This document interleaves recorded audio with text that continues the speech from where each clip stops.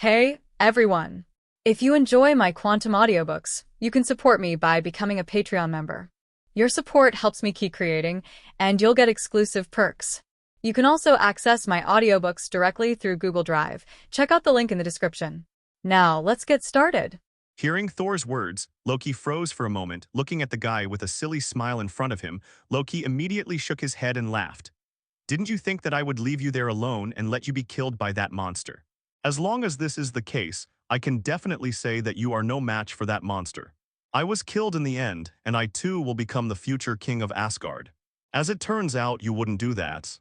Looking at the smiling Loki, Thor laughed heartily and said, "We are brothers. Why are you willing to leave me alone in Vanaheim and become a lonely corpse?" And it was so dangerous at that time. The two of us, even the slightest negligence of a person will die there.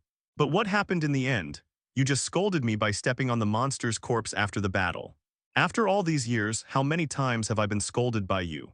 Looking at the guy with a very bright smile, Lu Jai shook his head speechlessly and said, "Idiot." Speaking of this, Loki paused for a moment and then looked into Thor's warm eyes. He didn't care but explained very seriously. "You know, when I stabbed you back then, I didn't turn to you, stab at the point of death." "Well, I know." Thor nodded indifferently and said, "It's still my sentence. If you want to kill me 180, 1500 years, you have countless chances, but you will only cheat me in the end. But it will never harm me, I am very clear about this. What's more, for people like us, it takes only a few days to heal after being stabbed. The knife you stabbed me for so many years is the least injured I have ever been injured." As he spoke, Thor raised his hand with the wine bottle in his hand, and then Luo Yi touched Thor with the wine bottle. After the two drank a big gulp of spirits, Thor looked into Loki's eyes with a smile. "You know, Loki, I actually learned a lot during the time I was exiled on Earth. Such as humility, kindness, such as how to cherish the people around you, cherish the hard-won family and friendship. If it was me before, then if you did these things, I would definitely ignore you. At least I would be very, very angry, such as not coming to see you, disappointed in you, and so on."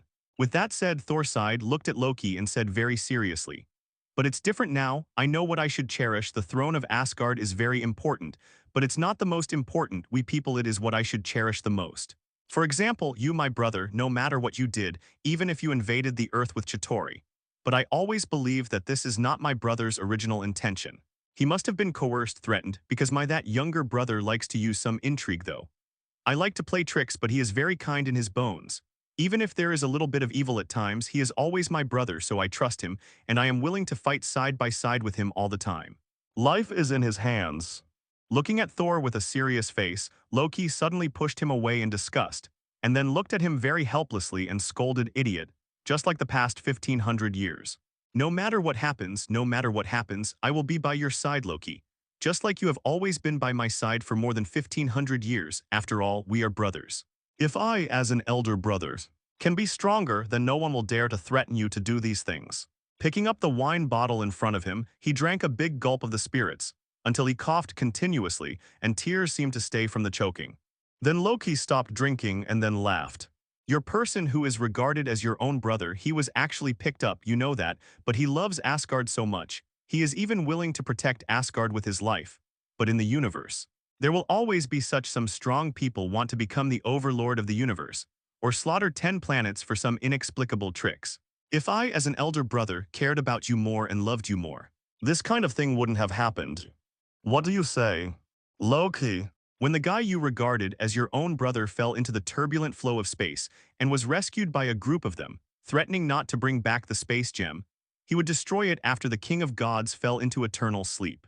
Lose the whole of Asgard, tell me, how should you choose the person you regard as your real brother? BBFG. So hearing this, you, the future king of Asgard, are you satisfied? Are you very relieved that the person you regard as your brother did not do anything to disappoint you? Are you also very sorry for that person? Even if he bears the infamy, he still secretly guards that poor guy who doesn't belong to his homeland at all. But Asgard was always his home, and his name was always Loki Odinson. Having said that, Thor moved himself to Loki's side, and then, regardless of Loki's pretended disgust expression, he directly raised his hand and put an arm around Loki's shoulder. Looking at Loki, who looked like Zia, but with a hint of sadness in his eyes, Thor clenched his fists, his eyes full of seriousness. "Who said that Asgard is not the home that I regard as my brother? Asgard will always be his family, no matter what his status is, no matter how others resent him and curse him. Even if there is no one, no, there is only one person who understands him, believes in him, and is willing to cooperate with him. But it doesn't matter. Looking at Thor's sincere eyes, and listening to those very serious words that seemed to have exhausted all his emotions, Loki suddenly laughed. Loki spread his hands and then sighed. Anyway, in the eyes of others, this guy is ambitious. His mind is full of intrigues, and he wants to become a king. In this case, this guy will do anything for his ambition. Everything is fine. Loki looked at Thor with an indifferent smile on his face. Misunderstanding is misunderstanding, resentment is resentment, curse is curse. It doesn't matter as long as you can keep Asgard, let alone these misunderstandings and curses. Even it is the price of paying his life, and that guy is willing. Queen Frigga of Asgard is his mother, God King Odin of Asgard is his father, and Thor Odinson is his elder brother. No one can change this, even if he was picked up. As he said that, Thor smiled wryly, looking at Loki, who seemed to have regained that trace of elegance after pouring out his dissatisfaction, and then said softly, "I'm not in any happy mood right now. Dissatisfaction. If you can't snatch the battle armor, buy a murderer and kill someone. Why are congressmen so shameless, wanting to forcibly disqualify superhero? After participation hearing victory, Tony Stark attacked. Superhero almost died, the reason turned out to be this tilde. With the release of one report after another, the whole of New York instantly went crazy, especially after witnessing the eye-catching scene of superhero fighting aliens to save the world in Manhattan. Everyone heard the superhero Tony Stark is being coerced into handing over his armor. Finally, after Yu, the owner of NBC, presided over a fair victory, the group of people who wanted to take advantage of it failed to coerce, and even became angry after wanting to murder the superhero who saved the world, and they all became angry. Countless people walked on the street and protested. Many of them shouted the slogan "Superhero save the world, we must protect these heroes." Hearing these shouts, Wanda stood in Yu's office on the 17th floor with Yu's waist in his arms, looked at the parade crowd outside the window, and couldn't help raising her head with a smirk. You did this. I definitely won't instigate these people to do these things, but the report made me write it out. Well, the person shouting slogans is also ours. Looking at the crowd, the guy who kept shouting loud slogans demanded that the mastermind behind the murder of their superhero be severely punished. And after everyone shouted the slogan, the guy who shouted the slogan first quietly shut up, and then gradually disappeared. In the middle of the crowd, the guy who finally took the opportunity to slip away, Yu said with a smile, "Hey, hey."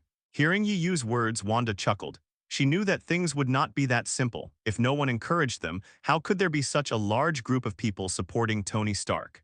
It seems that my popularity is not bad. Tony Stark on the side looked at Yu proudly, and then pointed to the people who were parading safely below and asked, "But are you sure this will be okay? It won't hurt you, right? How can it be?"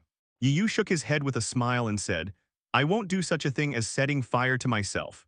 I'm just responsible for sprinkling a little spark on the firewood. As for whether it will form a prairie fire or be extinguished by the heavy rain, that's all. It's none of my business." But in this way, I believe that group of unrepentant guys must have a headache at this moment. Even if some smart people didn't attack you until Congressman Stern did it, it doesn't matter. The truth lies in when a few people are in the hands. No matter how loudly they shout and declare, what people choose to believe is always what they see. Having said that, the corners of Yu's mouth rose slightly, and there was a certain light in his eyes. What's more, in fact, most people are just following the trend, so at this time, whoever believes and who doesn't, who ordered it, has nothing to do with who. It doesn't matter anymore. What matters is that people need a way to vent. After all, that war made many people worried about the existence of aliens. They needed a way to vent their long-awaited depression. Perhaps after a long time, people will gradually return to normal life, and people will gradually forget this depression feeling, but right now, they are still in the midst of anxiety about alien events. And what I did was just to use force to let these people release this anxiety. And you, Tony, who just saved the world, but was tried to snatch the armor and was attacked and assassinated after failing. This incident just became a way for the public to vent their anxiety and depression. Look, what a wonderful thing. Yu put his arms around Wanda with his left arm, pointed to more and more people below with his right hand, then looked at Tony and said with a smile, "His." Hearing Yu's words, the corners of Tony Stark's mouth twitched, and then he looked at Yu and shook his head helplessly. Fortunately, when we first met, although the two of us used words to hate each other, but slow but became friends. Otherwise, I dare not think what this guy would do. But I'm really worried about your future enemies.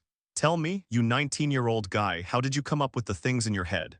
Having said that, Tony Stark looked at Yu and suddenly asked, You knew about the aliens attacking the Earth in advance. I knew about it, after all, you told me in advance, and asked me to find an excuse for Peppo spend it away. And you also sent Wanda and Pietro away. However, although you know about this matter and my idea is a bit ridiculous, the matter of alien invasion is not your plan. Speaking of this, although Tony Stark felt that this matter was a bit ridiculous, but when he thought about the cause and the result of the matter, Tony felt more and more possible. Ask for flowers. Point zero. Tony squinted at Yu, then put his arms around him and said, What can you plan on me? Based on the relationship between us, do you want to say what you want? There is no need to think about it. Some time ago, we joined forces to get all the shares of Stark Industries back into my hands. You guess. Some time ago, Natasha Romanoff was worried that you would be spoiled by me, tusk. You didn't answer Tony's words directly, but just smiled and raised eyebrows at Tony. You know the shares recovered by oneself are a large proportion. Listening to Tony's words, Yu hadn't spoken yet, and Wanda, who was holding Yu in her arms, complained to Tony. My Yu is so upright, kind, handsome, talented, and a superhero who saves the world, but the object of countless people's admiration. Well, if you want to spoil it, you will spoil my family. Yi. Tony Stark looked at more and more people below, shook his head, and said speechlessly, It seems that Natasha Romanoff's worries are unnecessary. In fact, I was led to ruin by you. Hearing Wanda's fierce rebuttal to Tony's words, Yu laughed loudly. Tony, you see, this is the human heart. My Wanda won't lie. Besides, you don't have to be afraid to provoke my Wanda. I count you. Haha, my Wanda is still sensible. Seeing Yu's expression, Tony Stark rolled his eyes speechlessly, and sure enough, this matter has something to do with Yu.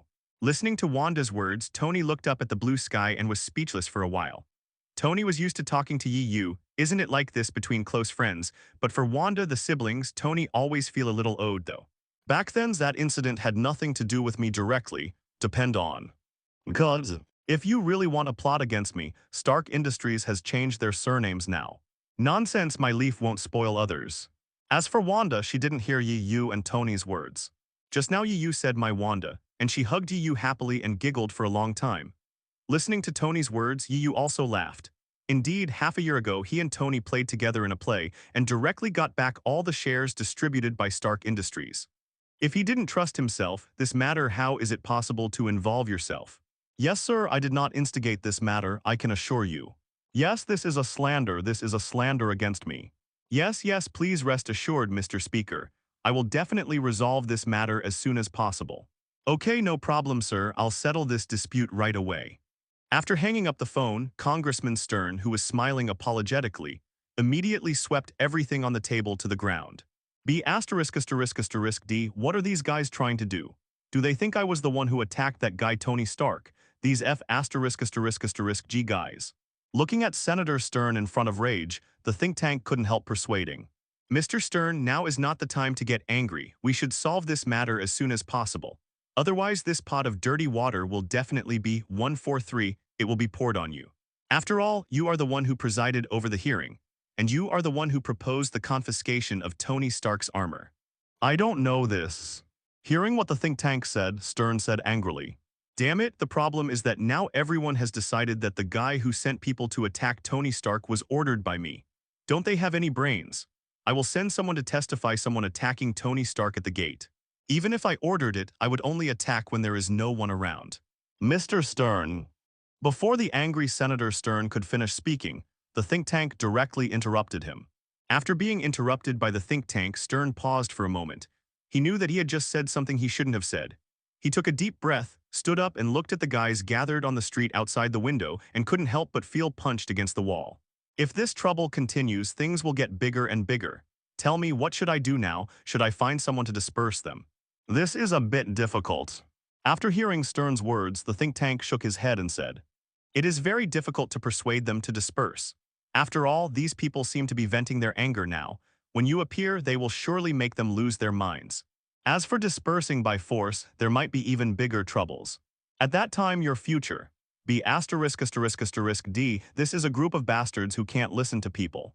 Counselor Stern walked back to his seat with an angry face, then covered his head and said helplessly, Tell me, what do you think at this moment? The speaker has called me just now, saying that things are a little troublesome. They are not easy to deal with when the people are angry.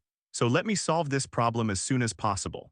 If it can't be resolved as soon as possible, then we have to choose a person who is responsible for the scapegoat. Maybe this scapegoat will fall on me and even the governor. Speaking of this, Counselor Stern paused for a moment, then looked at the think tank and said coldly, I am finished and your think tank is also finished. Let's talk about the solution now. Laws. Hearing Mr. Stern's words, Jixiang thought for a while, then looked at him and said, Mr. Stern, there are two ways to solve this problem now. The first way is to ask NBC to cancel the reported news and declare that this matter has no direct relationship with you to help you prove your innocence and remove you from this matter. The second way is to let the person named Ivan who attacked Tony Stark tell who the mastermind behind the scenes is. Even if there is no mastermind behind the scenes, we can guide it. Maybe after guiding it to our opponent, we can still make some profit. 11. However, these two methods are somewhat difficult. After all, we don't have the ability to instruct NBC. As for Ivan, that guy is still lying in prison. This is indeed a breakthrough, but there is a little bit of difficulty in implementing it. The think tank replied while thinking, these two ways. After hearing the answer from the think tank, Counselor Stern thought for a while, then nodded and said, these two methods are good, but if they are implemented, it is a little bit difficult. You go down first and I will think about what to do. There is a little problem. I'm worried I don't know this list behind the scenes. Picking up the phone, Yu smiled and said, Mr. Pierce, good morning. After the think tank left, Senator Stern pressed the button on the table and then dialed out the phone. Haha boy, good mornings. 10 minutes later in Yu's office. Hearing Mr. Stern's words, Jixiang nodded and left his office. But Stern is different. He is a senator on the surface, so he naturally cares about these things. Especially this time, the spearhead is directly directed at him, which makes it very difficult for him, so children, look, can you undo it a little bit, or point the finger elsewhere? Looking at the calling number on the phone, Yu raised his eyebrows lightly. Unexpectedly, that guy Stern has quite a lot of energy, and he can even invite him. On the other end of the phone, Alexander Pierce, who was sitting in the office of SHIELD, smiled heartily and said happily, how are you doing recently? My son, I have paid attention to the development of your NBC, and it is indeed very good, especially in the report after broadcasting the live broadcast of Avengers superheroes fighting against aliens. The ratings and market share have increased a lot. But Mr. Pierce, if you call me this time, you should not just congratulate me. Listening to Alexander Pierce's compliment on the phone, Yu leaned on the sofa and shook his head with a smile. It's okay, I can only say that everything is proceeding according to my plan. Hearing Alexander Pierce's intercession, Yu suddenly laughed. Even the latest movie released, That Mutant, had a box office of 1.15 billion in just 10 days. Well, after all, we don't care about a little Stern, but our Hydra textile network behind him involves a lot. Once we are found out, I'm afraid we will suffer heavy losses. At that time, even the hard-won Cultivation, the governor who comes out, maybe will. Hearing Yu's straightforward question, Alexander Pierce didn't hesitate and said directly, it's like this, boy, didn't your NBC report in the past 2 days caused many people to demonstrate on 2.4? You know, like people like you and me don't really care about this matter. Titan Star, this once prosperous planet, is now a desolate planet. The huge battleship slowly landed on the Titan Star, and Thanos, wearing a golden armor, stepped off the spaceship. Behind him, he followed Nebula and Gamora and went to the Earth. The original 5 generals of Obsidian became 4 people. Looking at the desolate surroundings and smelling the rotten air in the air, Thanos took a deep breath, and without turning around, he just whispered to the people behind him, go and rest, don't follow me. Saying that, Thanos walked towards the distance of the Titan Star. Seeing Thanos walking towards that side alone, everyone who seemed to have gotten used to it began to walk towards their resting place on their own. Father is going to see his friend again. Nebula looked at the back of Thanos, walked towards the resting place and said to Gamora, ever since my father came back from the Earth, there is obviously something wrong with the mood. Maybe the two of us should have followed father to the Earth at the same time. Hearing Nebula's words, Gamora glanced at 11 Thanos, whose back was a little lonely under the light of dusk, and then shook his head lightly. Father won't let us go, so there must be his reason. Don't forget, Obsidian will follow his father to Earth. When I came back, there were only 4 of the 5 generals of Obsidian, and 3 of them were seriously injured. Are you saying that there is no one stronger than Father on Earth? Hearing Gamora's words, Xingyun thought about the blood-stained Hai Yao 4 generals after returning from the Earth space passage, and asked thoughtfully, have no idea. Gamora shook his head. There are countless strong people in the universe. Who knows if there are very powerful people on the earth that we seem to be behind. But one thing is certain, that is, according to the four generals of Haiyao, judging from the injuries and the guy who died, the earth is indeed dangerous.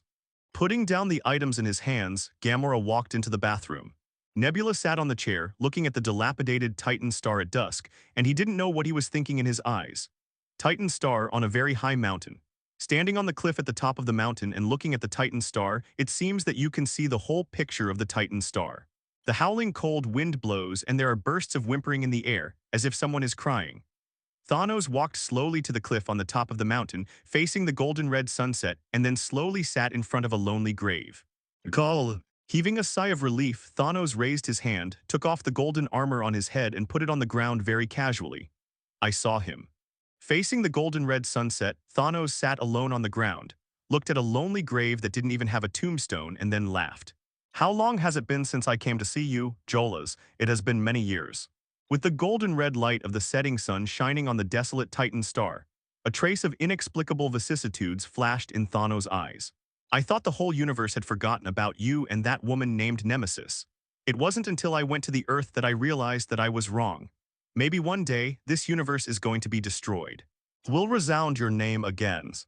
But before that day, I will accomplish my grand goal. Maybe you are right, but before that, maybe I have only one way.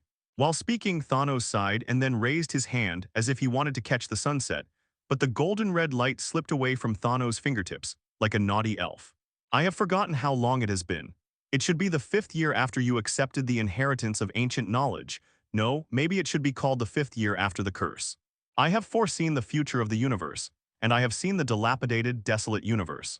Later, I calculated that if I collected the energy of 6 infinite gems, it would not be effective to regenerate the resource-depleted universe. Unfortunately, you said it was wrong to do so. The universe has indeed regained its vitality, but it will not be long before it will perish directly. Human nature is greedy, so doing this not only has no better effect but directly destroys this universe. While speaking, Thanos put down his hand and gently picked up a handful of dust on the ground, looking at the withered and yellow weeds in the dust. Mikey shook his head gently. That's why I think that killing half of the universe's life at random is the only way to save this universe. But unfortunately you don't think so. Your strength is too strong, Jolas, so powerful that even the gods are afraid of you. You don't need to stay in this universe. It's just that you were conceived in the Big Bang and you care too much about this universe. I'm really reluctant to destroy this universe, Jolas, after all, which skeleton you saved this universe from back then? Actually, I've always been curious, who is that skeleton in your mouth? The curse was actually done by that skeleton on purpose. I still don't know who the skeleton in your mouth is. Having said that, Thanos sighed slowly. A trace of nostalgia gradually flashed through his originally desolate eyes. The Titans, the so-called descendants of the eternal race in the universe. It's a pity that they are too stubborn and ineffective, Riolas, even if you told me back then what I did was wrong. But I can only do this, destroying your own Titan family with your own hands. That kind of feeling is not good. But I don't regret it.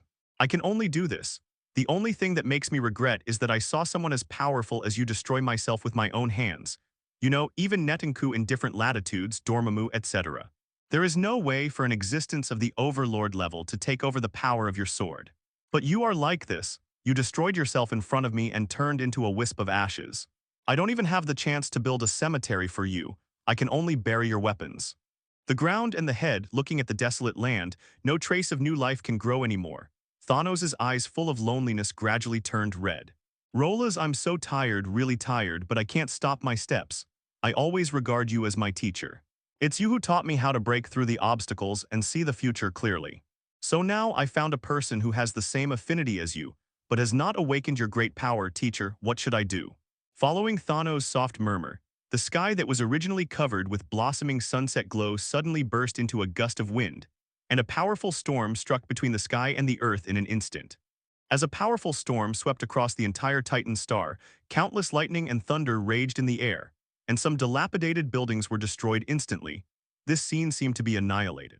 Seeing the violent hurricane and the continuous raging lightning and thunder, Hayao Gamora and others ran out of the room in an instant. What happened?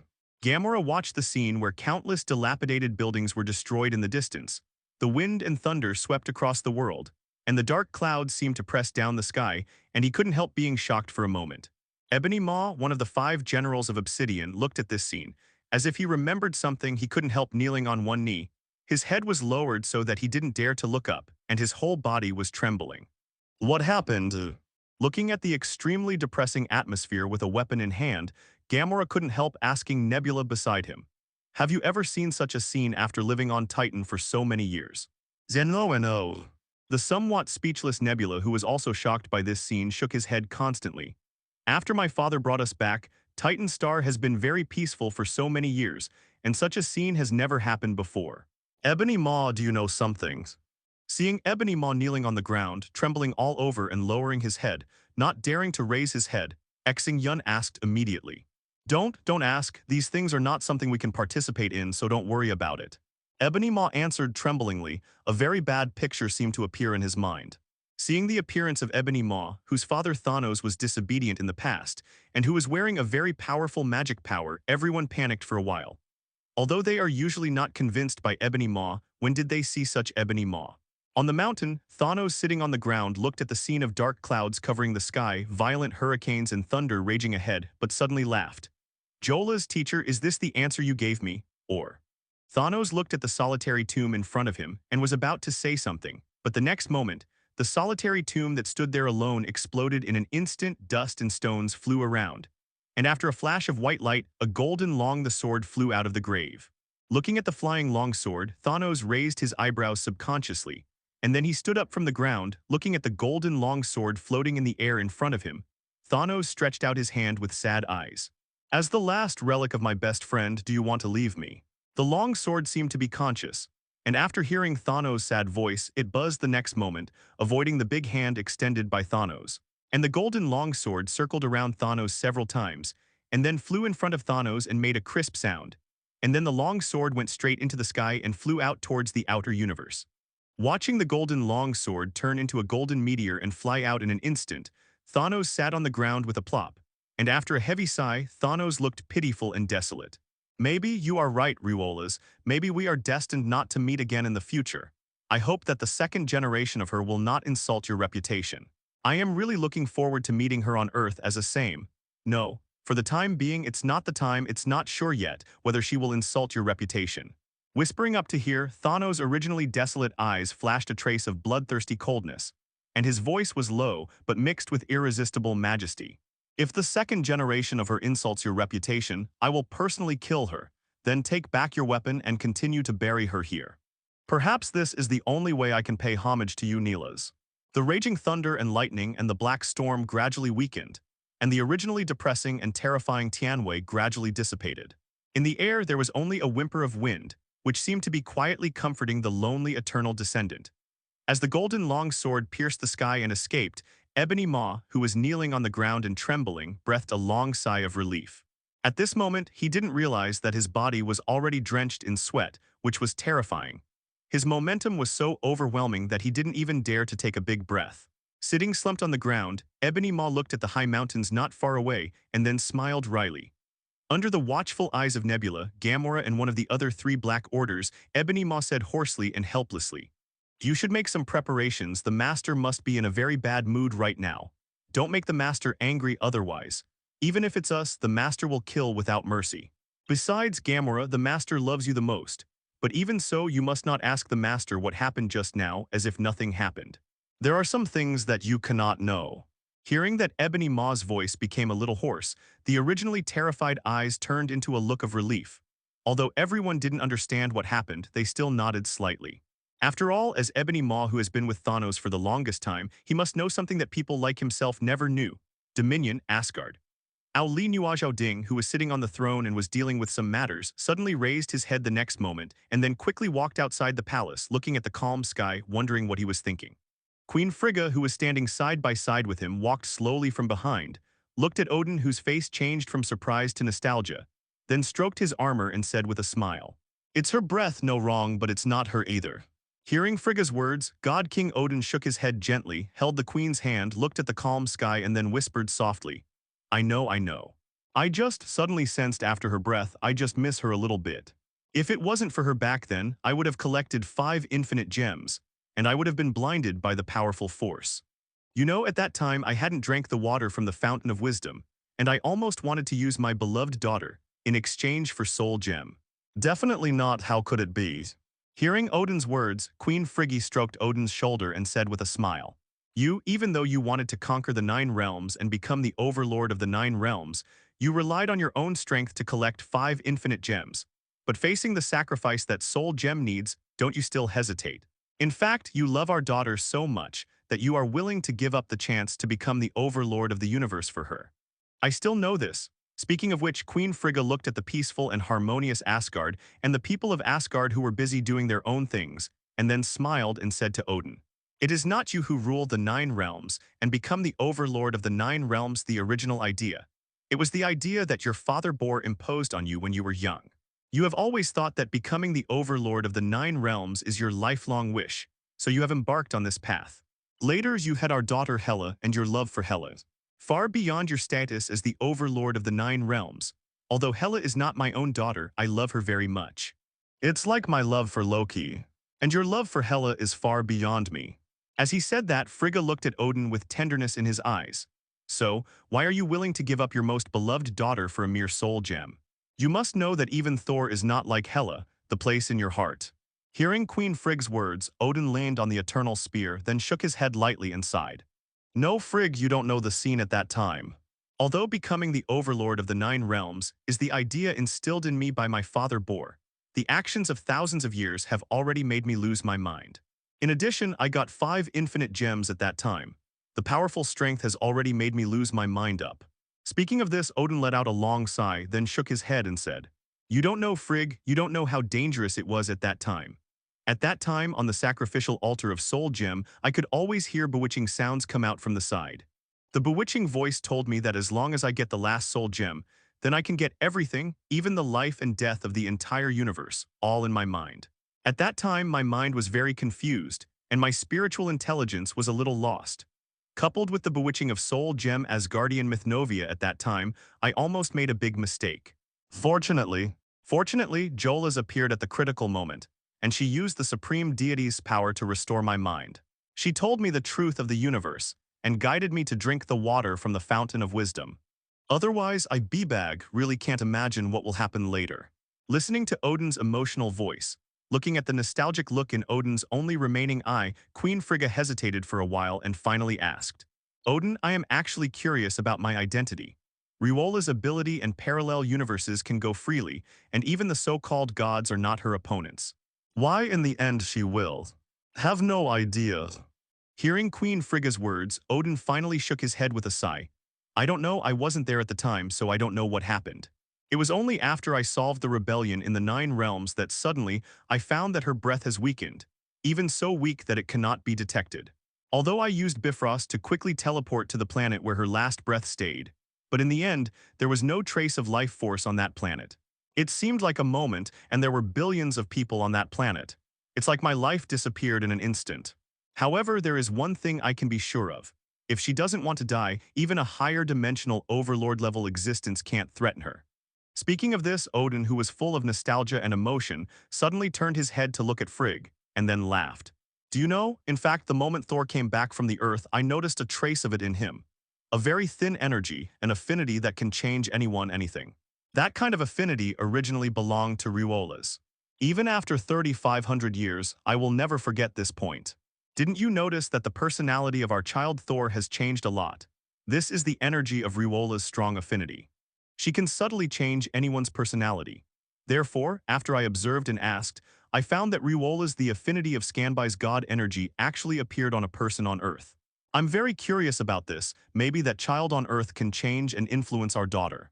Hearing what Odin said, Frigga suddenly remembered what Loki had said to her, the extremely incredible earthling in his mouth.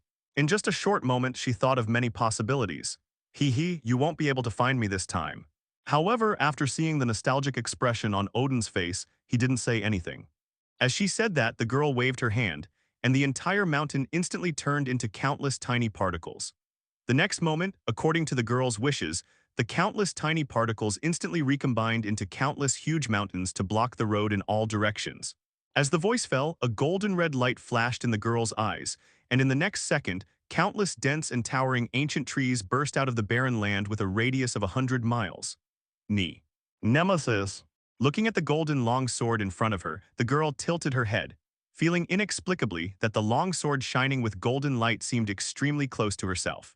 Especially after the golden longsword circled her a few times, she could actually feel the joyful emotion coming from this sword. That might be a good thing. The dark dimension, the vast darkness without any light, the originally invisible but ubiquitous dimensional overlord Dormammu is eroding a planet. The trembling voice fell, and Dormammu didn't even dare to leak a breath for a moment, and ran away into the universe at high speed. He was worried that if he had a little hesitation, he would really foresee death. It's not enough. Originally, a 16 or 17-year-old girl with an extremely handsome appearance was beating a stone monster more than 100 meters high to death with one punch. Then she suddenly raised her head and looked towards the sky as if she had sensed something. But just when the night was about to fall, it seemed as if something had been sensed. The entire invisible darkness throbbed. It was a kind of fear from the soul.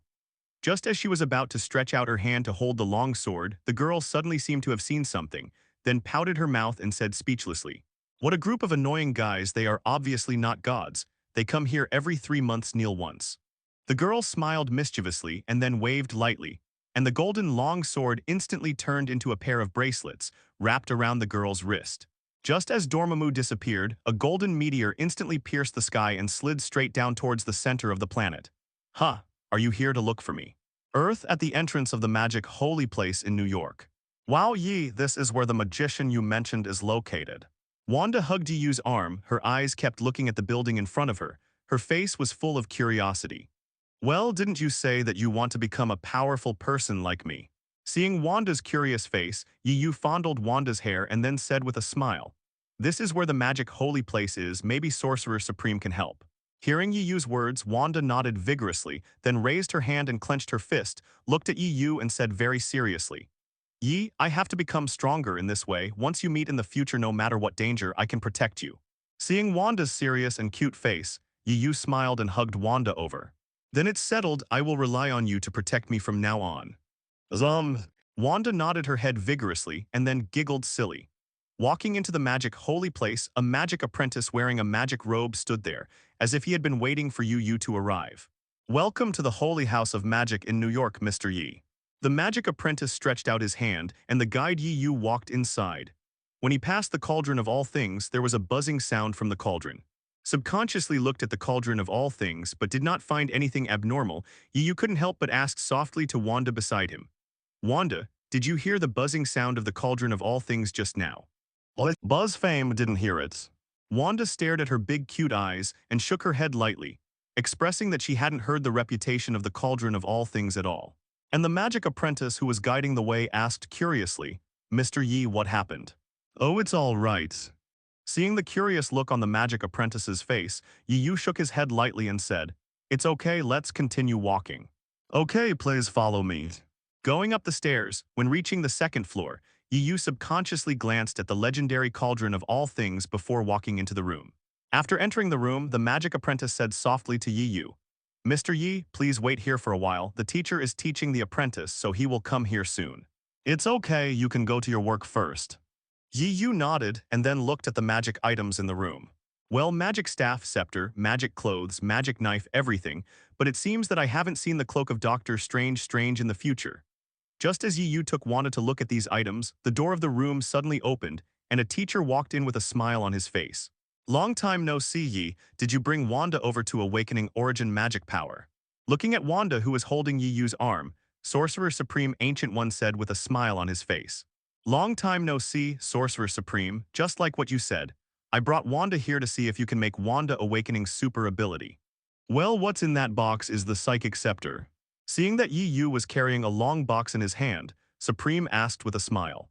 Opening the box, Yi picked up the psychic scepter, handed it to Sorcerer Supreme and said with a smile, "Magician, I don't know how to help Wanda awakening or give Wanda super ability, which is what you call origin magic power. So with my spiritual scepter, I want to ask you to see if you can help Wanda." As a result, the mind scepter, Ancient One Magician glanced at the mind gem inlaid on the scepter, then nodded with a smile and said, "This is definitely possible, but is it only Wanda, Pietro? Hello, Sorcerer Supreme. Hearing this in front of me looks very good. Kindness, well, the impression that Sorcerer Supreme gave Wanda was that he was very kind and kind. Sorcerer Supreme, I don't want my younger brother to become a super ability user too. Wanda shook her head gently and said, once you become a super ability user, you will encounter many challenges. I want to become a super ability user because my leaf protects the world and I want to protect him. As for my younger brother, he has his own life, so I don't want to see him in any danger. I also don't want him to be a superhero. After all, the responsibility and job of a superhero is too dangerous. He has a life of his own. Looking at the scene in front of her, Wanda covered her mouth in surprise. And after seeing Sorcerer Supreme walk into the portal, she immediately looked at Yu eagerly. Let's go too. It's a little bit stuck, brothers. Let me sort out the outline, although the new pit has been dug. But there are some signs of getting stuck. I don't know how to unfold it next. Let Zioju think about it. Son, ask for flowers. As he said that, Sorcerer Supreme Ancient One waved his hand. And in an instant, a portal composed of golden sparks flashed in front of Yu and Wanda. Opposite the portal was a majestic and towering snow mountain. Speaking, Sorcerer Supreme Ancient One put a futon on the ground, then smiled and said to Wang De and Yu, this magic hall is different from the magic holy place in New York. The magic hall in front of you is completely composed of stone pillars, and above the stone pillars are picture houses carved with many figures. Wow, my God, this is incredible. He took the two of them and walked towards the middle of the snow-capped mountains. After crossing a road, there was a magic temple built in the middle of the valley. Seeing Yiyu's thoughtful actions, Ancient One Magician smiled. In her eyes, this pair of young children is really a perfect match. Come with me. Holding Wanda's hand, Yiyu also walked into the portal.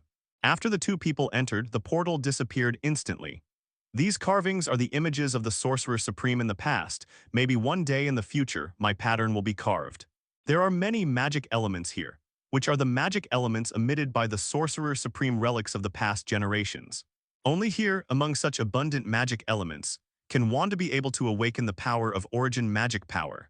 Passing through the main entrance of the magic hall, the temperature inside the main hall is much warmer.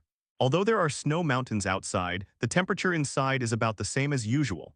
Seeing the curiosity in Yiyu's eyes, Sorcerer Supreme Ancient One explained with a smile. Seeing that there were really snow mountains around, Wanda looked around curiously. But even though she was in the snow mountains, Yiyu used psychokinesis to directly form a protective cover around Wanda to isolate the cold temperature outside. Hearing what Wanda said, Sorcerer Supreme Ancient One nodded with a smile. I see, that's good, at least the future scene won't happen. Going to the remnant magic of the holy relics left by the Sorcerer Supreme in the magic hall, Ancient One Magician intercepted a trace of ability from the mind gem. And then various energies formed a colorful energy barrier to wrap Wanda in it. Looking at Wanda, who was sitting there with her eyes closed, as if she had entered her own world, Yiyu asked softly, Sorcerer Supreme, don't worry. Perhaps seeing the worried look in Yiyu's eyes, Ancient One Magician said with a smile, if you use some medicines and mind gem energy, then Wanda will definitely suffer a lot of torture and pain, exercise the mind with pain, and finally awakening origin magic power. Maybe this child was okay before you adopted it. As he said that, Sorcerer Supreme Ancient One looked at Wanda with a kind smile in his eyes. At that time, she was living in a difficult life, and she was displaced from time to time. In addition, the resentment for the death of her family members in her heart made her extremely firm in her mind. So at that time, she was able to bear the feeling of pain and despair, and seek a glimmer of life in the dying state. But now, although her mind is as firm as ever, there is more warmth, hope, and love in her heart, so she can't make it through. Having said that, Sorcerer Supreme Ancient One looked at Yiyu and said very seriously, when she becomes a superhero in the future, you should pay more attention. Maybe when facing death, she will lose a bit of destiny persistence and more calm. Perhaps this is a good thing for her, but everything has two sides. You millions. Hearing what Ancient One Magician said, Yiyu thought about the hardships that Wanda experienced in the original movie. In order to survive and raise Pietro, she suffered a lot of hardships. But now, the Wanda and Pietro of this world were adopted by me at the age of 13. And the two of them have less training in the past 3 years than in the movie, especially for the training of the two of them after they joined Hydra. This may be a good thing for their siblings, but if they lack a bit of firmness in the midst of hardship, will this be possible? Don't worry too much. Sorcerer Supreme Ancient One raised his hand, and then Wanda, who was wrapped in various colored energies, suddenly had an illusion in his mind. In the illusion, Wanda is in Yiyu's villa at this moment, laughing and talking with her arms around Yiyu and acting like a baby to Yiyu from time to time with a happy smile on her face. You have become the whole of this child. Perhaps for her it is not important to face anyone anywhere and experience life and death. The important thing is that you can be by her side. She regards you as her whole world. I'm a little surprised that she loves you so deeply. You see, in the illusion created automatically in her mind, she didn't become a superhero or a superhero who saves the world, but a relationship with you. You are together. Saying that, the picture in front of Ancient One Magician dissipated, then looked at Yi Yu and said with a smile. Perhaps for her, the most important thing is not origin magic power, not saving the world and becoming a hero, but being able to have a home with you. I can feel that her love for you is so pure and affectionate, and I can also feel that the eyes you look at her are full of pampering and love. This is enough, give her a home when she comes of age, you know what I mean. Hearing Ancient One Magician's words, Yi Yu nodded lightly. This is what Wanda and I have already decided, and no one or anything can change it. After listening to Yi Yu's narration, Ancient One Magician nodded with a smile. The old friend he was talking about should be Nemesis, who was called Riolas by the descendants of the eternal race, and then everyone in the universe overlord, a woman who is called the same. Do you know the meaning of the name Rolas? Hearing what the Ancient One Magician said, Yi Yu instantly thought of the scene when he first met the Ancient One Magician, what the Ancient One Magician said to himself. But a catastrophe. As he said that, Ancient One Magician waved his hand, and the entire magic hall instantly disappeared in place, thus entering the mirror space. That's good. I see. This process will be a bit slow, maybe 3 months, maybe a year when she is about to wake up. I will tell you, before that, you still need to deal with the affairs of the world. And you can deal with them with peace of mind. After all, I am really looking forward to whether you will have new gains after entering the 9 realms of hell. Okay, let's not talk about this. Now we just need to wait quietly for Wanda to wake up. The Ancient One Magician looked at Yi Yu's eyes and shook his head with a smile. The descendants of the Eternal Clan may bring a little bit of disaster, but there will be a way to solve it in the end. I'm talking about higher dimensions, disaster. It's not the disaster you imagined. Before Yi Yu could answer, Ancient One Magician explained with a smile. Rolas is one of the oldest languages in the universe, and it means the most beautiful girl above the gods. The Ancient One Magician laughed, turned his head, and looked at Wanda with warmth in his eyes. Yi, maybe after you have a real home with her and give her a home that truly belongs to her, the child will have energy beyond your imagination. Even a real god is nothing but an ant in front of her. Gods come from the universe, and origin magic power is higher than between dimensions. Her future height is beyond our imagination. But the only thing I'm lucky about is that she encountered the ray of light in the dark world. Gradually, your appearance became her only belief. Old friend. That's how it is. 3.3 at that time, did he tell you anything? Was it about his seemingly stupid but actually sad plan? This will be the only hope for that great disaster to come. Speaking of this, Ancient One Magician looked at Yi Yu and then said with a smile. You know I can use Eye of Agamotto, Time Gem to see the future. That's why I haven't participated in it all this time. You originally blocked me. Speaking of this, Ancient One Magician looked at the snow-capped mountains in front of him, then smiled at Yi Yu and said, My child, during the battle between the Avengers and Chitauri, the descendant of the Eternal Clan came to Earth. And I know he is looking for you. Hearing the Ancient One Magician's inquiry, Yi Yu didn't have any hesitation either. After thinking about what Thanos said to himself at that time, he told the Ancient One Magician. NBC building, inside Yi Yu's office. Yi Yu sat on the office chair and leaned on his chin, thinking about Sorcerer Supreme Ancient One and what he said. Nemesis, anyone who is familiar with Marvel knows that this is the legendary goddess of Nemesis. When 6 infinite gems gather together and meet the 7th infinite gem's self-gem, Nemesis, the goddess of revenge, will appear. Didn't the legendary goddess of Nemesis like to destroy the universe in the comics? When did she like to save the universe and consider the future of the universe? And what does this have to do with me?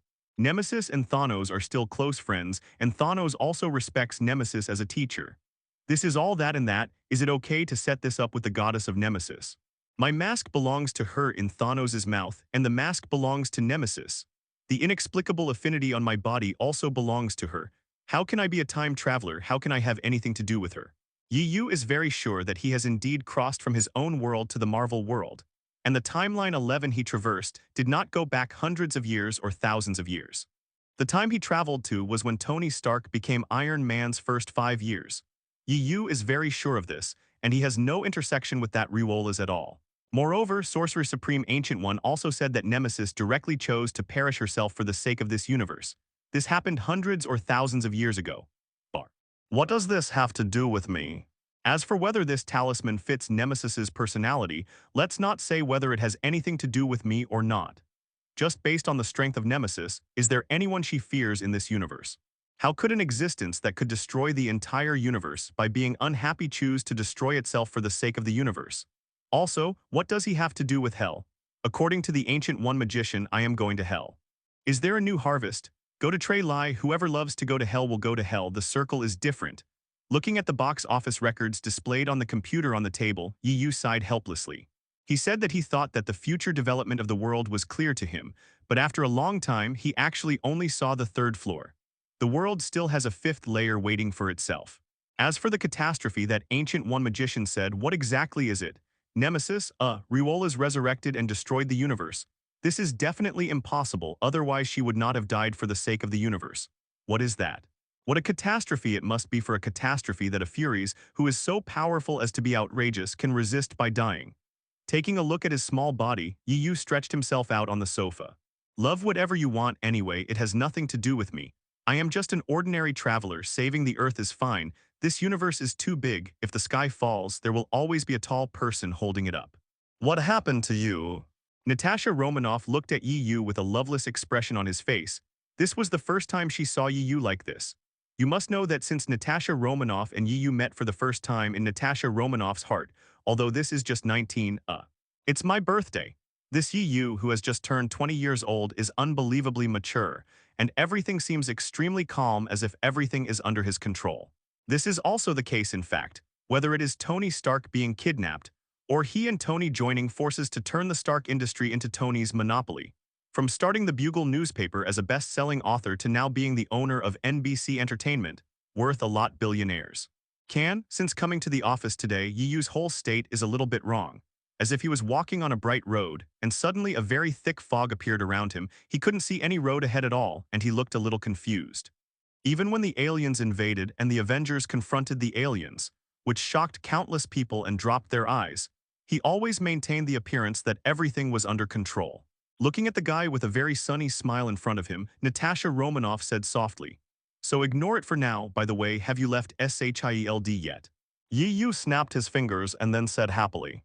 Yi Yu opened his eyes, looked at Natasha Romanoff and asked with a smile, "Didn't you say that the purpose of going back this time is to leave SHIELD? How about it, did that braised egg agree?" Thinking of Nick Fury's surprised expression after hearing the decision he made, and the anger that Yi Yu said that Yi Yu was poaching the corner of SHIELD.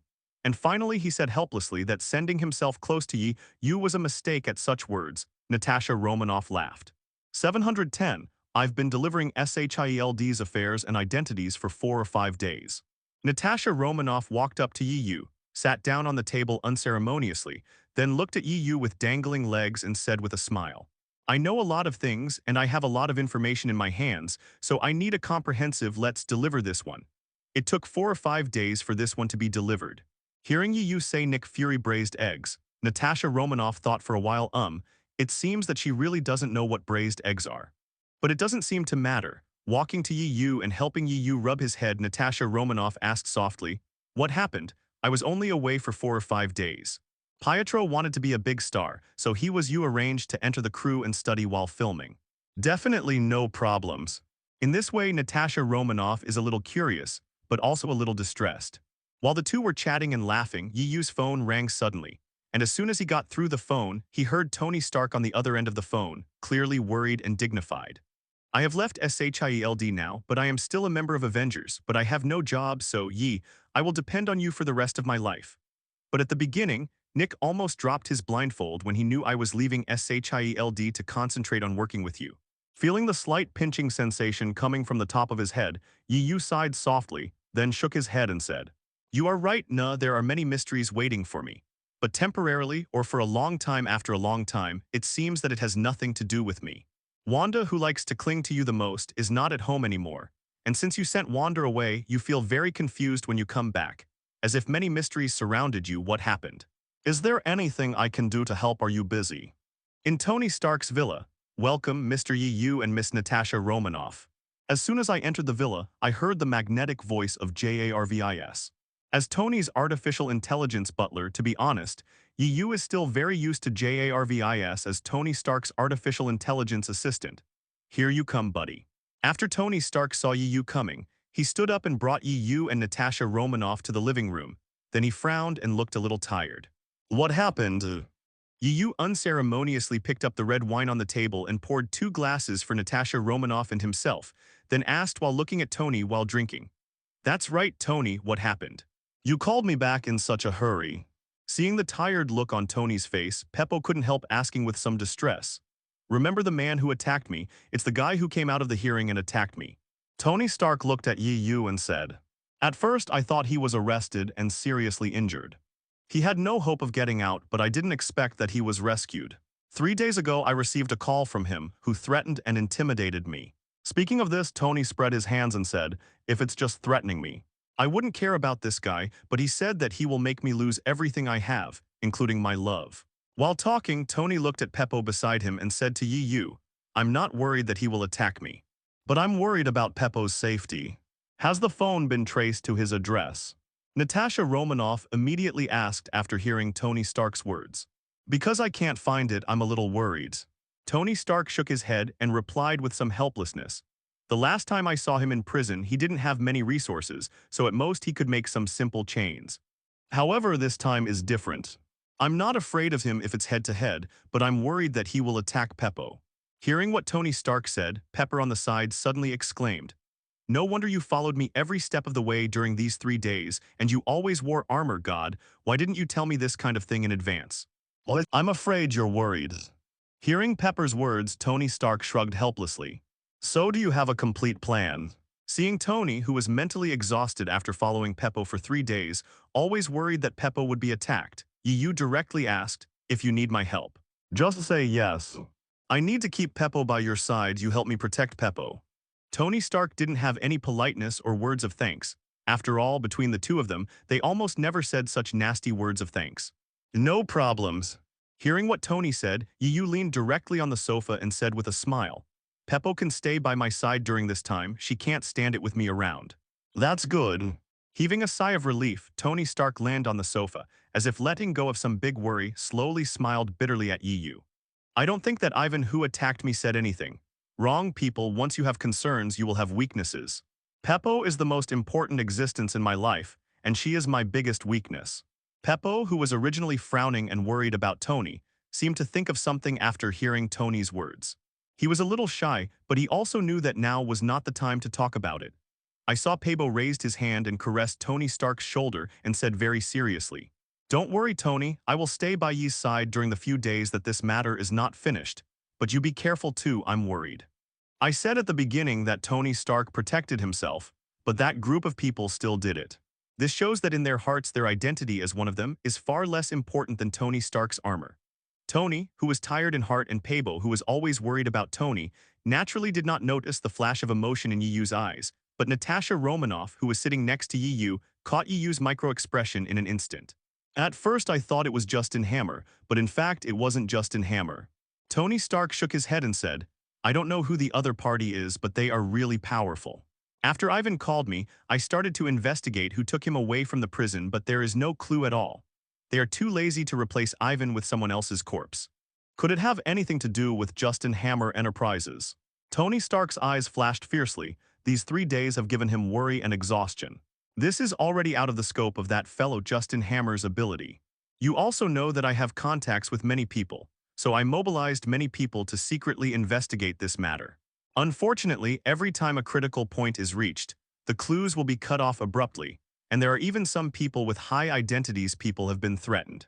Not only did he have to pretend to be doing nothing as usual so that Peppo would not notice, but he also had to secretly protect Peppo all the time to prevent Ivan from suddenly attacking him. It can be said that Tony was exhausted these 3 days. In front of his beloved, Tony smiled confidently. Don't forget, I'm Iron Man Tony Stark, a fake guy who doesn't threaten me at all. Hearing what Tony Stark said, Yu thought for a while, and immediately knew who the group of people who took Ivan away were. Thinking of this, fierceness flashed across Yu's eyes. With such a powerful ability and such a hidden form, Tony Haozhao Stark can't find anything, and he covets Tony's armor. Except for those lingering guys, who else can do it? Obviously, seeing Yi Yu's flashing expression, she knew that it seemed that this matter was not so simple anymore. I'll be fine. In this case, I originally wanted to keep these people for a while and use them to maximize the benefits, but now it seems that I can't keep these people anymore. What's more, I have a helper. I have authorized a set of armor for Rhodes. If the two of us work together, that guy will die. Reminiscent of the movie, Justin Hammer swapped Ivan's electric lock and provided a lot of resources to let Ivan make a lot of armored robots, and then attacked Tony at the expo, so Yi Yu asked Tony. Although Natasha Romanoff found out what Yi Yu knew, she didn't say it directly, but continued to pretend that she didn't find out. Since Yi Yu didn't say it directly, it must be inconvenient, or there are many things involved in it. If he told Tony Stark rashly, it would definitely bring danger to Tony Stark. Otherwise, according to the relationship between Yi Yu and Tony, he would have told Tony Stark a long time ago, so why is Tony Stark still worried here? In fact, Natasha Romanoff's guess was right. Yi Yu can now be sure that the people who took Ivan away must be the Hydra group. Only those people would really want to get Tony Stark's armor. This has long been established. The last hearing is the best evidence. As for why he didn't tell Tony, Yi Yu knows Tony Stark's character too well. According to how much he cares about Peppo, once he tells him where the enemy is or who it is, then don't worry, Tony Stark will definitely wear it. Fly over for war. As for Hydra, I am afraid that they will directly attack Tony Stark. Judging from the huge energy that Hydra currently possesses, if they really want to concentrate on dealing with Tony Stark, then Tony's result will be. As for Yi Yu himself, he is definitely not afraid of the 400 of them. But there are too many people in this group. Even if it is Yi Yu, he will only play some more important roles. So if you want to completely eradicate them, you must cooperate with Nick Fury to complete it. Well, there is a chance to get stuck. No, it would be nice to have the chance to work with Nick Fury. Almost instantly, Yi Yu came to some method. Driving towards his villa, Natasha Romanoff sat in the co-pilot, while Pepper sat in the back seat. I'm going to trouble you this time, Yi. Peibo, who was sitting in the back seat, looked at Yi Yu, who was driving the vehicle, and then said with a smile, "It's not troublesome, after all, according to the relationship between me and Tony. It's not a big deal." Yi Yu shook his head lightly. Just as he was about to continue to say something, he suddenly saw a guy wearing a mask pass by from the corner of his eye. Seeing this guy, Yi Yu immediately pulled over the car and then said to Natasha Romanoff, "Nah, you and Peibo stay here, I'll leave for a while." Hearing what Yi Yu said, although she didn't know what Yi Yu had discovered, Natasha Romanoff nodded and said, "Don't worry, I will protect Peibo."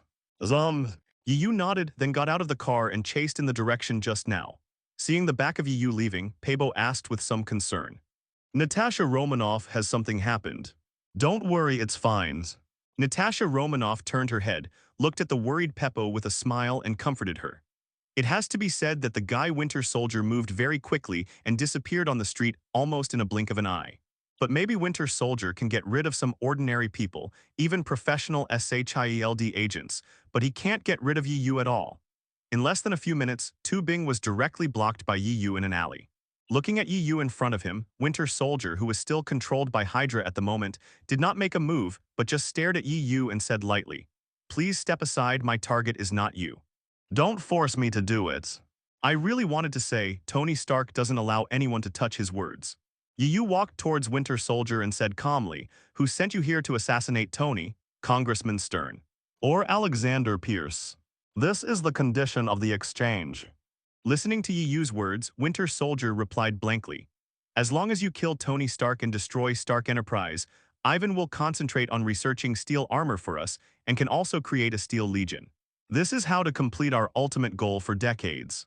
So just a Tony Stark compared to our great goals, it's nothing to worry about." Alexander Pierce told you. Listening to what Winter Soldier BBCH said, Yi Yu raised his eyebrows and asked Winter Soldier. Mr. Pierce said this is what our great goal must do. Tony Stark must be eliminated. We will kill anyone who dares to stop him, even if it is our own people. Having said that, Winter Soldier pointed his gun at Yi Yu, without any expression in his eyes. "So please get out of the way, otherwise I will shoot you." Hearing what Winter Soldier said, Yi Yu suddenly laughed. It turns out that it is exactly the same as I guessed. As he said that, Yi Yu suddenly came to Winter Soldier's side, and then shot directly at the gun in Winter Soldier's hand, preparing to snatch it away. Seeing Yi Yu's quick movements, even Winter Soldier was a little surprised, just about to shoot back. The next second the weapon in his hand was directly snatched by Yi Yu. Seeing that the weapon was snatched away, Winter Soldier quickly took a step back, then raised his metal arm and threw it directly at Yu's head. Boom. Yu stood still, didn't even dodge. The moment Winter Soldier's metal arm was about to hit Yu's head, it directly hit the psychokinesis barrier, and there was a bang. And the recoil force from the rebound of the psychokinesis barrier directly overwhelmed him. Winter Soldier took a few steps back. You are not my opponent, and it is not so easy to kill me. As he spoke, he shook his hand a little, and then directly raised his hand to point at Winter Soldier. A poor guy who is being controlled, to be honest. If it wasn't for Steve, I really want to kill you after all. It is the chief culprit for the breakup between Steve and Tony in the future. Seeing that he couldn't attack Yu at all, Winter Soldier just wanted to turn around and escape. But in the next second, a look of struggle appeared in his eyes, and then he knelt on the ground with his head covered in pain. Under the mask, the expression was humble and ferocious. Yu, what do you want to do to me? Winter Soldier, who felt his head was about to explode, covered his head in pain and growled at Yu. It's just for you to sleep. Don't worry. After all, you can't hide anything. I don't want to turn against Steve because of you in the future, but I don't want to see Steve and Tony break up because of you. As Yu's voice fell, the pained Winter Soldier froze for an instant and then fell directly backwards. Seeing Winter Soldier fainted on the ground, Yu shook his head lightly and said, as expected, he is a guy under control. Even if he increases his mental power, he can't completely erase Hydra's control over you. With that said, Yu took out his mobile phone and made a call. The phone was connected. Yu was talking, looking at Winter Soldier, who fell on the ground and passed out, just about to find something to cover him. And then someone came to pick him up, but suddenly heard a gunshot, and then it was the exclamation of countless people. After hearing this voice, Yu suddenly turned around, then glanced around, grabbed the collar of Winter Soldier lying on the ground and flew him directly to the rooftop. I put him on the roof now, come and pick him up yourself. Natasha Romanoff and the others are in danger now. Saying that, Yu hung up the phone directly, stretched out his left hand, and the mask directly appeared in Yu's hand. Wearing the mask on his face, Yu's aura once again became extremely fierce, and then by taking a few steps forward, Yu jumped directly from the 7th floor. After Yu jumped down, in less than half a minute, a door on the top of the building opened, and then 2 gray-faced elderly people came out. These 2 elderly people seem to be very old. Each of them is in their 80s or 90s, but their bodies are very strong, and they don't have the trembling appearance of 80s or 90s. I said I wouldn't come, but you insisted on pulling me over. Look, what are you doing here? One of the old men rolled his eyes and said very speechlessly to another old man in rest clothes beside him. The old man in casual clothes didn't get angry after hearing his friend's complaints. Instead, he walked towards where Bucky was and said, "Dude, it's been so long, you should let it go, right? Besides, Bucky is our friend no matter what. You also know that you can't blame him for these things at the time. How can someone who is almost 100 years old beg for these things?" While talking, the old man in casual clothes walked up to Bucky, looked at Bucky, who fainted on the ground, and sighed softly. I haven't seen him for almost 60 years since I went, say really. I grew up with him and our relationship is so good. So it's been so long, so don't be jealous of him. Listening to the words of the old man in resting clothes, another old man looked at Bucky, who fell on the ground and passed out with complicated eyes. After a long time, the old man in formal clothes sighed and said, although every time I see him, I will subconsciously think of that day, what happened tonight. However, since both Maria and I are fine, and he has suffered so much in Hydra for so many years, let the past be the past. To be honest, I didn't expect this old friend back then will become what he is now. It's okay to hide your identity, but it's just a pain for Maria. For so many years, whenever I think of Tony, I just secretly take a look, haha. If it wasn't for this kid who lost his way and found his way back, Okay.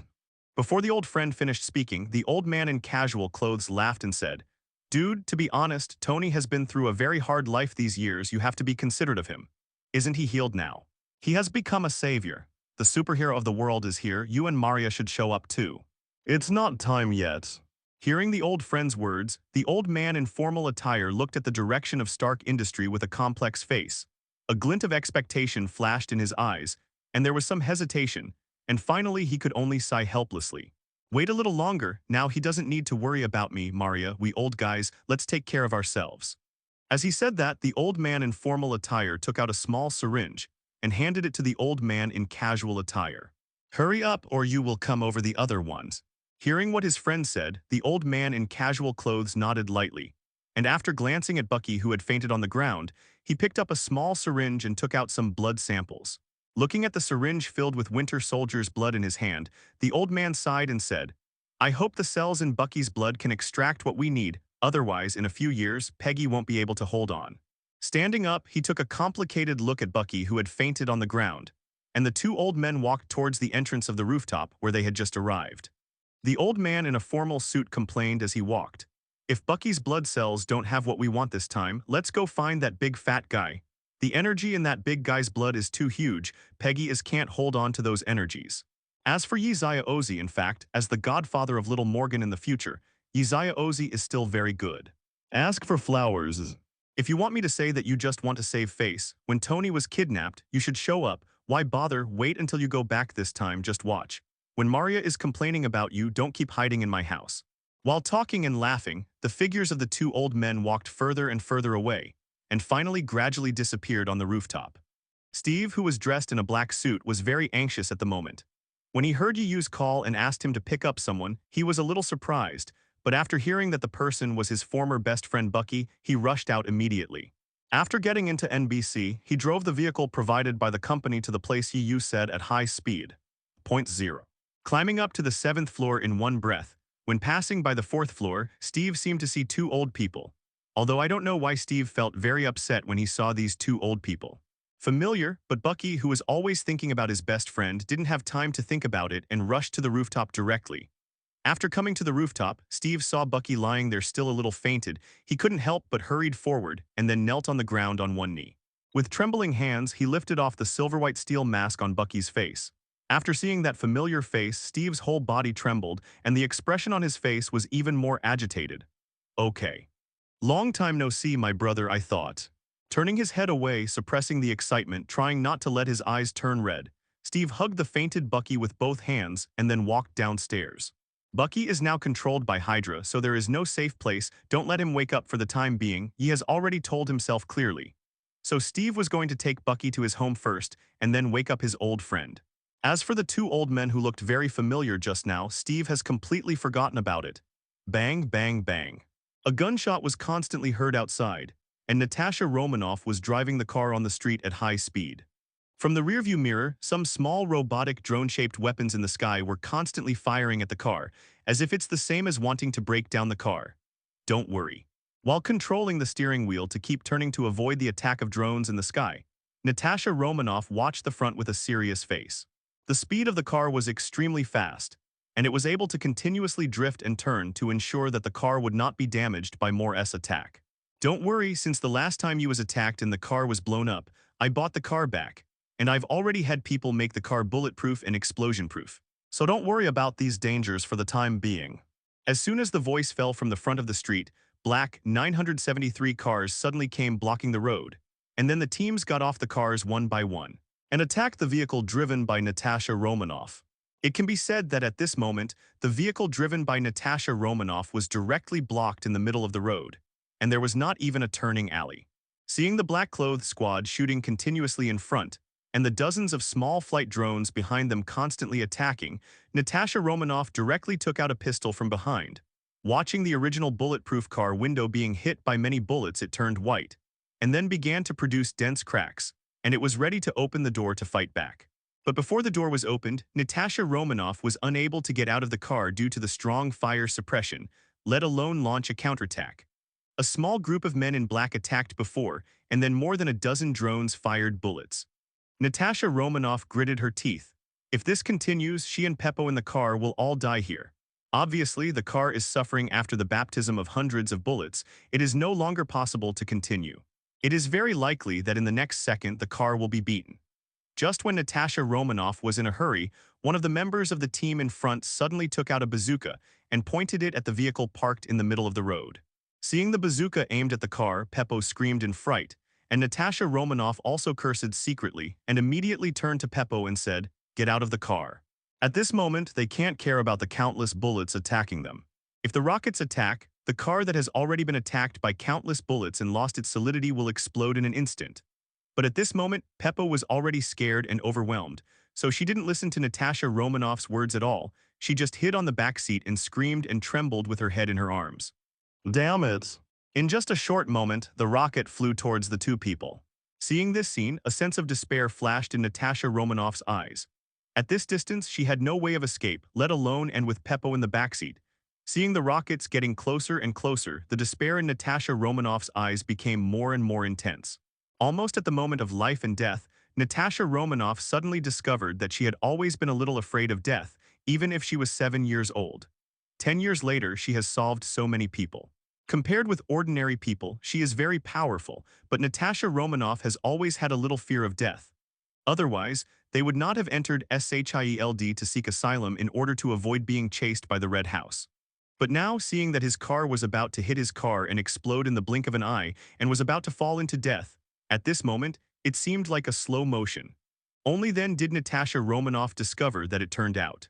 I am not afraid of death. In other words, I have been able to face death calmly, although some are not reconciled, perhaps also good.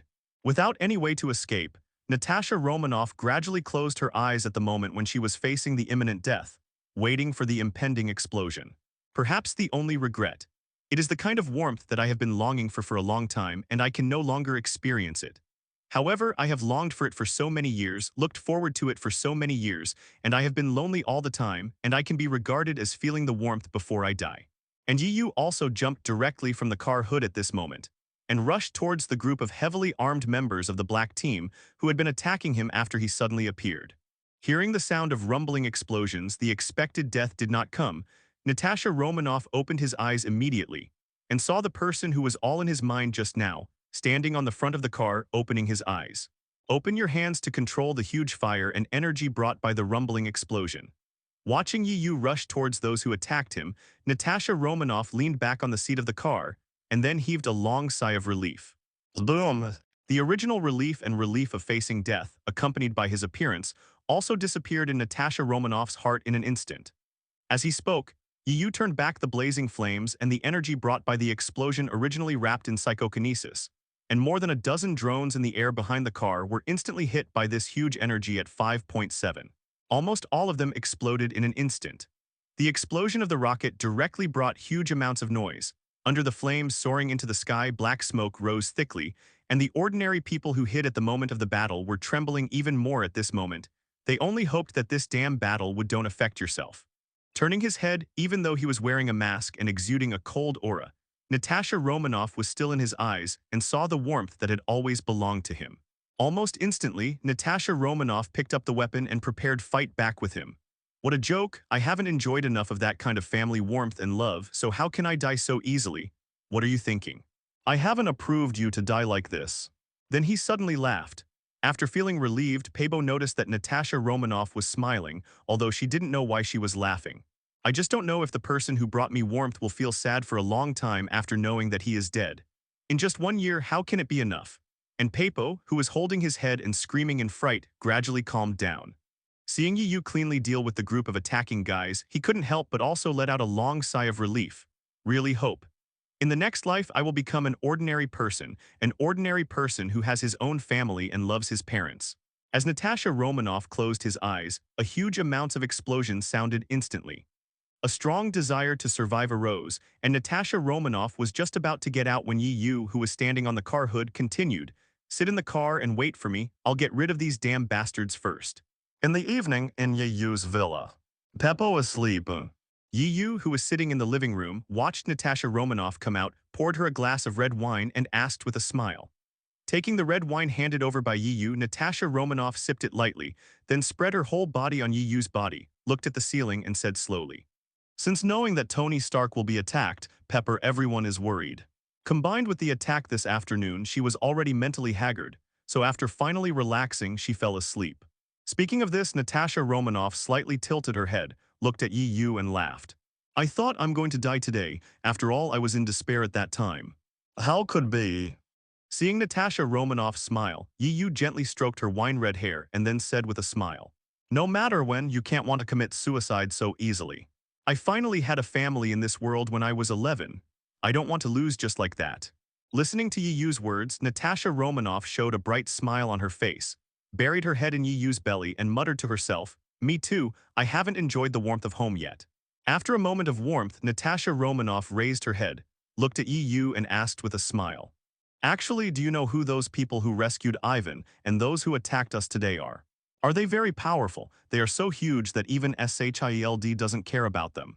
Seeing the seriousness hidden in Natasha Romanoff's smile, Yu was silent for a while, then nodded and said, "Yes, you should have heard of their identities as well, Hearing what Yu said, Natasha Romanoff, who was lying on top of him, sat up and then looked at Yu with serious eyes.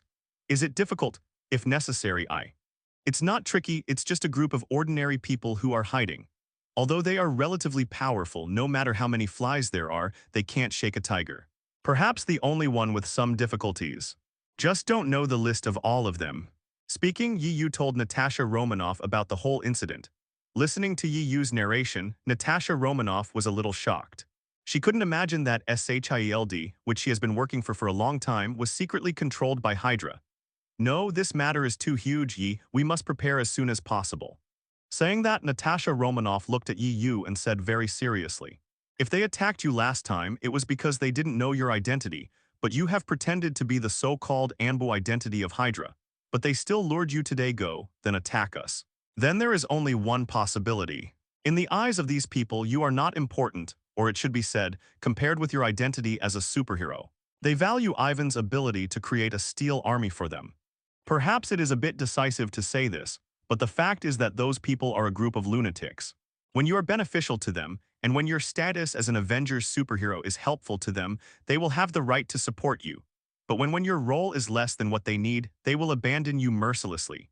For the purpose of controlling the world, they can even give up anything. So this matter must be resolved as soon as possible." Hearing what Natasha Romanoff said, Yu nodded lightly and said, "Yeah, some time ago I wanted Avengers to be established, and after defeating the aliens, wipe out the people of Hydra in one fell swoop, but that the timing is not right. In addition, SHIELD is also a little unstable. If you make a move, I am afraid that SHIELD will fall into a subversive situation. After all, there is also Hydra in the World Security Council. If they make a move, I am afraid that even if Nick Fury and I add up, even if we can win, the loss will be huge. The existence of SHIELD is very necessary. After all, it is impossible to rely on Avengers to solve everything. What's more, the existence of SHIELD has more advantages than disadvantages for Yu, so SHIELD cannot be destroyed for the time being." "Then what are you going to do?" Natasha Romanoff looked at Yu. In fact, she was ready to fight again. "Boiling frogs in warm water. If you want to eradicate Hydra in one fell swoop, you must first eliminate the current leader of Hydra, Alexander Pierce. Otherwise, it is useless to just kill one or two leaders. If you know all about Hydra, even without SHIELD, I can just push all the way through. However, Hydra is too deep. Almost elites from all walks of life have Hydra, which is only a small part floating on the water. Plus, those Hydra members other than SHIELD are almost single-line contact. If you want to completely eradicate it, you need to have a very high degree of control over the overall situation. Otherwise, it will be easy for even the slightest flaw." "It's over." Speaking of this, Yu suddenly looked at Natasha Romanoff. "Nah, after solving Hydra this time, even if there is not much noise, it will inevitably cause many chain reactions, so I have an idea. What do you think?" 200 looked at Yu with a smile on his face. And Natasha Romanoff gradually let go of his worry, so after hearing Yu's words, he asked curiously, "The commotion this time will definitely cause Nick Fury to lose his position as S.H.I.E.L.D. director. And we can also take this opportunity to keep Nick Fury in the dark. After all, he is much more effective in the dark than in the light. But the existence of SHIELD is of great benefit to me, so once Nick Fury loses the position of SHIELD's bright director, then I want you to take the top. I will recommend you as the director of SHIELD." Hearing Yu's words, Natasha Romanoff was stunned for a moment, but after thinking about it, she shook her head and said, "I can't, Yi. Although if I become the director of SHIELD, it will be of great help to you. But when Hydra destroyed, SHIELD will inevitably cause a little turmoil. In that case, a person who can comfort people's hearts is needed to become the new controller of SHIELD. Not to mention whether I have the ability to lead SHIELD. Just my previous, it is doomed that I cannot become SHIELD the controller." Having said that, Natasha Romanoff looked at Yu with a smile in his eyes and said, "But I do know that there is one of our own who is qualified for this position. How are you going to deal with him?" Looking at Bucky, who was still unconscious on the bed, Yu looked at Steve and asked softly, "For so many years, he must have suffered a lot and suffered a lot. Hearing Yu's question, Steve looked at Bucky lying on the bed, even in a coma. His brows were still frowning, then shook his head and said, Yi, when I had nothing, he was always by my side. I can't give up on him no matter what happens. Steve turned his head to look at Yu and said very seriously, I thought I had lost everything, but when Bucky appeared again, Yi, I knew I hadn't so. I understand, really understand the relationship between you and Bucky, but Steve. Looking at the sincere Steve Rogers, Yu raised his hand, patted Captain America on the shoulder and said, You need to know one thing, that is Tony's parents. Call. Hearing Yu talk about this matter, Steve also had a look of embarrassment on his face, and after a long time he slowly shook his head and said, I don't know what to do, Tony is my friend, he so was his father Howard. But Bucky, frowning, looking at the unconscious Bucky, Steve's eyes contained a trace of affection. I know that my idea is very wrong, but Yi, I can't give up on him, he didn't do that. He was controlled by others at that time. When I learned from Nick Fury the cause of the Howard's deaths, it was hard for me to accept. Not to mention Tony, but I have an idea. Looking at the embarrassed Steve, Yu was silent for a while and then said, Yesterday afternoon, I was attacked, and the group that attacked me was actually the same group that controlled Bucky to become the Winter Soldier. I think you should be very familiar with this group of people. Hydra, your opponents. Hearing Yu's words, Steve turned his head and looked at Yu instantly, with a look of disbelief on his face. Hydra still exists. Then the people who control Bucky are those damned guys from Hydra. Yu nodded, then looked at Steve and said very seriously, In fact, Hydra not only still exists, but they are actually lurking in SHIELD. Even the previous director of SHIELD, Alexander Pierce, is actually Hydra people and the leader of Hydra. As Yu slowly narrated, Steve Rogers' eyes flickered with a look of extreme shock. After a long time, after digesting what Yu said, Steve clenched his fist and said very seriously, No matter what, Hydra must be eliminated, not just for Bucky, their plan, we must stop it. Well, that's why I came to you. Yu looked at Steve and then said with a smile, I discussed with Natasha Romanoff for half the night yesterday and finally made a very complete plan, including some follow-up matters. Even if we wipe out Hydra, someone needs to be responsible for this matter. And the best candidate is the director of SHIELD, Nick Fury. After all, he is the controller of SHIELD, but Hydra exists in him under your nose. Yu looked at Steve and said very seriously, So after Nick Fury unloads the identity of the controller of SHIELD, he will retire behind the scenes and become the controller of the dark department of SHIELD. Once Nick Fury leaves, plus the focus on attacking Hydra, the event happened. Then SHIELD is bound to fall into chaos. So whether it is to give an explanation to the World Security Council, or to appease the chaotic SHIELD, you need to choose one from among those who are famous or in control of ability. It can be said that a mere reckless man cannot become a person who is admired by everyone. Let alone in the original book, just two people with Natasha Romanoff solved the Hydra hidden in SHIELD. However, those deleted scenes proved Captain America's strong overall view and even gave some foreshadowing shots, but the final result was not shown. To be honest, Steve Rogers is not a simple superhero. Maybe others think that he lacks the overall view and the ability to control the overall situation. But in fact, in that era, it was not so easy to become a superhero and an idol admired by countless people things. Hearing Yu's words, Steve Rogers fell into deep thought. Let him wake up now, I really want to talk to him.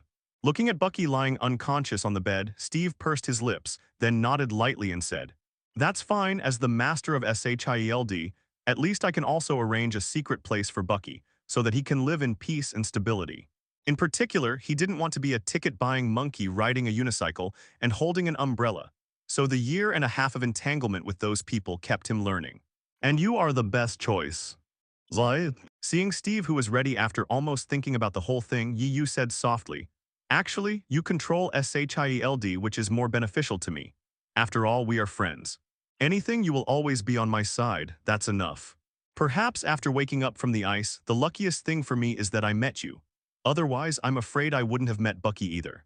If not, Li Lijiao would definitely break up with Tony and be hostile to each other. After a little silence, Steve nodded, then took a deep breath, looked at the unconscious Bucky and said affectionately, I haven't seen him for a long time. When he fell off the train that year, I thought I lost him forever. With that said, Steve, who was squatting beside Bucky, stood up, looked into Yu's eyes and said seriously, Thanks, buddy, for all of this. This can be regarded as a little selfishness of mine, but seriously, are you going to let him wake up now? Although this is a bit unfair to Tony, but when the time is right, I will tell Tony about this matter. Maybe this will be the only way I can think of. Yu looked at Bucky lying on the bed and then asked Steve.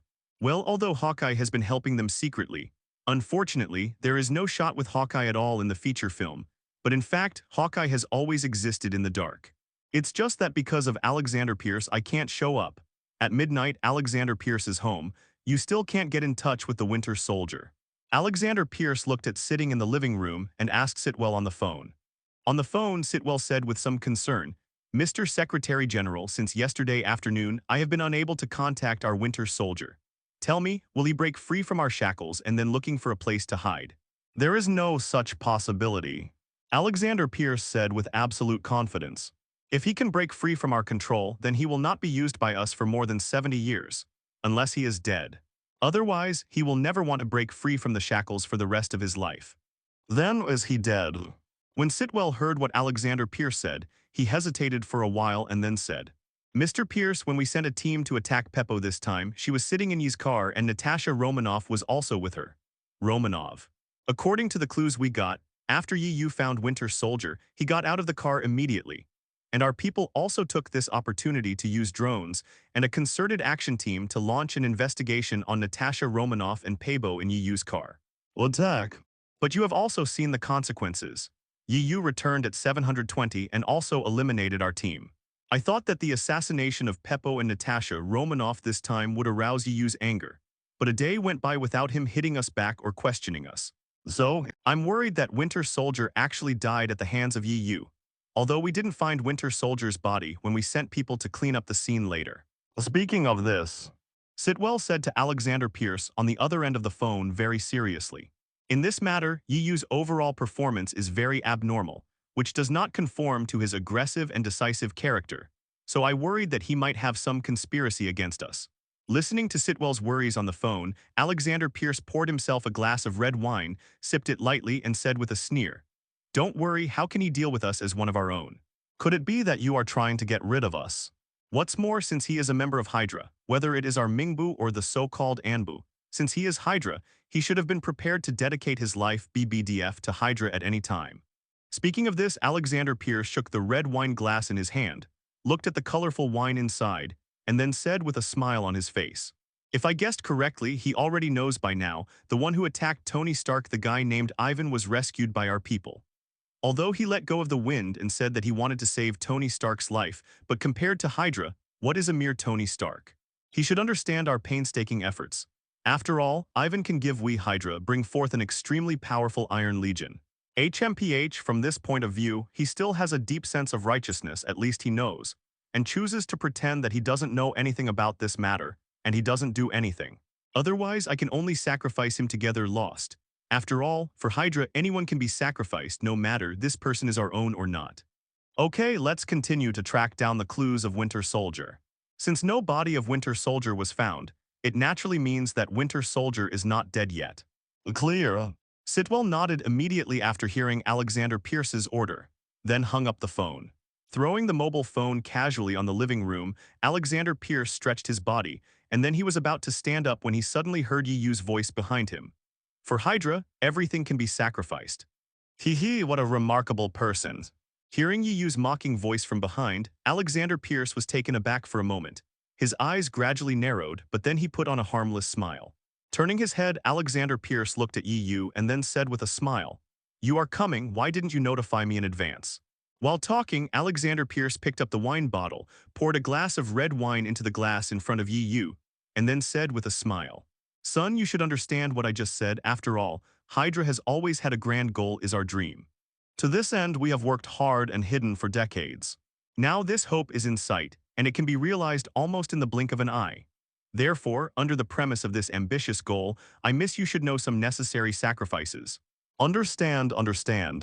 Looking at the surface with a smile, but in fact, Alexander Pierce secretly turned his back and wanted to take the hidden weapon. Alexander Pierce, Yu leaned on the sofa and then asked with a chuckle, But Mr. Pierce, what is the movement of your weapon, ready to kill me? Hands, how could it be? A mouthful of Alexander Pierce, whose own thoughts were exposed by Yu, showed a dry smile on his face, and then took his hand back very naturally, then looked at Yu and said, Don't get me wrong, child, you are always one of us. How could we do anything to you? You are still young and very powerful, and you are a very important member of the Avengers. This status is extremely beneficial to us, so how can I easily? Before Alexander Pierce could finish speaking, Yu stood up instantly, grabbed Alexander Pierce by the throat with a lightning strike, and lifted him in front of him. I said I wanted to protect Tony, but you guys didn't listen to me at all, and you attacked me for the second time, tusk tusk. Do you really think I'm a fool, do you know? If it wasn't for the worry that Shield would be killed destroy, I have already dealt with all of you. Why are you pretending to be Hydra's own people? The reason why I keep you is just to get the maximum benefit. But now, your existence has troubled me a little, so it's time to get rid of all of you. Are you? Alexander Peel, who was strangled by Yu, blushed and struggled continuously. You are not from our Hydra. You can't do anything to me, otherwise Hydra will definitely be in chaos when the time comes. You don't need to worry about this, the person who will replace you has already appeared. As Yu's voice fell, a man walked in slowly. After seeing the man's appearance, Alexander Pierce's eyes widened suddenly. Alexander Pierce, who was being strangled by Yu, even forgot to remember the struggle when he saw the people walking in. He really couldn't believe that there was actually a person exactly like himself in this world. Why are you surprised? The Alexander Pierce lookalike walks in, and this guy Nick Fury. I know you are surprised, but in fact, Pierce, after hearing the news that you are Hydra, I am more surprised and shocked than you. Nick Fury walked in front of Alexander Pierce, and then Yu let go, turned and sat on the sofa, ready to hand over the scene to these two old acquaintances. I can't imagine that the person I have always trusted the most is actually a member of Hydra, or the leader of Hydra. As he said that, Nick Fury pointed a gun directly at Alexander Pierce's head from behind. A trace of sadness flashed in his eyes. Pierce, I have known you for decades, and I have always respected you and trusted you. I'm even willing to block the bullets that fly over for you. But you let me down. Disappointment. Seeing Nick Fury pointing a weapon at him in front of him, Alexander Pierce suddenly laughed. What can you be disappointed about? We are not in the same camp. If it wasn't for the turmoil in Shield that year, we needed someone with the means and the ability to appease Shield. Shall I make you the director of Shield? While talking, Alexander Pierce laughed loudly, perhaps because he knew that he was done for today, and his smile was full of madness. It doesn't feel good to be blinded by me for so many years. Haha, today are you going to kill me? I am not afraid. Hydra cuts off a head and it will grow back. Before Alexander Pierce could excuse me, Nick Fury fired. Putting away his weapon and looking at Pierce, who was lying on the ground with his eyes still open, Nick Fury shook his head and said, "It turns out, Pierce, you can't grow a second head."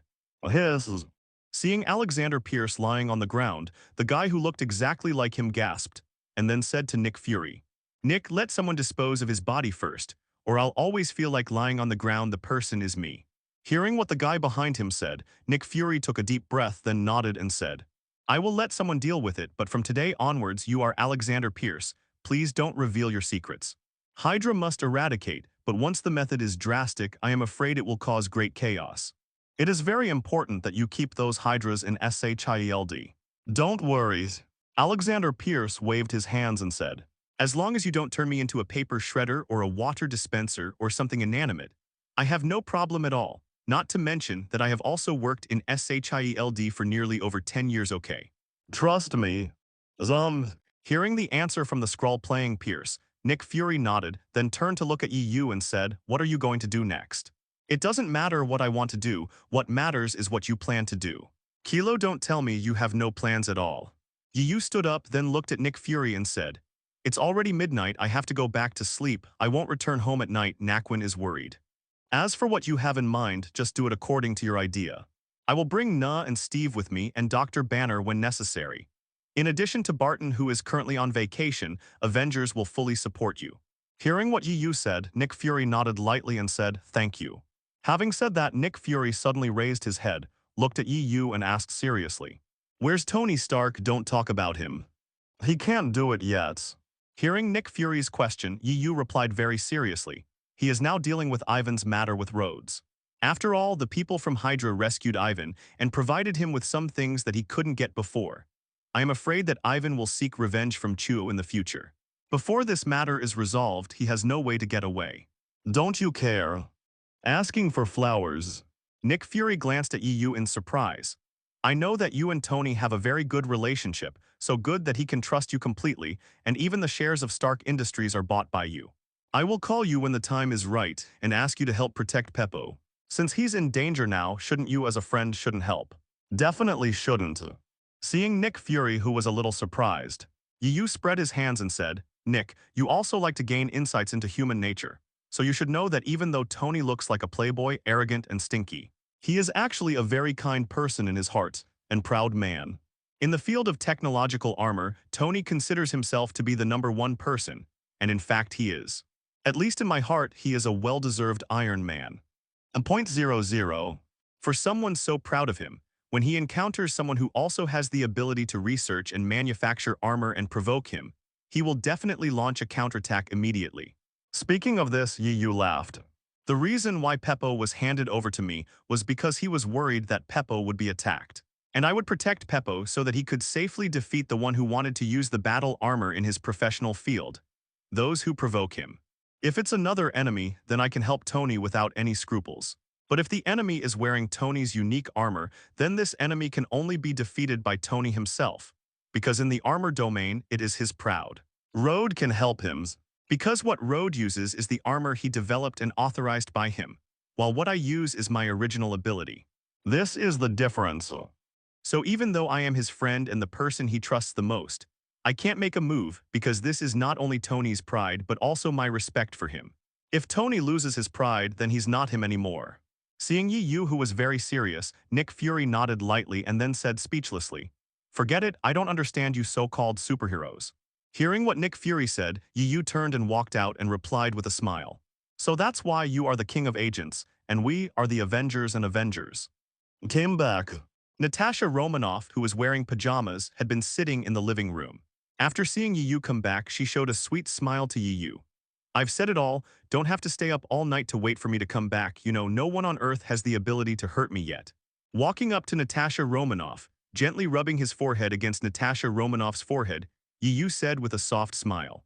You are not at home, always feel that the house is more deserted and less warm. While talking, the widow stood up with a smile, sniffed Yu lightly, and after finding out that there was no bloody smell, she yawned and stretched her waist and said, Go back to sleep, tomorrow also help SHIELD deal with Hydra. Good. Yu smiled and rubbed Natasha Romanoff's wine-red hair.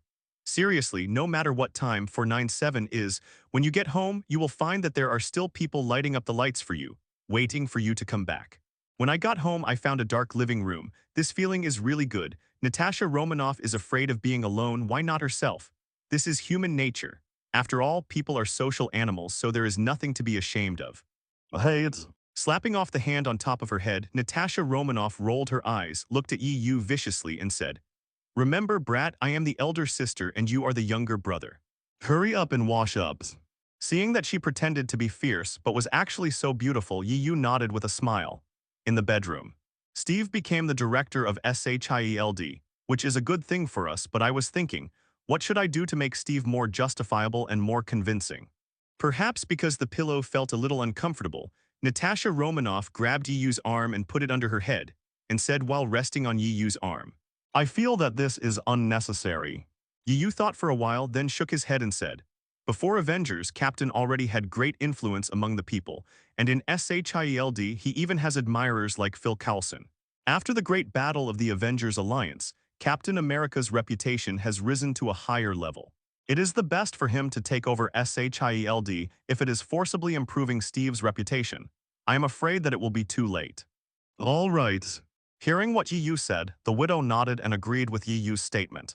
After all, in Natasha Romanoff's mind, Yu's overall outlook and strategy are better than those of her peers and even some elders. Sleep.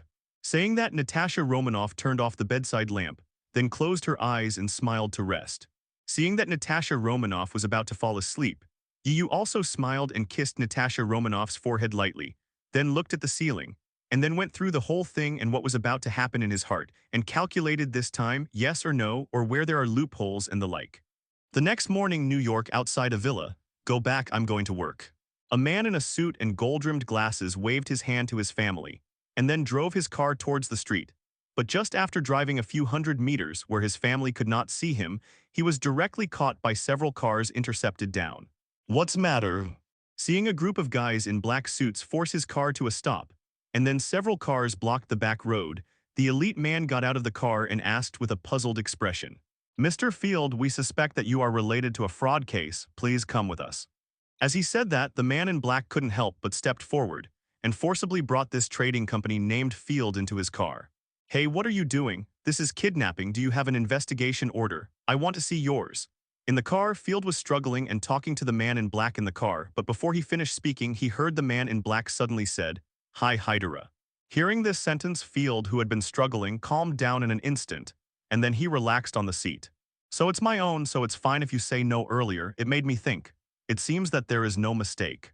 Hearing what Field said, the man in black at the head sneered, and then the man in black next to him directly knocked Field out with a hand knife. A trading company, a place where a group of clerical staff are working. "Mr. Gary, this is the content of this meeting. Please take a look." "Sorry, Mr. Gary, we are not from the places you mentioned. But please come with us." Looking at the security personnel's explanation, Gary waved his hand, signaling the security personnel to go down first, then looked at the group of men in black who broke into his office and asked, "Who are you? Which department, F or Commercial Investigations, branch?" After speaking with excitement in his eyes, he walked outside with these men in black. Peanut beans in a luxury zero point 0.3 villa. "I'm already a member of the World Security Council, but I still have to go to the meeting. Isn't the holographic projection meeting bad? Always toss us old guys." Accompanied by the group of men in black, there were also security personnel from the trading company. As he said that, one of the men in a black suit stepped forward and gently said, "Hi, Hydra," beside Gary. Then the man in the black suit stood up, looked at Gary, whose pupils shrank slightly, and said with a smile, "It's urgent, very soon. Something important needs your help." "Sorry, Mr. Gary, I can't stop them." An old man in his 60s was sitting in the car, complaining to the driver while talking. Finally about to start. "No problems." With a sweet smile, the secretary handed the document to the 50-year-old director named Gary, and then stood there waiting for Gary's order. The bullets made of special materials directly penetrated the bulletproof glass of the car, killing the 60-year-old man on the back seat. But the group of men in black glanced at the driver, who was frightened by the sudden scene, turned around and got into the car and left quickly. Gary stood up, sorted his clothes, and then said to the secretary, "I will not attend today's meeting. Please tell the board of directors for me." Not long after the car started, several cars suddenly sprang out from the side and forced the car to a stop. Afterwards, a group of men in black took out their weapons and shot directly at the old man in his 60s. Bang, bang. After reading the document, board member Riga nodded, and just about to say something, the door of the office was suddenly pushed open, and then a group of people in black suits came in. Only the terrified driver was left looking at the member of the World Security Council, whose eyes widened in disbelief before he died. "Something went wrong, Mr. Pierce." SHIELD in Alexander Pierce's office. Sitwell walked in pushing his glasses, and then handed the list of documents to Alexander Pierce with a worried expression. "Mr. Pierce, this is the latest list we discovered. Many people on the list are either missing or was assassinated. Even in the World Security Council, our people have been confirmed to have died on the road or at home. I suspect that our identities have been exposed, but we don't know who is attacking us." After investigation, some people said that there were many unidentified people in black suits who took our people away from the company or home. Having said that, Sitwell pursed his lips, carefully looked at Alexander Pierce, who was silent in front of him, and said, "Mr. Pierce, the person who knows our identity and the person ability is trying to get rid of us. I doubt it will. Could it be that Yu is taking revenge on us? You know, we attacked him a few days ago, although we didn't take the initiative to attack him, but we also attacked Natasha Romanoff and Peppo. I am worried, 11s. Don't worry about that." Looking at Sitwell, who was carefully reporting to him, Alexander Pierce, dressed as a Skrull, put the documents on the table, and then said nonchalantly, "The people who attacked were my people, and I ordered the secretly formed team. Started on them." Zums. Hearing Alexander Pierce's words, Sitwell was a little stunned. He has been following Alexander Pierce for more than 20 years, and he has never heard of it. What kind of team did he train in the Dark Factory? What's more, instead of secretly cultivating some operatives, wouldn't it be better to put them in SHIELD to receive professional training? Why bother? Perhaps aware of the doubts in Sitwell's heart, Alexander Pierce smiled. "I don't understand. Let me tell you the truth. This team I secretly cultivated, but the elite among the elites, just to keep a hand. Fortunately, when we are about to be exposed or discovered by that guy Nick Fury, we will continue to complete our plan. Just like Winter Soldier, almost all the members of this secret operation team are all extraordinary skills. That, hearing what Alexander Pierce said, Sitwell opened his mouth, hesitated for a while and asked curiously, Mr. Pierce, since those men in black are yours, why do you still send them to attack we are ourselves, huh? I don't quite understand. You must know that these people are all elites from all walks of life. We Hydra have spent a lot of manpower and material resources to cultivate them. They are so easily discarded and even cause some panic. I have some. HMPH, what do you know? Listening to Sitwell's inquiry, Alexander Pierce snorted coldly, picked up the documents on the table and threw them on Sitwell, scaring Sitwell to catch the documents and the list in a hurry. To tell you the truth, these people are all damned, huh? All the bastards have forgotten the original purpose and great goal of our Hydra. Before our great plan was implemented, one by one began to enjoy life. There are even people who want to betray us Hydra. Do you think these people deserve to die? Seeing Alexander Pierce, who suddenly lost his temper, Sitwell nodded in fright and said, You are right, Mr. Pierce. These people are really damned, and anyone who dares to betray our Hydra is very damned. Seeing Sitwell, who kept nodding in fright, Alexander Pierce finally collected his scowl. Sitwell, anyone who dares to betray our Hydra will receive the cruelest revenge. We Hydra will not let a traitor go, and likewise, we will not chill anyone who is loyal to us. Having said that, Alexander Pierce stood up, walked to Sitwell, raised his hand, patted Sitwell on the shoulder lightly and said, Don't worry, everything is under my control, Nick Fury. Pierce sneered, his eyes full of disdain. He has been in my hands for so many years, it is nothing to worry about next. I am going to gradually implement our Hydra great plan. Sitwell nodded vigorously. I will wait for our members to kill those who dare to resist us. Hi's Hydra. Clear. With that said, Alexander Pierce threw the documents on the table to Sitwell. Let us fighters go to these places and hide, waiting for my orders at any time. All gone, what about those SHIELD guys? Just some researchers and civilians left. Definitely now is the best time.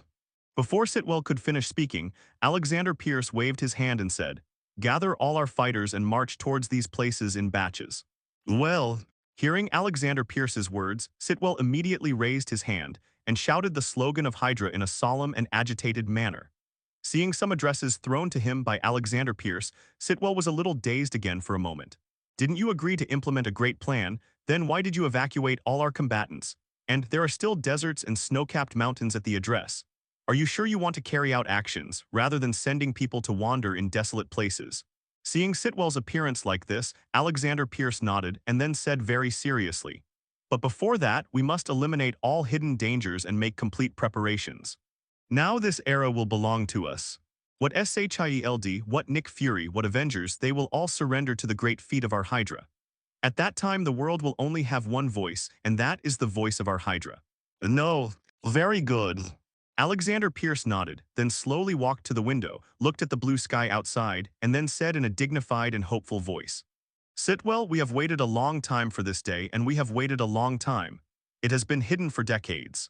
Hearing Alexander Pierce's words, Sitwell raised his head in surprise instantly, looked at the Alexander Pierce who was pretending to be a Skrull, and said in great surprise, Is it time, Mr. Pierce, we can finally implement have you come up with that great plan? What's happening here? In the tunnel, looking at the address in the file, Rumlow looked at Sitwell in confusion. Snow mountains, deserts, what are these places? Why do we have to go here? Even the nearest place is hundreds of miles away, in the barren hills outside. What does Mr. Pierce want us to do here? Is there a clear goal? What about SHIELD if we take all of our Hydra fighters? Just leave some researchers and civilians. How could I know? Sitwell heard Rumlow's doubts, then shook his head and sighed. I don't know why, since the attack on Yu's car last time, Mr. Pierce seems to be a different person. If he didn't do it all at once, it looks like Mr. Pierce in every move, and knowing all our plans, I will suspect that this is a fake. However, since it is Mr. Pierce's order, we just obey it. After all, he is the controller of our Hydra. Since he ordered us to go to these places, he must have his intentions. As for SHIELD Amy, Sitwell sighed and said, the reason why Mr. Pierce made such an arrangement must have his own intentions. We people should stop guessing. Fine. When Rumlow heard what Sitwell said, he leaned against the wall and nodded, thought for a while and then said, I don't like snow mountains, it's too cold, let Johnson take people there.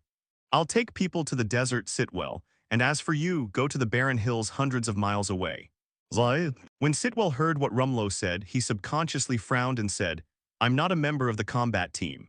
What's the use of me taking people there? Since Mr. Pierce gave the order like this, he must have his own purpose. You guys, those who are in charge of fighting, can just follow orders. As for me. Sitwell chuckled, then looked at Rumlow and said, "Don't forget, Mr. Pierce is inseparable from people. And I have to wait to obey Mr. Pierce's orders at any time, Tilda." God. Pointing a middle finger at Sitwell, Rumlow was about to walk outside, but after taking a few steps he immediately turned his head and asked, "Sitwell, this time our combat team is dispatched, and it's 200-300 people. Once this happy person leaves together, will it attract Nick Fury's attention? Don't worry, Mr. Pierce has already considered this point, so you can concentrate on your work." Hearing Sitwell's answer, Rumlow frowned subconsciously. Although he always felt that things were not that simple, he was the one in charge of fighting, so why was he thinking so much? Perhaps Mr. Pierce transferred from SHIELD, and his 200 or 300 fighters are planning to do something big, or maybe he is planning to use many Hydra secret bases to carry out the great plans. After all, he alone knows several secret bases of Hydra. Inside Nick Fury's office, listening to the conversation between Sitwell and Rumlow just now in the corridor, Nick Fury nodded to the stroll next to him who was pretending to be Alexander Pierce. "You've done a good job, at least now they only have some doubts, but it is not doubting your identity but your order. Are you sure you don't need to mobilize other SHIELD fighters?" Hearing Nick Fury's words, the Skrull man frowned and asked softly, "I'm worried." Having said that, Tony didn't feel angry or anything, but smiled knowingly. He understood that EU knew his pride, so he would not participate in this battle. His arrival was just a just-in case. It is Tony's hope not to bring the battle back home. You must know that your villa is expensive, and it is Peppo's favorite. If the battle is destroyed there, it will be a big loss. Down below, after a robot was dealt with by a palm energy cannon, Tony in the armor rolled his eyes speechlessly and said to Rhodes next to him, "Rhodes, let's do a good job next," and there is someone speechless guy sitting on the sidelines watching a play. Having said that, Nick Fury leaned back on the chair and then looked out the window. "The only thing I'm worried about is Tony's side. I don't know how he and Ivan are fighting. I heard that Ivan is already wearing Warframe flew over to find Tony, didn't he? The artificial garden of Balin Mountain Park is on a rockery of more than 50 meters. Don't worry, I've already planned it.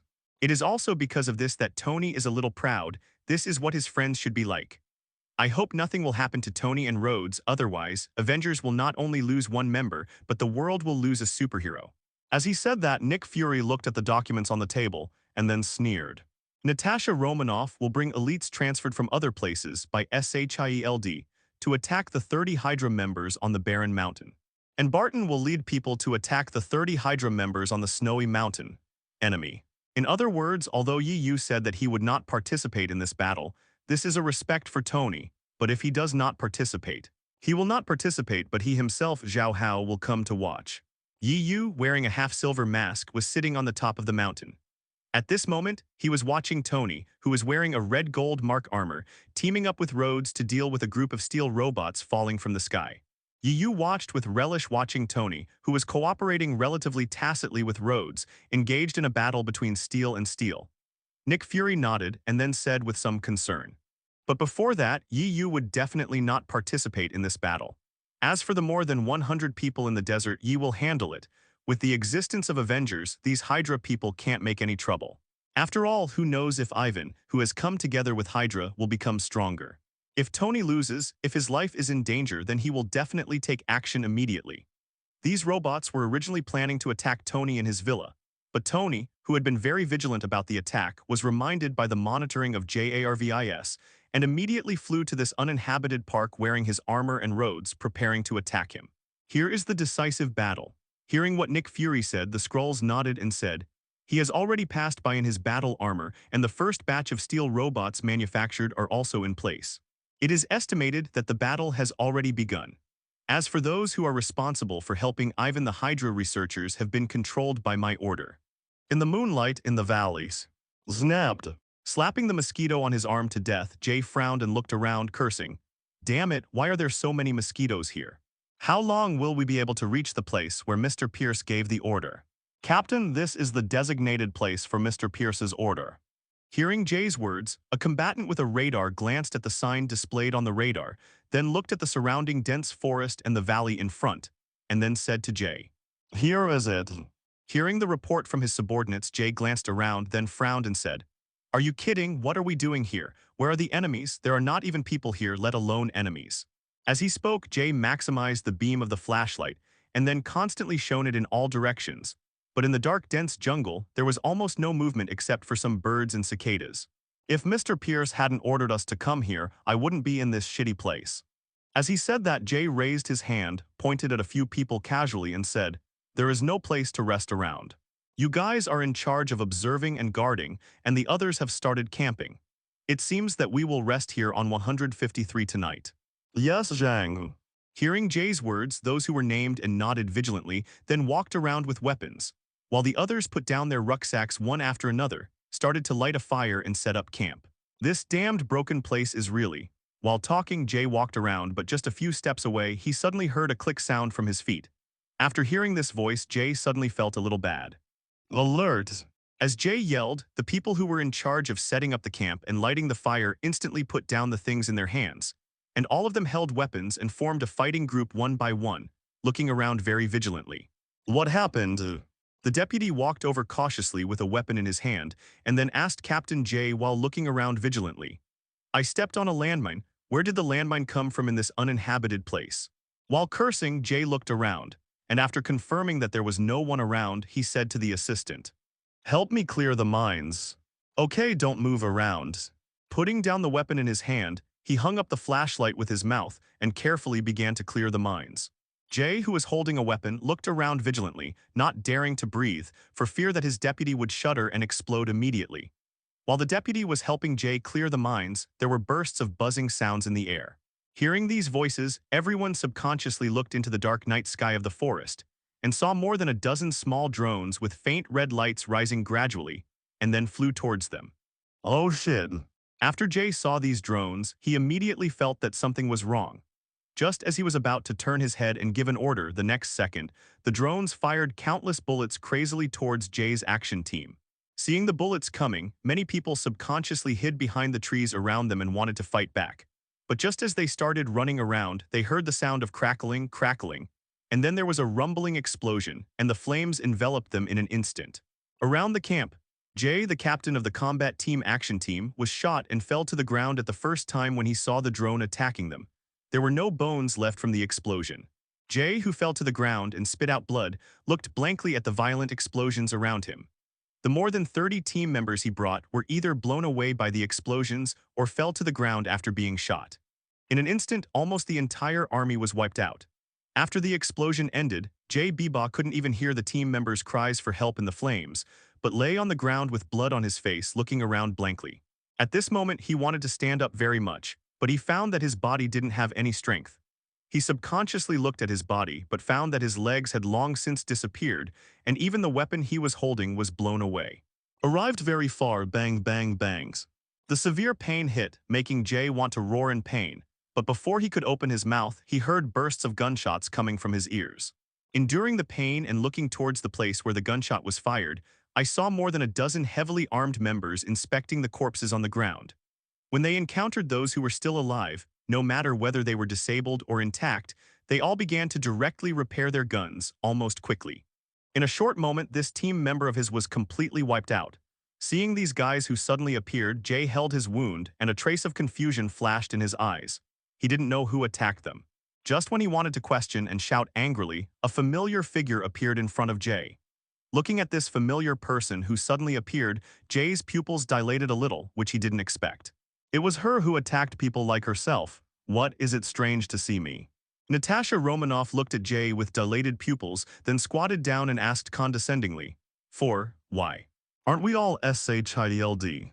Spit out a mouthful of blood, Jay stared at Natasha Romanoff. He wanted to ask her why she attacked him and the others, but before he finished speaking, he saw Natasha Romanoff pointing a pistol at his head. It's about this time, so stop pretending. If it wasn't for you damn Hydra, I should be taking a bath at home very warmly or already sleeping soundly, instead of attacking you in this wilderness valley.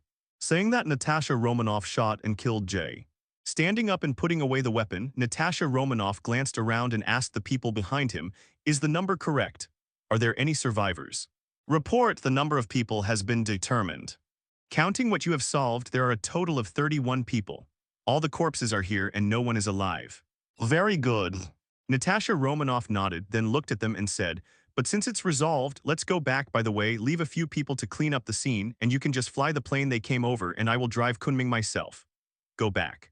After all, I'm on a different path from you, so go back to SHIELD and report back to Nick." "Oh yes." Hearing what Natasha Romanoff said, everyone nodded, and then began to clean up the scene while Natasha Romanoff walked out of the valley. At that time, Tony Stark was kidnapped here.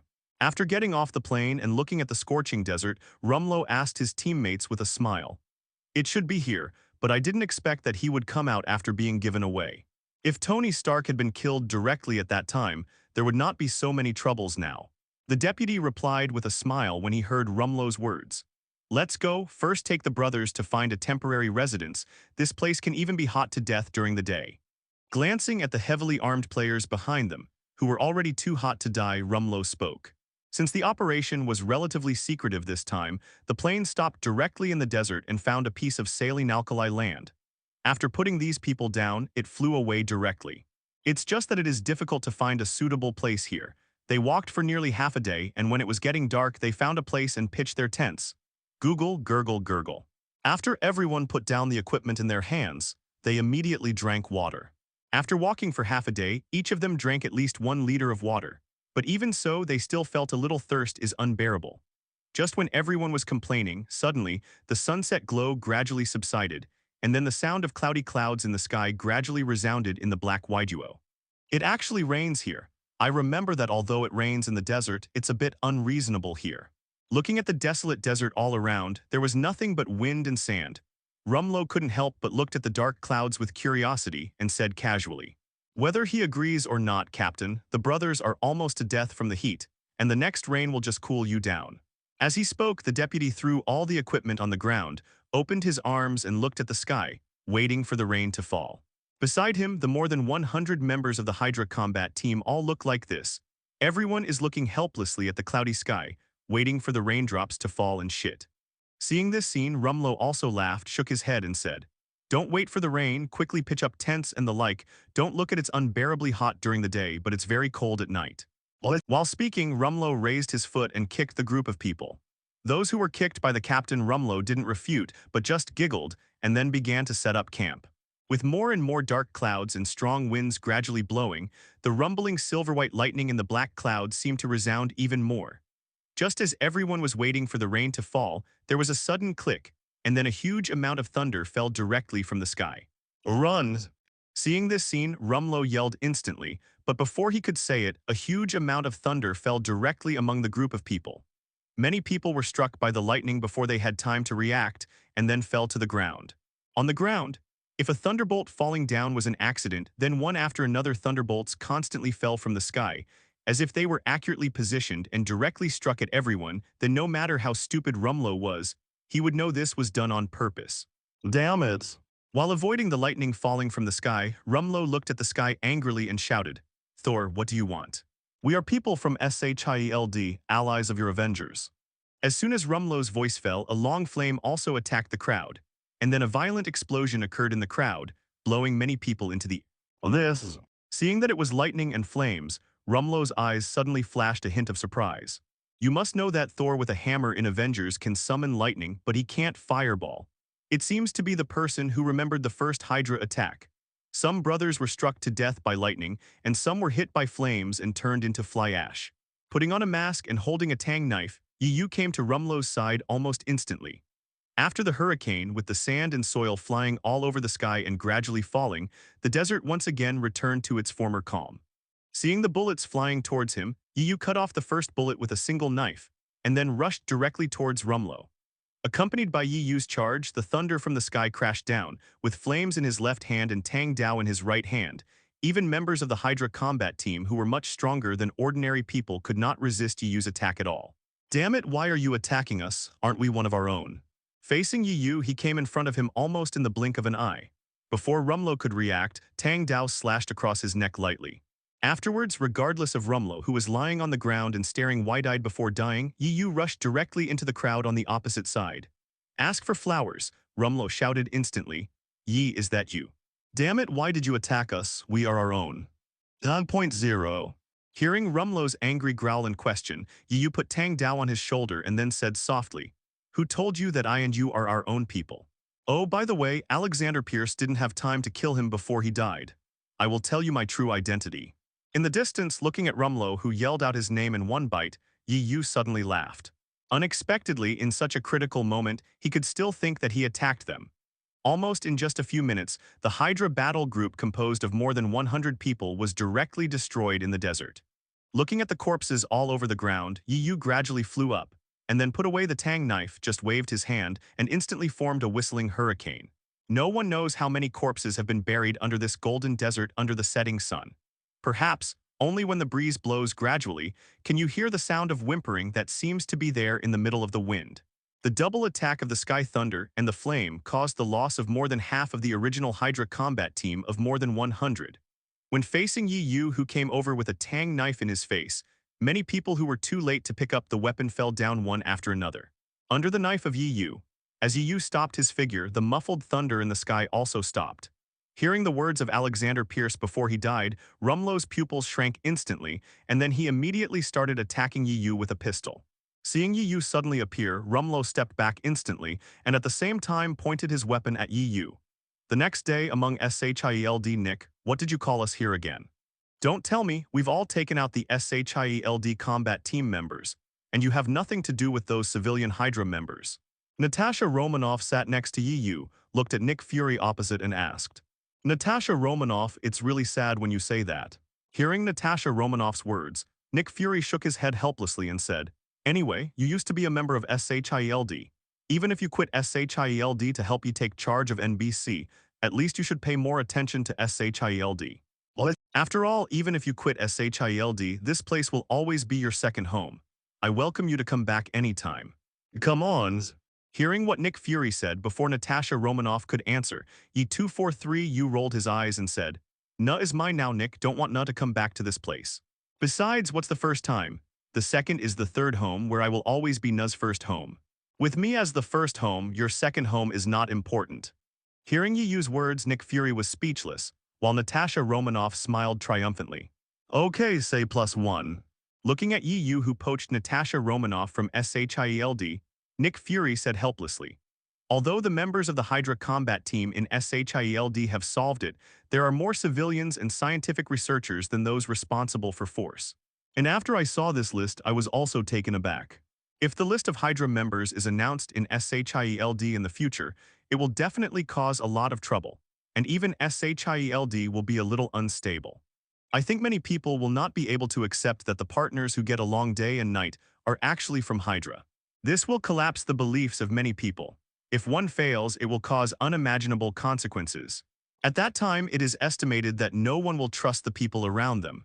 More importantly, Nick Fury looked at the two people helplessly, then handed over a list and said, "Many people don't know that their wives are actually from Hydra. I think if this happens, SHIELD will definitely be hit hard." "Isn't this already expected?" Glancing at the densely packed names on the list in his hand, Yu looked at Nick Fury and said, "So you want to take your time. Eliminate these people from Hydra bit by bit." "No." Hearing Yu's question, Nick Fury shook his head and said, "If you can't break it, you can't build it. Compared with cutting the flesh with a blunt knife, it's better to solve this matter directly and neatly.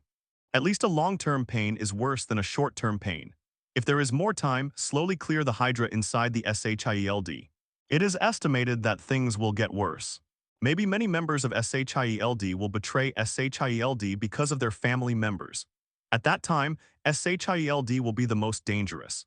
Hearing what Nick Fury said, Yu nodded lightly and said, "Since you know it too, why did you call us here? Shouldn't you have a solution yourself?" "Actually, I asked you to come here. One is to watch a play, and the other is to give you a gift." As he spoke, Hill handed a document to Natasha Romanoff. Flipping through the files, Natasha Romanoff's face gradually became serious, and then she closed the files in her hand forcefully, and then said very seriously to Nick Fury, "Thank you."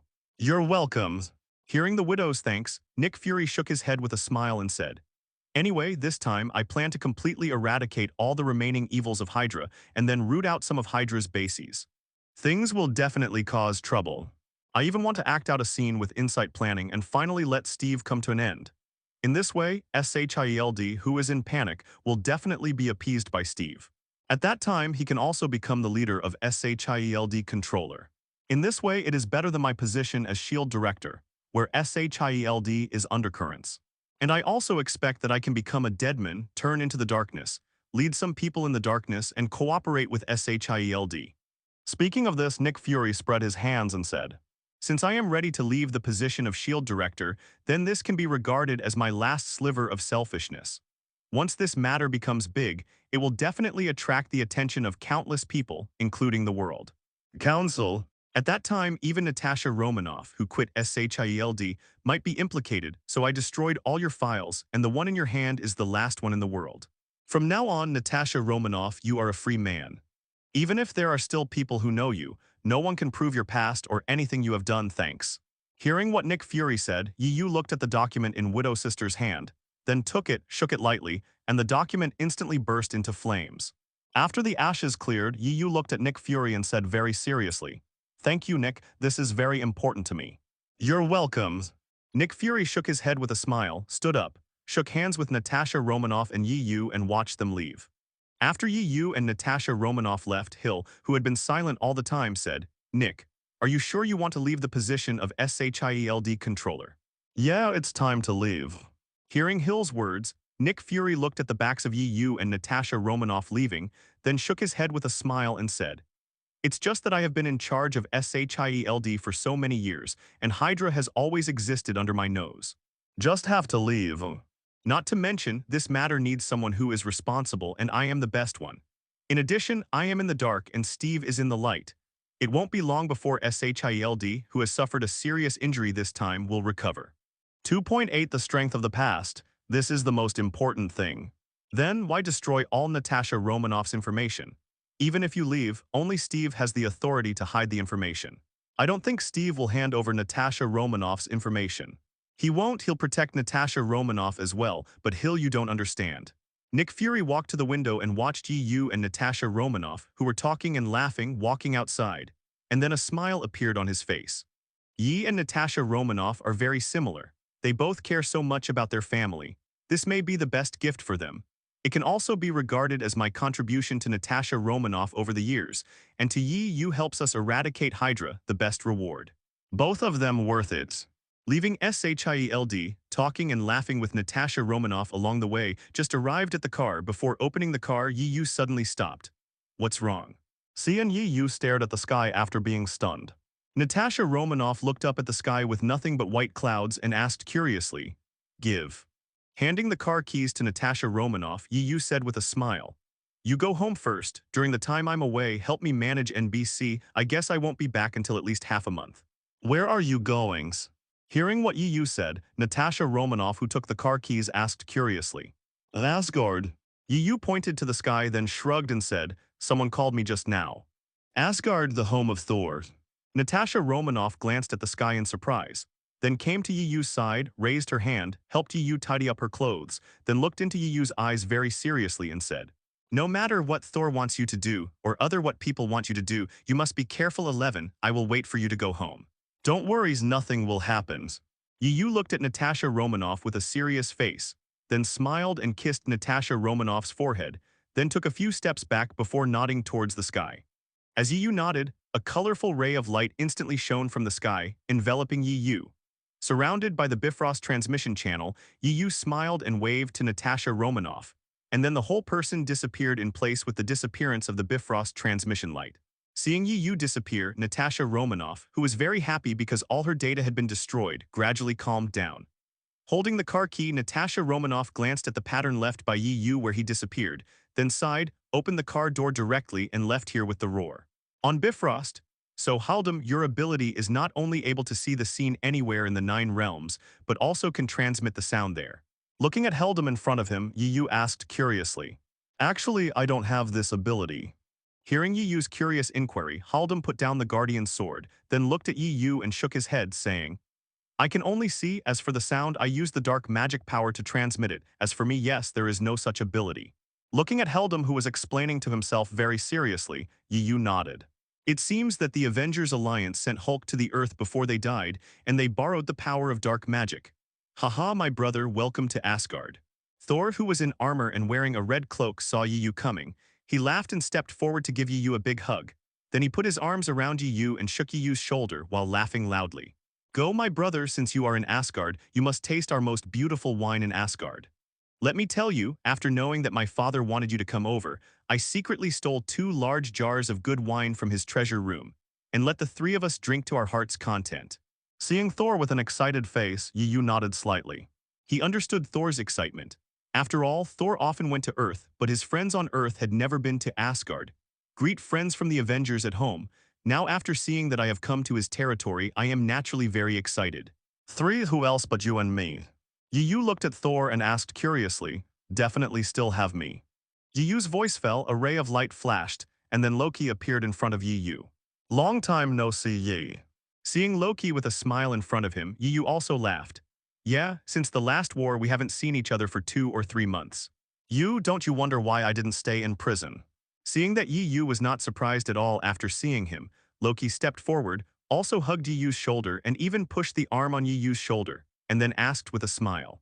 Thor, whose arm was pushed down at once, couldn't help curling his lips but didn't say anything. There's nothing surprising about that. Seeing the smile on Loki's face, the expression between his brows lacking the melancholy that he used to have, but instead showing a hint of relief and a ray of sunshine, Yu smiled and said, no matter what, you are from Asgard, Prince, so it doesn't make sense if you're not in prison. What's more, the Thor now is different from before. I think he must have walked to you the first time you were arrested, had a heart-to-heart chat with you with wine, and then used brotherhood I want to influence you. Hearing that Yu's speculation was exactly the same as what Thor did, Loki nodded lightly and said with a smile, that's right, my stupid brother really wants to influence me with family and brotherhood. Hee, I just gave him a face, plus I don't want to stay in prison. Thor said proudly. Hearing what Loki said, Thor laughed and scratched his head, then said to Yu and Loki with the wine bowl in front of him, come, let us 3 brothers have another bowl. These 2 guys have been together a long time in advance. Well, otherwise how could he succeed? Okay, let's not talk about this, let's go drink first. After drinking, we will bring you to see my father tomorrow. Loki glanced at Thor helplessly and said, have you forgotten the history of Asgard? It's just a simple year conversion. To be precise, it is 7,535 years. Loki picked up the wine glass, took a sip, then looked at Yu and said with a smile. On the wine table, Yu swallowed a big mouthful of wine, and after a long sigh of relief, he gave a thumbs up to Thor and said, it's strong enough, it's mellow enough, how many years has this jar of wine been preserved? Seeing the duplicity of Loki and glancing at the proud Thor next to him, Yu smiled and shook his head. Seeing the satisfied expression on Yu's face, Thor laughed triumphantly and said, I knew you would be satisfied, haha, my brother, to tell you the truth, I stole this jar of wine from my father's treasury from. Thor took Yu's arm, excitedly wanting to walk quickly into his palace, while Loki on the side just smiled and watched the impatient Thor lightly quickened his pace. Thor on the side heard Loki's words and couldn't help asking curiously, idiot. If I'm not mistaken, this jar of wine should have a collection history of 7,000 years. This is my grandfather Bor's time. After another victory, they were put together in the treasury, a total of 300 jars of good wine. Now there are less than 5 altars left. How do you know so clearly? Call. So you mean Jane Foster is in Asgard now? Putting down the wine bowl in his hand, Yu listened to Thor constantly nagging and finally asked, oh yes. Thor nodded and then said helplessly, 2 days ago, Hildum suddenly discovered that something was wrong with the Earth, and then saw Jane Foster take a deserted building, and then the whole people just disappeared. Not only that, he also felt an extremely unusual but very familiar power, which came from the treasure that the Dark Elves need, the energy of Tie particles. Having said that, Thor spread his hands, looked at Yu and said, that's it. After all, although I don't have much relationship with Jane Foster, she is my friend after all, and then she brought it. What you should be thinking about now is your relationship with your little girlfriend on Earth. While listening to Thor's story about Loki after Thor finished speaking, he said directly, it can be seen that the Jane Foster you brought to Asgard actually likes you very much. You can tell from the way she looks at you, figure it out. But the question now is, don't forget, there is another Catherine waiting for you on Earth. How are you going to handle this relationship? Loki's voice fell, and Yu on the side also nodded with a smile. Although I don't want to get involved in your love, Thor, Catherine is a very nice girl, and you know her feelings for you, so what are you going to do now? What to do?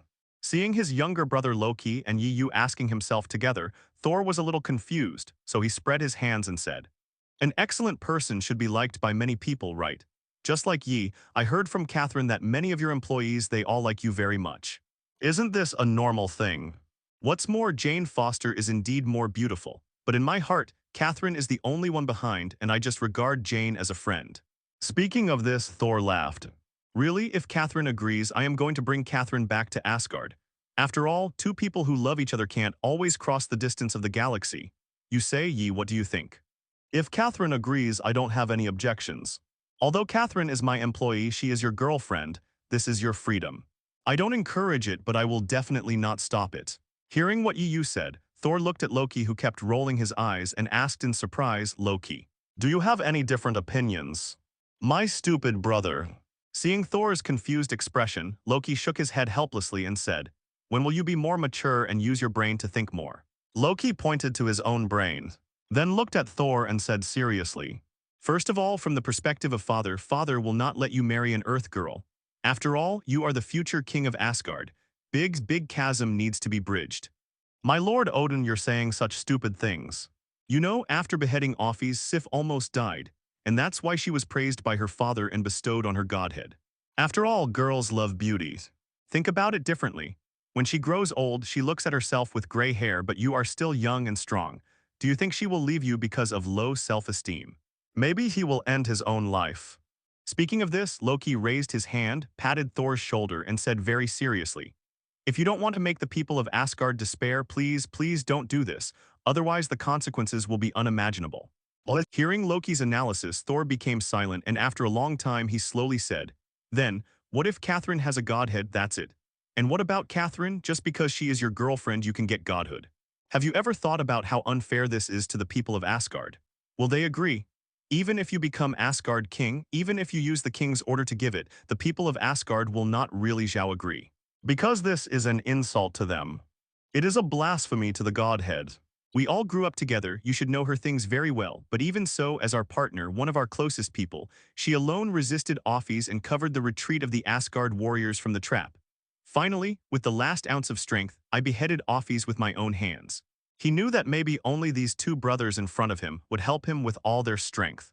After drinking the wine in the glass, Loki breathed a long sigh of relief, then looked at Thor and said, brother, first of all, except for the son of the God King, Asgard's godhead cannot be given without great merit, just like back then. It's not like you don't know what kind of effort Sif has put in to obtain the godhead. Loki glanced at Thor speechlessly, then touched you with the wine glass. Under such a gap, what do you think Catherine will think? Will she be as happy and at ease as she is on Earth? What's more, don't forget that Catherine is from Earth. Her physique is destined to make her unable to withstand the huge power contained in the godhead. You want to bestow the godhead on her, thinking that this is helping her. I don't know it. It's hurting her. Once she has the godhead, the huge energy of the godhead will turn her into ashes. Secondly, the lifespan of our gods is different from that of people on Earth. You are now 1500 years old.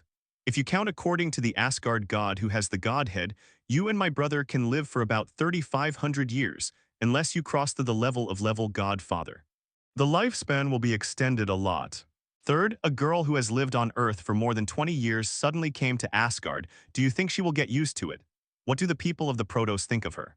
How do they think that the future king of Asgard is going to marry an Earth, ordinary girl?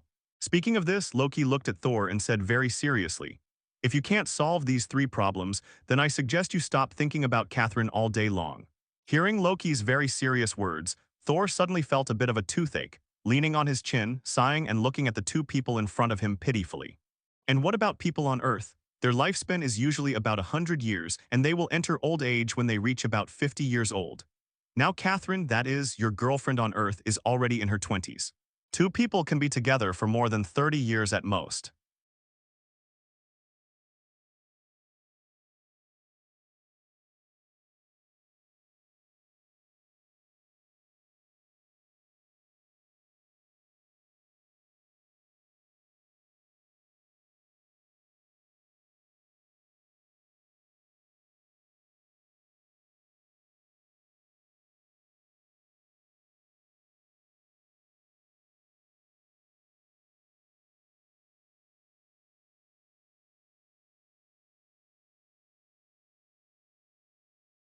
To be honest, neither you nor Loki has any solution to the rotten things like Thor. After all, the reality is there.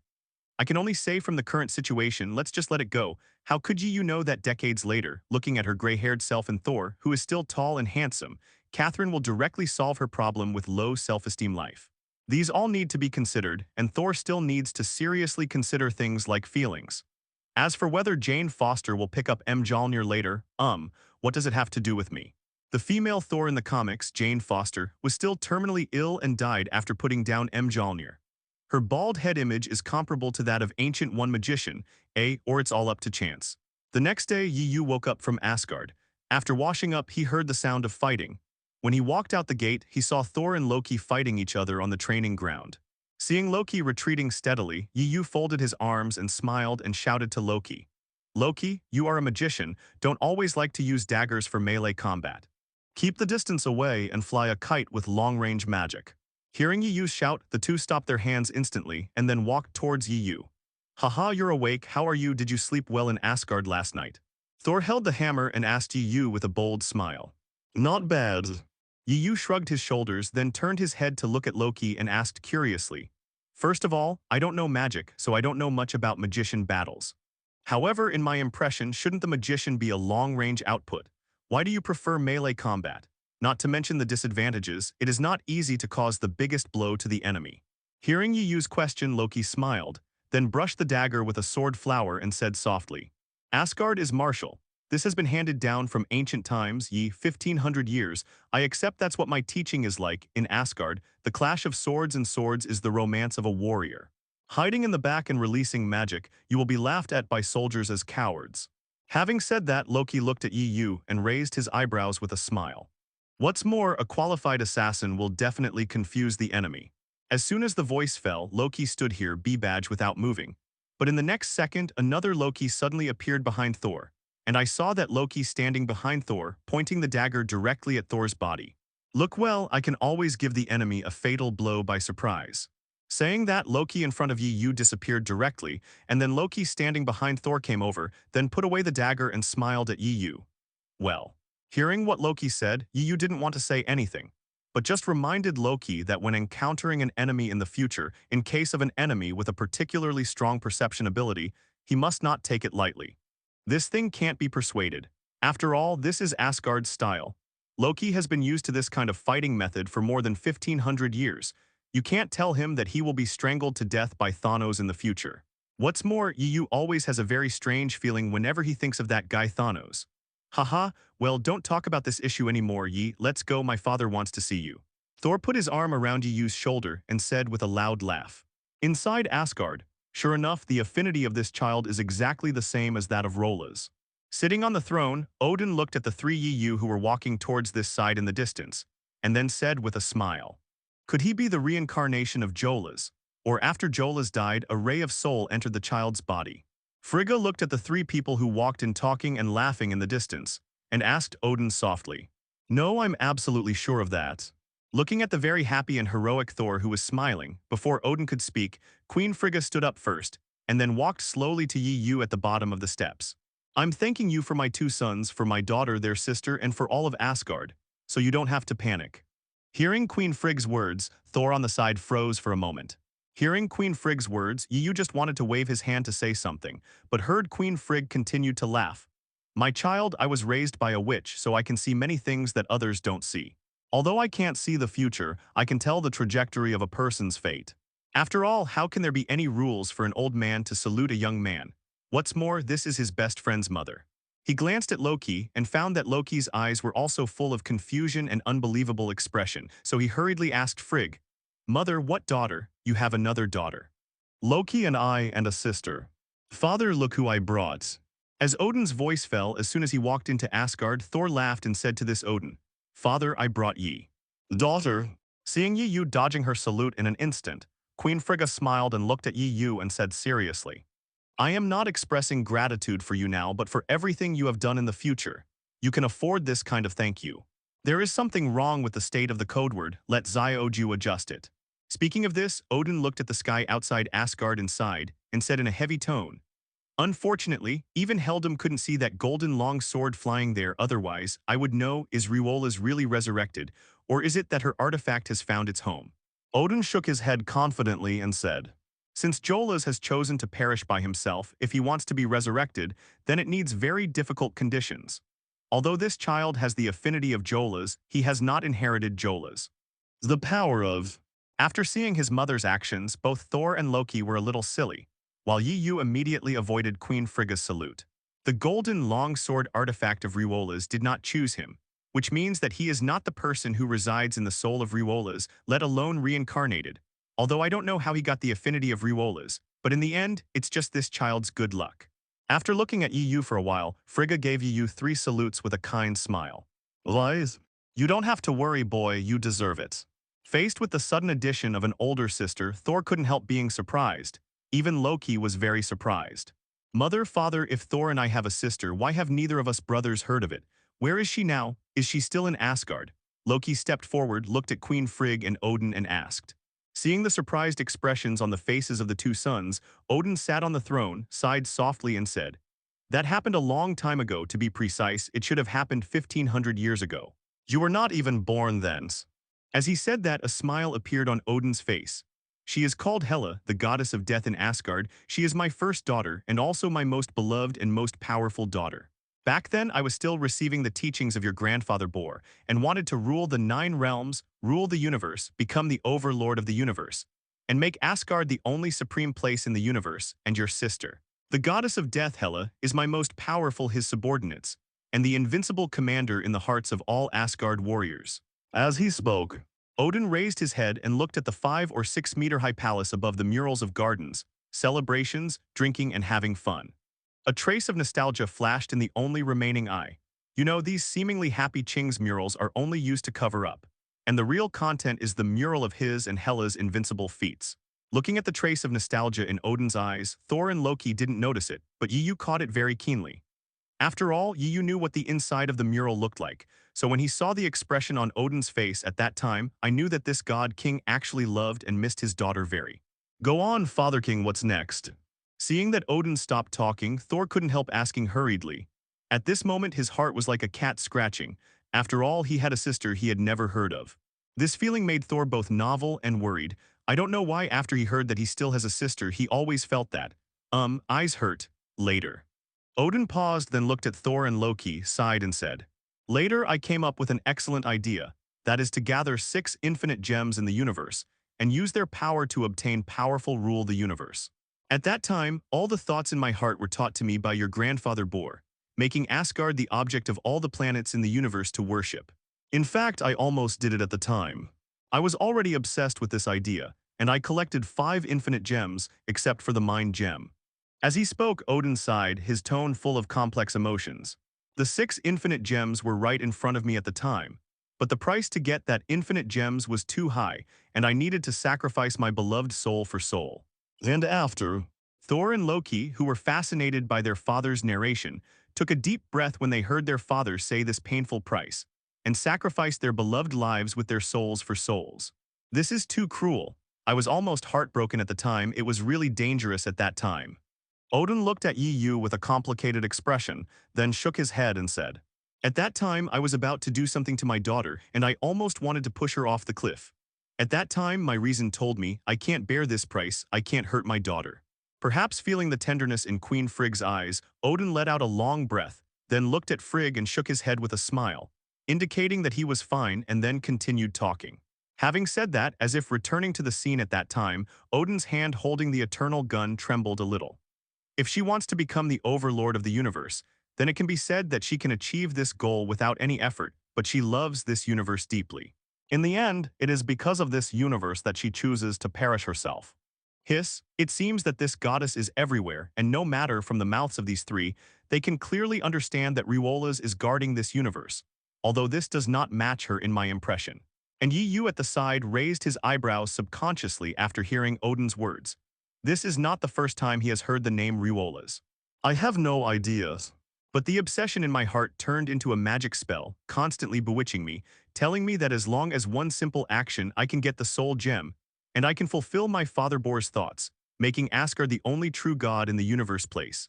After being silent for a long time, Odin slowly shook his head and said, "After she made this decision, I felt herself dissipate and rushed towards that planet crazily, but it's a pity. What am I none found again?" Hearing what Odin said this time, Yu couldn't bear it anymore, looked at Odin and asked, "Your Excellency, do you know why Riolas chose to perish by himself? I heard from Sorcerer Supreme that the name of Riolas, but someone as powerful as her, why did you choose this in the end?" Hearing what his father said, Thor asked very curiously, "Jolas, who is Jolas?"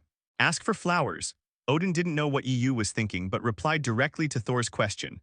"Rolas, that is a girl we look up to, and also the overlord who makes countless people want to conquer and rule the universe. A fearful existence. It is the overlord of all parties, and they are willing to call it the existence of the true god. Thanos regards Rorus as a close friend and mentor. An ancient one magician also told himself that Nemesis, the goddess of vengeance, is Rorus. But now, when Odin did not sacrifice his daughter Hela in exchange for Soul Gem, he actually did because of this Jolas. At that time, the heart barrier was really dangerous. I was almost about to attack Hela. Thanks to Riolas, who has always been protecting the universe as her own responsibility, she arrived in time and helped me clear the heart. Obsession with obstacles made me realize what I was doing. But if this is the case, why would a person as strong as her choose to perish by herself? Could it be that she lived too long and felt that life was meaningless? This doesn't make sense, Call. Seemingly realizing something was wrong with Odin, Queen Frigga walked slowly to Odin's side, then gently held his trembling hand and looked at Odin with tender eyes. The wind blows and wrinkles a pool of spring water 14:40:26. Later, faced with Suo's curiosity, God King Odin fell silent again. "Tell me, father, what happened afterwards." "Where is my sister?" Thor scratched his hair and looked at Odin anxiously. He wanted to know what happened to his sister he had never seen. Alive or already? Facing Thor's curiosity, Queen Frigga suddenly smiled and said, "Next, let me tell. Later, your elder sister Hela rebelled against her because of some things. The Valkyrie family was sent by your father to suppress her. Unfortunately, she is too powerful. Even the Valkyrie family is not Hela's opponent. Even the Valkyrie family is therefore the loss was heavy. The family was almost wiped out." At this time, Odin, who was silent about May 47, took Hela's words and finally said, "It is precisely because of this, that as long as Hela stays in Asgard for a day, her strength will be stronger, so in the end, I sealed her in hell." As if feeling a little emotional, Odin looked at Thor below and then said, "If she hadn't been sealed in hell, I'm afraid she would have become Asgard in the past 1,500 years, the first to break through the level God Father Other Strong." Hearing Odin's words, Thor was startled, turned his head to look at Loki, shook his head and said, "I didn't expect my sister's ability to be so high than she. It is also because of this that Yu came to Asgard." Odin looked at Yu beside Thor and said with a smile, "Son, I invite you here this time because..." Before Odin could finish speaking, the next moment, Odin, who was originally smiling, stood up suddenly, looking outside the palace, and a trace of anger suddenly burst out in that eye. "What's wrong, father?" Thor saw Odin holding the eternal gun with anger on his face, so he couldn't help asking directly, while Loki on the side took out two daggers directly from the sleeves of his hands. "Thor, someone has invaded Asgard, prepare to fight." Zombies. Hearing what Loki said, Thor immediately stretched out his hand, and Mjolnir flew into Thor's hand in an instant. "How dare someone invade our Asgard? You stay here first, and we will kill those guys who don't have eyes." "Don't you need my help?" Seeing Thor with a fighting look on his face, Yu asked softly. "No, don't worry. Anyone who dares to invade our Asgard will be buried in our Asgard." As he said, Thor ran out directly with the hammer in his hand, while Loki shrugged his shoulders towards Yu, and then turned his eyes slightly to the Queen Frigg from the corner of his eye. After receiving the look from Loki, Yu nodded slightly. It seems that Loki has already guessed who the enemy is, so he hopes that he can protect Queen Frigg. Seeing Odin walking out with the eternal gun, Queen Frigga smiled and walked to Yu and said, "I never thought that someone would dare to invade our Asgard. This has not happened for a long, long time. But don't worry, Odin and Thor Loki can take the people of Asgard and solve it." Following Queen Frigg towards Jane Foster's palace, Yu finally asked when he was about to reach the end of the palace. Listening to Queen Frigg's words, Yu keenly sensed a message, that is, Queen Frigga seems to know why the Nemesis chose to perish by herself. Sure enough, it was the leader of the Dark Elves, Malekith, who came to invade this time. Queen Frigg looked at Yu and then said with a smile, "Actually, after the prophecy about the survival of the universe, she will reappear, but there is no way to guarantee whether it will be her." As she said, Queen Frigg led the way, while Yu followed Queen Frigg, walking towards the place where Jane Foster was. While looking outside, Asgard fighter planes took off. Facing the invasion, the coming enemy launched a powerful fire attack. This is related to a prophecy, just like the prophecy about Asgard that Ragnarok will appear in the future. This universe also has a prophecy, and Jolas chose this way to save this universe. But there is something very interesting. She will guide us, come to help us, light us, and the day she appears is the day everything starts again. But one thing I always believe is that she must still be her, and some things will not change. No matter what efforts we make, Asgard, the future will eventually be destroyed by the dusk of the 3.5 gods. Even if it is prophesied, it will be destroyed. It's not Hela, it's not Sudard, it's someone else who will lose Asgard. Unless... At this point, Queen Frigg stopped talking but walked towards the end of the palace with a smile. But it's not important anymore, we need to face it, don't we? Love Asgard, love the universe she gave her life to protect. Do you know why Jolas chose to perish by himself? But I never thought that with the birth of TIE particles, the Dark Elves would reappear in the 9 realms. So protecting Jane Foster is our most important thing. Once TIE particles are captured by the leader of the Dark Elves, Malkai if Ruas grasps it, then the universe that Riolas has managed to protect will probably fall into darkness again. Actually, I never thought that TIE particles would break through the seal and reappear in the 9 realms. Back then, Thor's grandfather Bor fought the Dark Elves and finally sealed Malekith and TIE particles. Odin returned the 5 when I was in Infinite Gems. I also sealed TIE particles. Hearing Yiu's question, Queen Frigga paused, then turned her head to look at Yiu and laughed. Actually, at the beginning, I didn't know, but on the day Riolas died, she raised me, the grown witch, the dead witch, crawled out of the darkness and told me the story. There will always be a solution. Even if the result is not what we want to see, even if we gave our all for this. While leading Yiu towards the room where Jane Foster was, Queen Frigga smiled and said, Thor should introduce you. Why Jane Foster came to our domain of God? Child, come with me, I think you are also from Earth. Maybe you should meet that little girl Jane Foster. Definitely. My God, Mr. Yi. Why have you come to Asgard? After seeing Yiu who entered the room with Queen Frigg, Jane Foster ran over in surprise. In fact, it is impossible for a person on Earth to come to this strange alien planet. Not to be lonely, not to mention that she is not Thor's girlfriend, at most she is just a friend. So she somehow came to be a guest on a friend's planet. Jane Foster is still a little uncomfortable. I came to Asgard for a few things.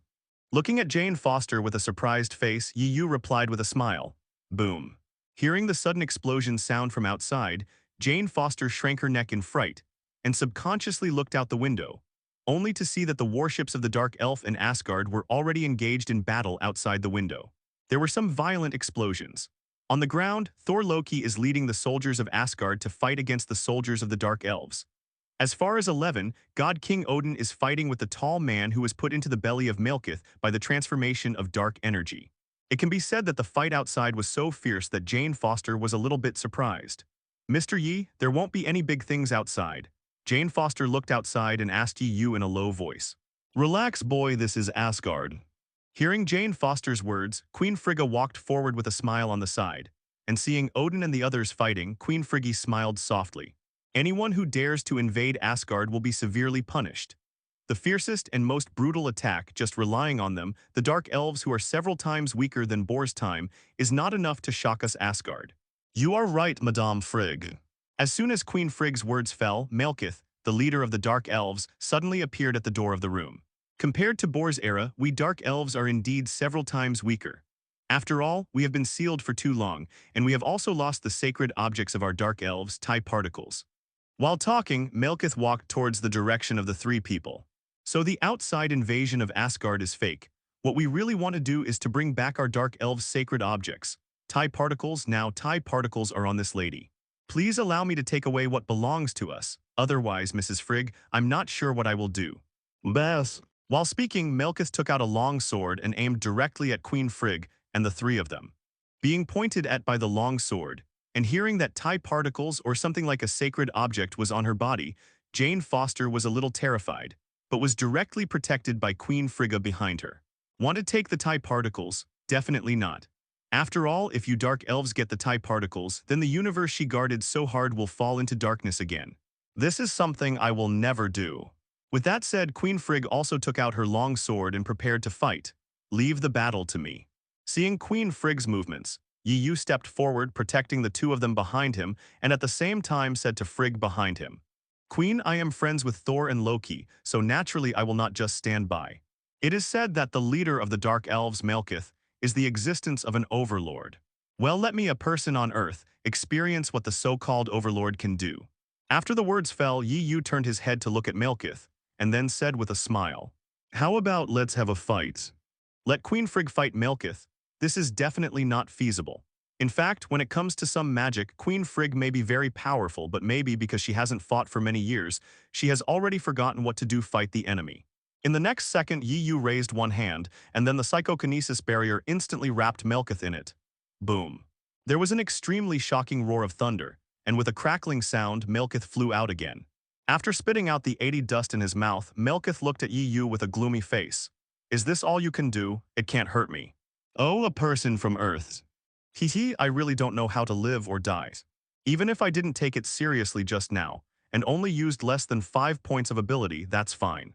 I am the top powerhouse of Heavenly Father. Even though I have been sealed for more than 2,000 years, my strength has already degraded to level God Father or elementary level. But this is not a person from Earth who can blow his left arm with a single punch broken grounds." As he said that, Malekith rushed towards Yi Yu directly and quickly like a phantom, and rushed in front of Yi Yu almost in the blink of an eye. Pooh. The left arm in front of him had already been smashed to pieces by a powerful punch, and Malekith's eyes widened when he flew upside down. He couldn't believe that the punch just now turned out to be an Earth people can use it. Malekith, who was about to rush over, instantly staggered back a step as if he had hit an invisible wall. "HMPH is just some tricks." Malekith, who was too fast to dodge, subconsciously raised his arms and crossed them in front of him, and then the majestic energy struck instantly, hitting Malekith's arm directly. Seeing this huge fireball rushing directly towards him, Malekith just wanted to spread it out with a sword. But in the next second, he heard Yi Yu from the opposite side shout and explode. Seeing Yi Yu standing in front of him, Malekith sneered, and then he was ready to go towards Yi Yu with his sword. With a strong swing of the long sword in his hand, the psychokinesis barrier was instantly shattered, but the invisible barrier had just been shattered, and in the next second, a huge amount of fireball rushed directly towards Malekith. But before he could make a move, Yi Yu's fist was filled with huge amounts of thunder in the next second. And that punch, which contained extremely powerful energy, was thrown directly at the male Kai's gate. In addition, in order to protect Jane Foster, Queen Frigg died in the hands of the Dark Elves. Since he stood in front of them, Queen Frigg couldn't die so easily. Then the whole fireball exploded in an instant, and the powerful airwave directly blasted Malekith more than 10 meters away, and even the wall was smashed by Malekith. Seeing that the bone in his left arm was actually broken, Malekith suddenly laughed.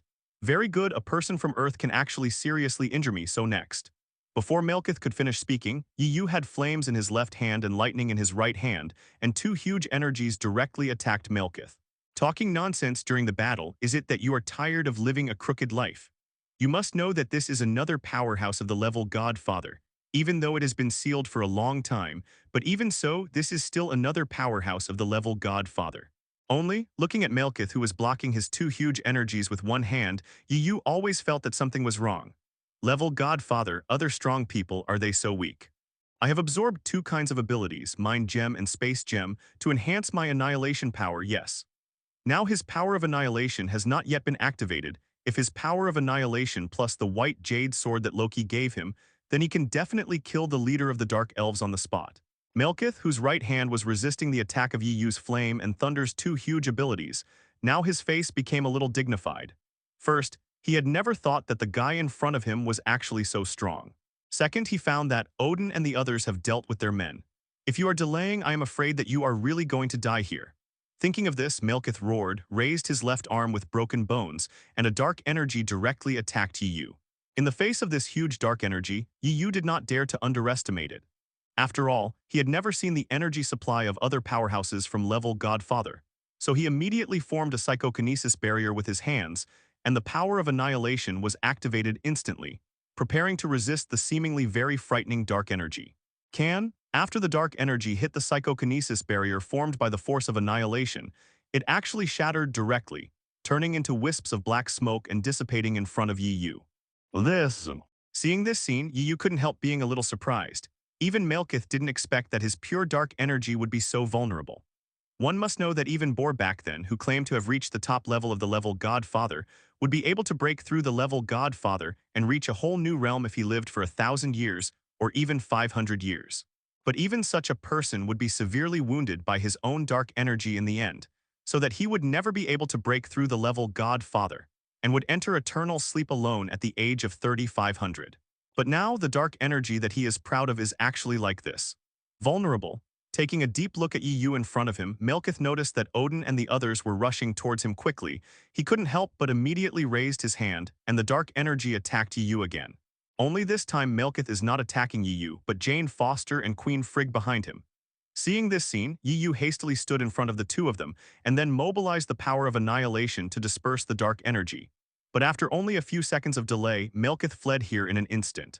Seeing Melkith fleeing in a hurry without even letting go of a harsh word, Yu raised his hand, as if he had some new thoughts. The power of annihilation, it seems that I have never used it correctly. Otherwise, even level Godfather and other powerhouses seem to be no match for me.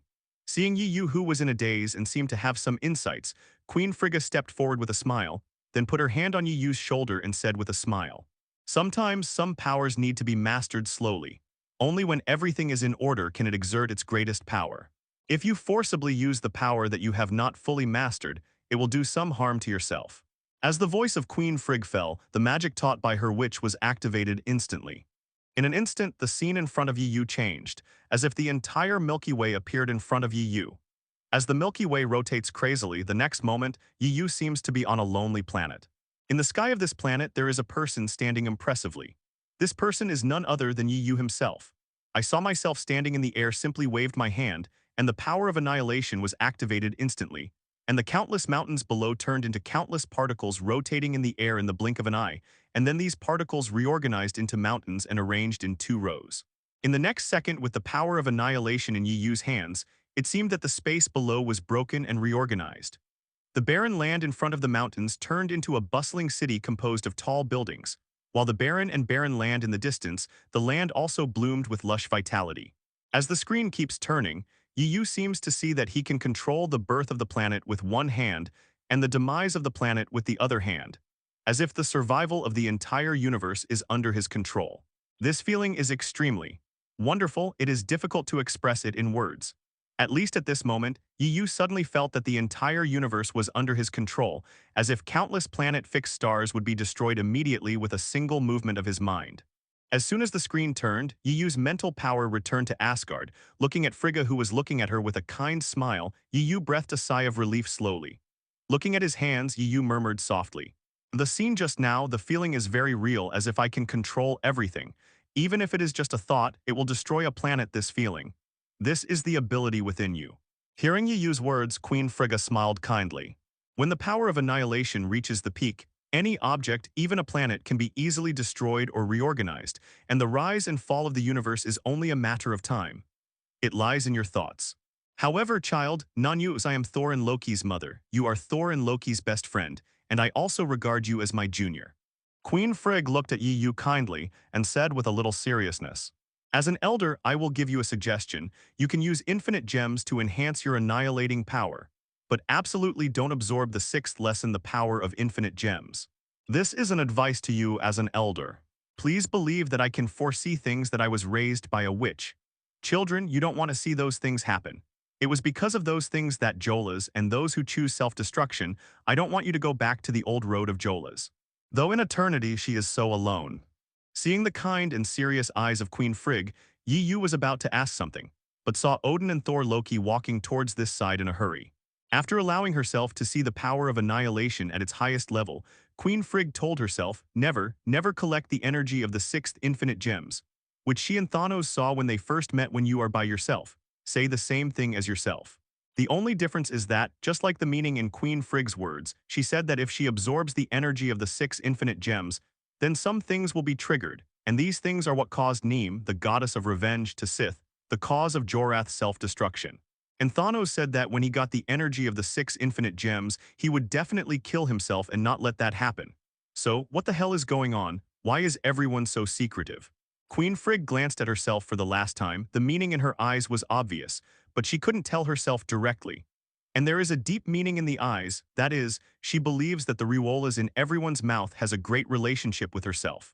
An ancient one magician once told herself, she said, she used Time Gem to see that one of the timelines in the future is that she joined forces to destroy the Earth and the entire universe. Broken. All kinds of information were mixed together, which made Yu feel a little headache. No, why do everyone feel that they have a relationship with 153 Jolas, just because of their inexplicable affinity? If you ask the system will pretend to be dead, or in other words, the system cannot explain these things. What are you doing? Yu rubbed his forehead helplessly. He was just an ordinary time traveler, and he could be sure that he had nothing to do with that nemesis at all. Seeing Yu, who was a little irritable, Thor patted Yu's shoulder and then said with emotion, "My brother, thank you for worrying about me so much, but forget it, let's take a step forward. Now I want to there are so many, it doesn't have much effect." With that said, Thor picked up the wine glass in front of him and took a big sip, then let out a long sigh. Raising his head and looking at Thor, whose eyes were obviously filled with sadness, Yu suddenly felt a little baffled.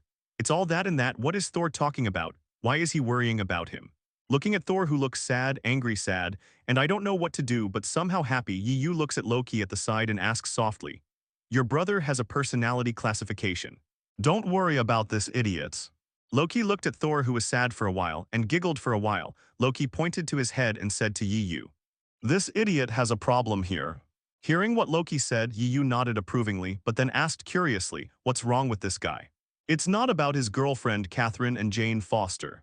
Loki shrugged his shoulders and then said softly to Yu, "Since what happened yesterday, Jane Foster has confessed her love to Thor, and she expressed that she wants Thor to give her a chance, and she wants to be with Thor Catherine Fairfish."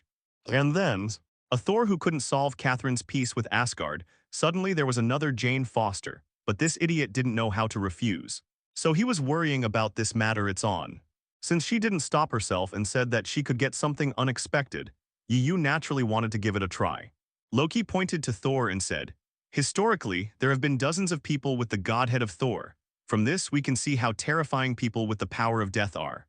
Strength, Yu desires it more than anyone else now.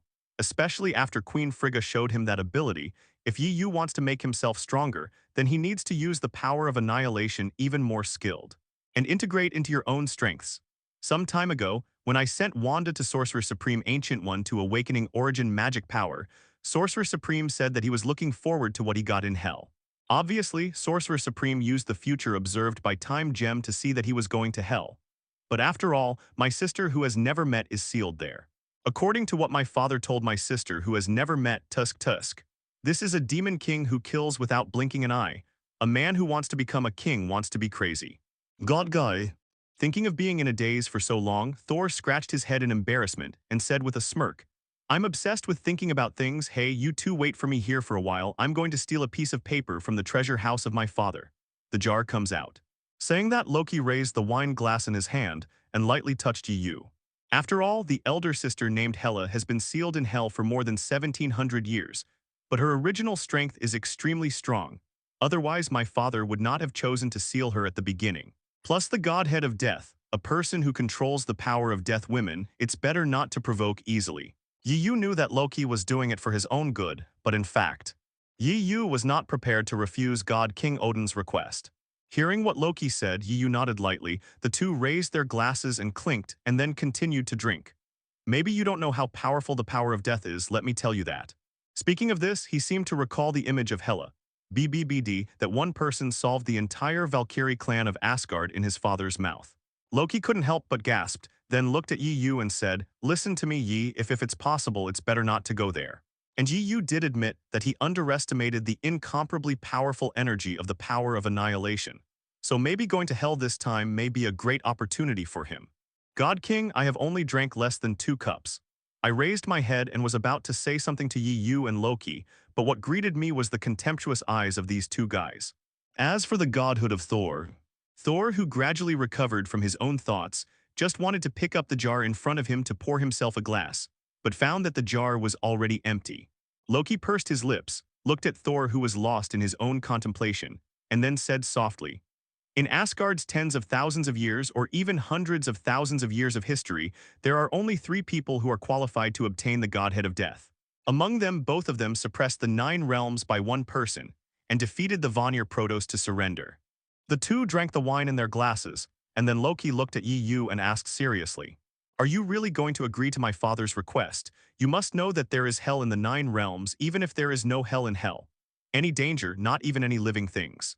Yu doesn't know how many jugs of wine are left in God King Odin's treasury, but looking at the bruises on Thor's body the next day, he knows that Thor, who secretly went to steal the wine yesterday, must have been discovered.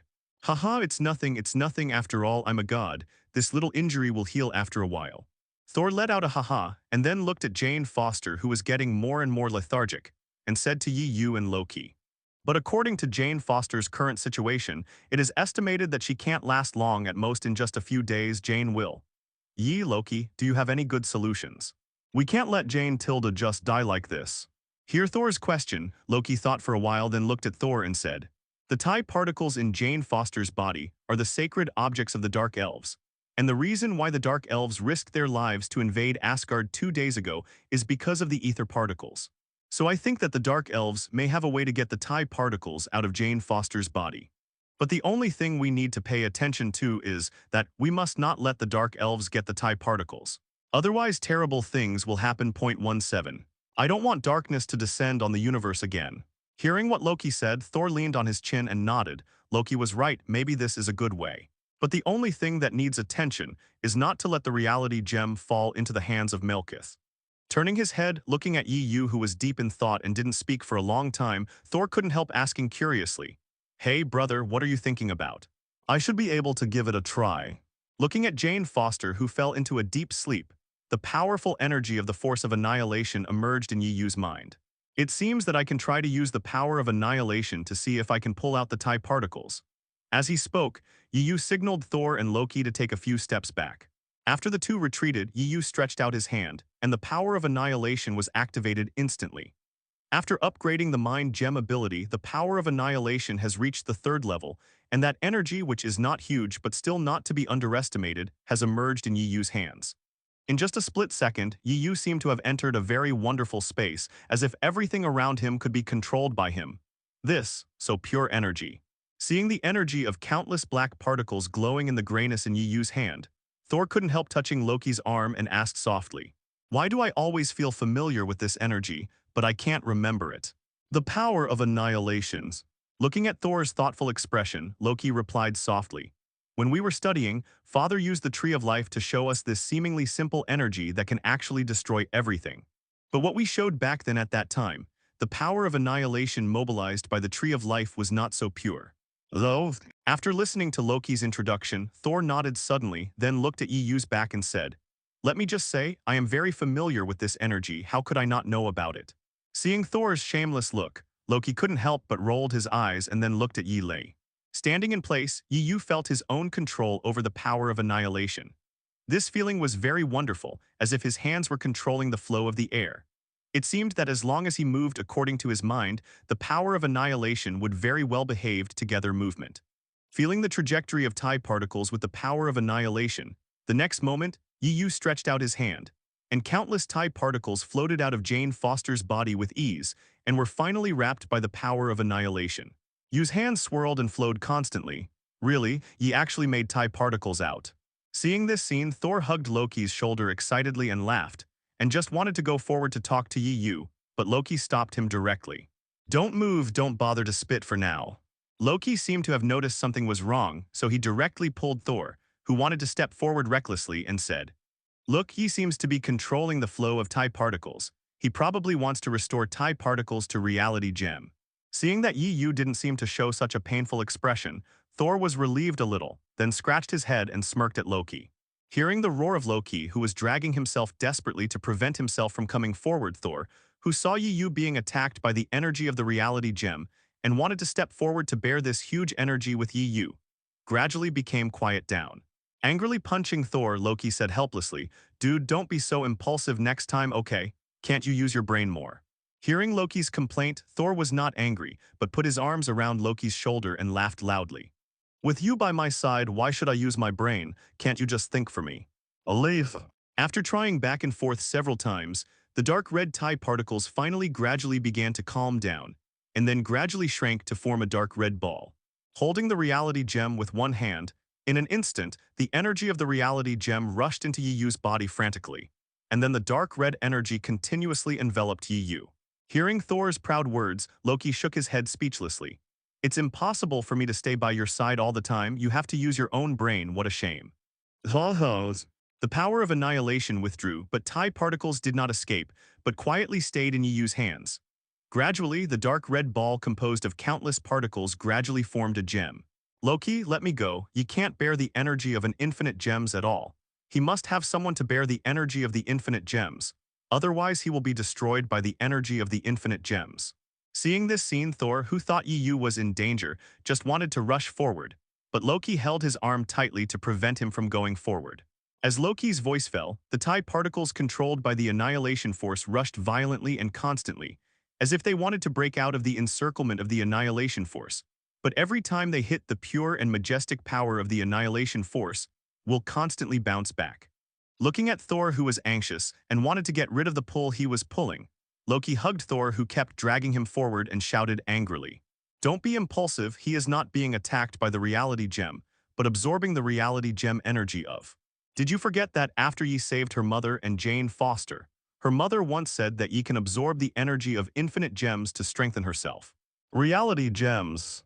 In Yi Yu's impression, the hell in the Marvel world is quite scary. Even the hell in the Nine Realms is not very scary, but at least the sky should be gray, the sun should be blood-colored, the rivers on the ground are rivers of blood, and the air is full of blood. There should be a breath of death in them. However, the scene in front of me doesn't look like hell, it just looks like a resort. To be honest, Yi Yu has seen many places with beautiful scenery, but the scenery of this place in front of him is simply unbelievably beautiful. The green grass forms a blanket that can't be seen at a glance, and there are many lush trees not far away. The flowers of colorful flowers are gently swaying with the breeze, and the air seems to have the sweet fragrance of flowers. The eyes and the river are crystal clear, many pebbles are arranged underwater, some fish are playing and chasing in the water, and there is a peaceful 680 scene around. Is this the hell that sealed Hela? Looking around, he seemed to feel that his heart had calmed down a little. He found a stone and sat down. Yi Yu looked around constantly. After absorbing the power of the reality gem, the power of annihilation has reached level 4, and it can be said that his own strength has increased several times. If he is fighting Melkith this time, then Yi Yu is sure that he can easily defeat the horse Lakith beheaded. No way, no wonder the system said that when the power of annihilation reaches level 4, one's own strength will rise to a new level. Looking at it now, how can this be as simple as a new level? It is precisely because of this that Yi Yu dared to enter the hell that sealed Hela. After all, according to Yi Yu's current estimates, even if he fights Hela, there will be no accidents. However, Yi Yu doubts that God King Odin sent himself to the wrong place. After all, how can this place be like the hell that Thor and Loki said to seal Hela? The promised barrenness, the blood moon and the blood river, the air is full of withering and death, and there is no life in the main space. Close your eyes, take a deep breath, as if the nasal cavity is filled with fresh and mellow air, as if the whole person is soaring between the heaven and the earth. That kind of comfortable feeling is really fascinating. If this is the hell that seals Hela, then Odin is too kind to Hela, a daughter slave. Just as Yi Yu was thinking, suddenly a ray of light rushed straight to Yi Yu. The speed seemed to be caught by the eyes. In just a split second, Yi Yu immediately opened his eyes and his whole body was on alert. He could feel that the target of this suddenly appearing life body was himself. Yi Yu, who had just raised his guard, took a closer look and found that the one that was rushing over was not a beast but a beast. Ha! I saw this Urha, after running over at a high speed, jumped around Yi Yu constantly, wagging its tail constantly, and rubbing its head affectionately against Yi Yu's arm from time to time. Looking at Urha, who was not aggressive, Yi Yu was a little confused. No, according to what Loki and Thor said, there should be no life in this space, just the fish in the clear river, the butterflies constantly flying on the grass, and this Urha who appeared suddenly all made Yi Yu very surprised. It seems that there is something wrong with the style of painting. Is this really the hell where Hela is sealed? It doesn't feel dead at all. Awa, woo, woof. Seeing Yi Yu ignoring him, the Urha who had been bouncing around Yi Yu raised his voice and yelled at Yi Yu with a very humane expression. Then lowered his head and bit Yi Yu's sleeve, was constantly tugging, as if he wanted Yi Yu to play with it. Watching Urha keep screaming and whining, Yi Yu raised his head with a smile and rubbed Urha's head, just about to subconsciously say something to Urha. But Urha unexpectedly grabbed Yi Yu with his paw. The hand placed on his head struck down, and then a trace of indifference flashed in his eyes. It is said that Urha has rich expressions, but this expression is quite rich.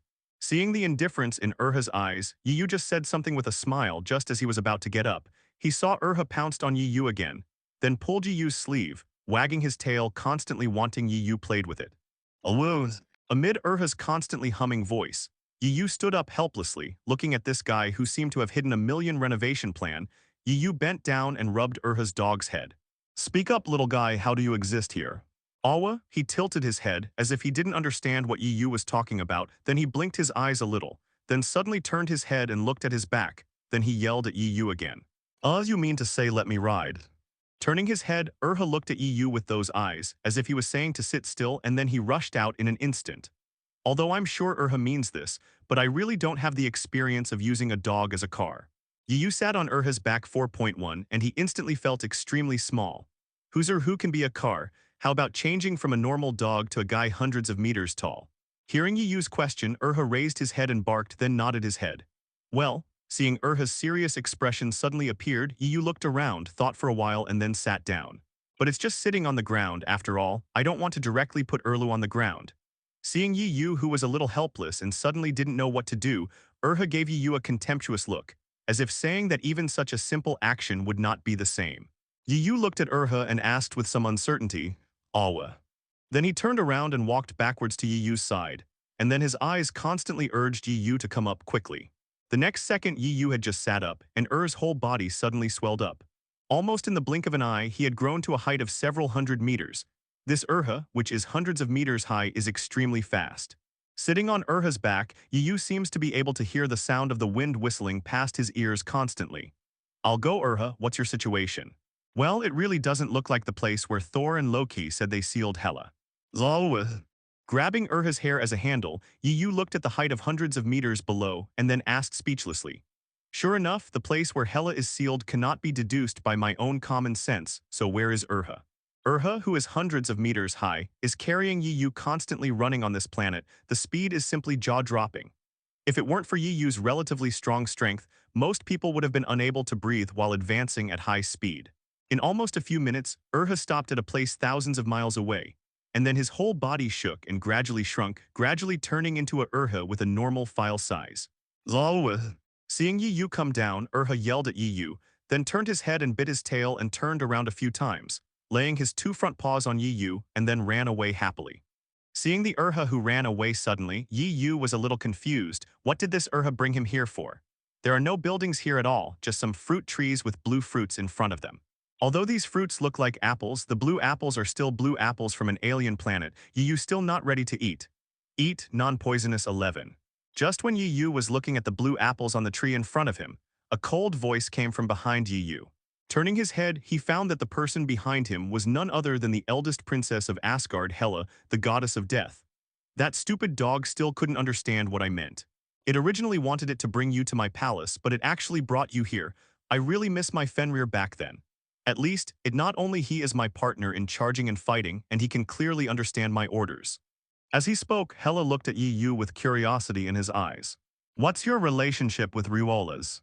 Yes, the first time Hela met Yu, it was not like in the movie. Hela asked Thor and Loki to kneel down after seeing them, but directly asked about the relationship between Yu and Riola's. Don't be afraid, although this place is under my control, I won't hurt you. While talking, Hela walked in the direction of Yu.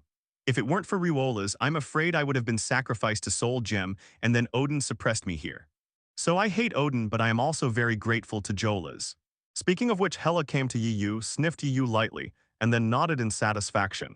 I read that right, it belongs to her affinity, it seems. You have a great relationship with her. Then, without waiting for Yu to speak, he turned around and said, let's go to my palace. After speaking, Hela seemed to have only taken a small step forward, but in the blink of an eye, he appeared 10 miles away.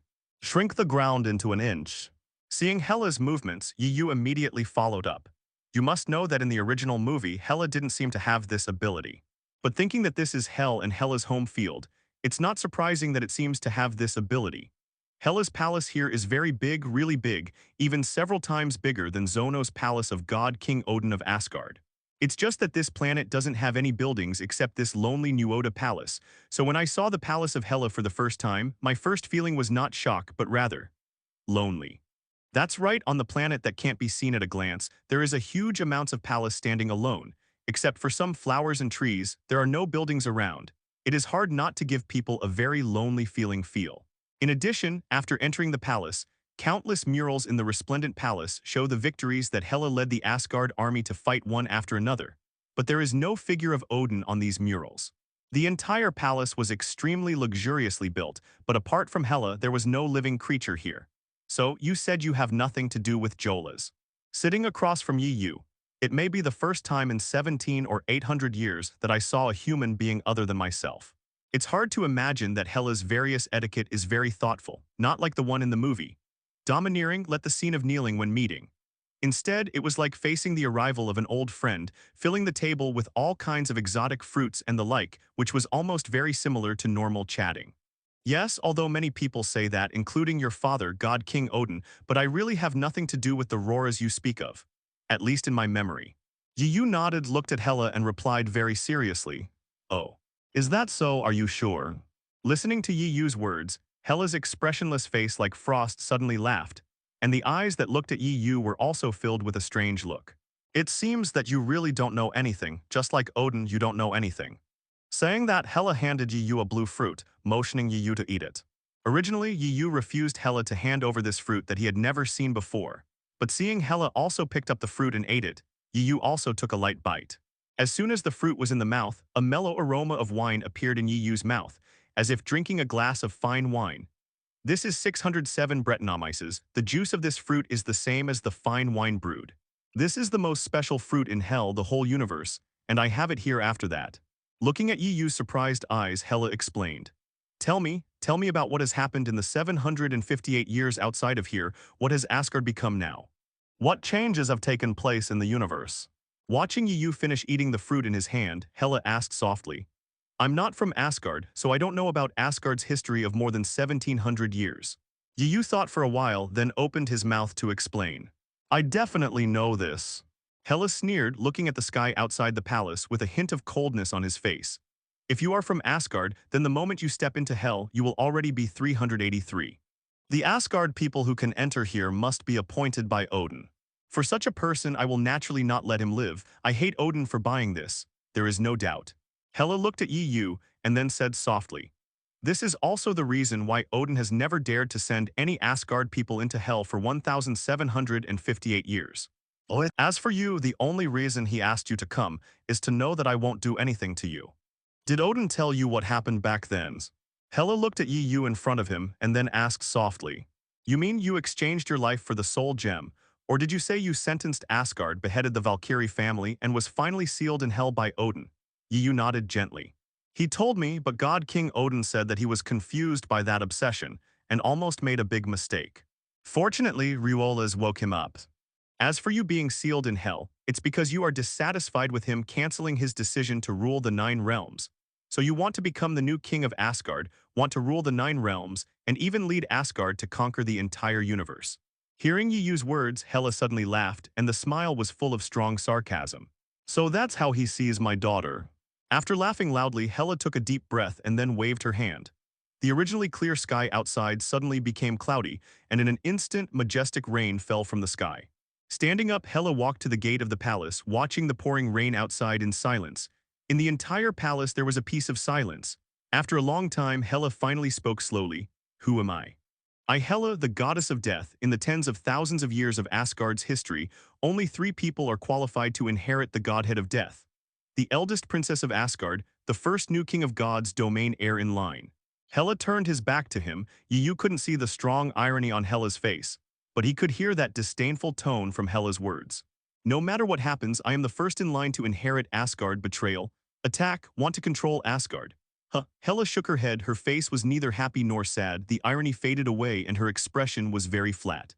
That's right, I want to become the king of Asgard, but I also know that as long as I continue to wait, the position of king of Asgard must belong to me, even if I have a younger brother or younger sister in the future, but in Asgard tradition. As long as I live, they have no right to compete with me for the throne of Asgard. Having said that, Hela turned her head to look at Yu, her eyes filled with pride. Do you think that a commander who leads Asgard soldiers to conquer the 9 realms, a commander who has never had a single defeat in 300 years, even the Warner Protos are a person who bows his head under the sword, will he not have a brain, and will he plot against him and calculate his position? Don't I know, as long as I wait quietly, then I am the king of Asgard. You know, in the entire martial Asgard at that time, I, Hela, led the Asgard warriors for more than 300 years without losing a single battle. which made the name of Asgard famous. It penetrates the entire universe. In one fell swoop, it established the status of Asgard god's domain. Speaking of this, Hela seemed to recall the scene back then, with a radiant glow on his face. More than 1700 years ago, my name, the goddess of death, Hela, even surpassed that of Odin in the martial Asgard. You say, like does a person like me need to do some treasonous things? You know, a commander without a brain can't lead Asgard to fight in the Nine Realms for more than 300 years, without losing a single defeat. Hearing Hela's words, Yu nodded slightly. He could sense that Hela didn't deceive himself, or that Hela didn't need to deceive himself at all. Then why did that tragedy happen later? Looking at the proud Hela, Yu asked softly. Because I hate Odin's. Hela waved his sleeves, turned around and walked to the seat opposite Yu, and then said softly, I hate him not just because he almost traded my life for Soul Gem, but if it wasn't for him, my mother would not have died back then. Hela, who clenched her fist tightly, didn't realize at all that her palm had already been inlaid with nails, and 10 traces of blood flowed down Hela's palm. During the conversation, Hela's eyes released a ray of sharp hatred. If Odin hadn't said that he inherited Bor's last wish, and kept persuading and leading all Asgard warriors to fight in the Nine Realms, then Asgard would not be so empty, and Mephisto would not be so empty. I will not take the opportunity to lead those damned guys to invade Asgard, and want to destroy Asgard in one fell swoop. You know, at that time, when I was only 14 years old, I hated this mother named Frigga very much. Although the later Queen Frigg treated me very well. She not only treated me as her own daughter, but also wanted to pass on all the magic she learned from the witch to me without reservation. In order to protect me, my mother would not seal my ability, hide me in a cabinet, and finally die cruelly by Mephisto's sword. Hela laughed, eyes full of hatred. From that time on, I swore that I would kill the Mephisto family with my own hands and avenge my mother. But I hate Odin for asking some kindness to spare Mephistopheles. This is the truth of the matter. But when I led the Asgard warriors to seek revenge and kill Mephisto, Odin actually wanted to stop me, saying something about mercy. Haha, who am I? I am the goddess of death, Hela. How can I be caught without a fight? I hate him, but I can kill the Valkyrie family, kill these guys who want to put me to death, but I can't destroy Asgard because I love Asgard. Hela hammered the table hard, Zhaolihao, and then her eyes gradually became clear from hatred. Later, Odin was furious because I didn't obey the king's order, and because I sent Morpheus throwing the head of that monster in front of him. He angrily declared me a traitor and wanted to lock me up. Do you know what it feels like to watch your mother die in front of your own eyes, and see your mother's blood flow in front of your own eyes? Hela looked at Yu proudly and said with a smile, Otherwise, do you think that I, whose reputation in Asgard was even higher than that of Odin at that time, really couldn't lead Asgard's fighters to overthrow Odin's position? I can, but I can't, because once if you do this, Asgard will be destroyed for tens of thousands of years. Speaking of this, Hela suddenly laughed. She is just a fool who is fascinated by Odin, although I really hate this person who wants to be my mother, but she loves me so much it's so like my own. Hela is ruthless by nature, but I can't continue to hate her. He didn't want to take revenge, but I thought since he stopped me from taking revenge, then I will take my Hela army to take revenge. No one can stop me, and I won't let anyone stop me, never. Finally, I have this ability. So in the end, I will be alone and sealed in hell.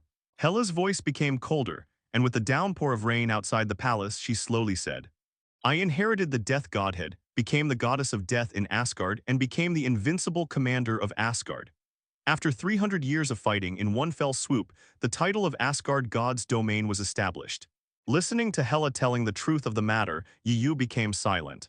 The reason why I came here is because of Odin's plea, hoping that I can resolve Hela's resentment. But after hearing Hela tell these things, Yu didn't know how to persuade him for a while. Odin, who drank the fountain of wisdom, knew how to be a qualified king, but he ignored how to be a qualified father. He ignored Hela's hatred for the enemy who killed her mother, ignored the resentment buried in Hela's heart all the time, and even wanted to use the identity of a qualified king to prevent Hela from taking revenge. But when Hela really took revenge, he was dazzled by anger and ordered his daughter to be arrested for treason. Coupled with the fact that Hela almost used Hela's life in exchange for Soul Gem before, maybe Hela really despaired of his father at the moment Odin gave the order. Perhaps for the Nine Realms, for Asgard, Odin is a qualified god king, but for his children he is not a qualified father. Whether it is for the Hela in front of him, or for the reckless Thor, Rocky who has been neglected and lacks love, this can reflect the failure of Odin as a father. God's domain, Asgard inside Asgard.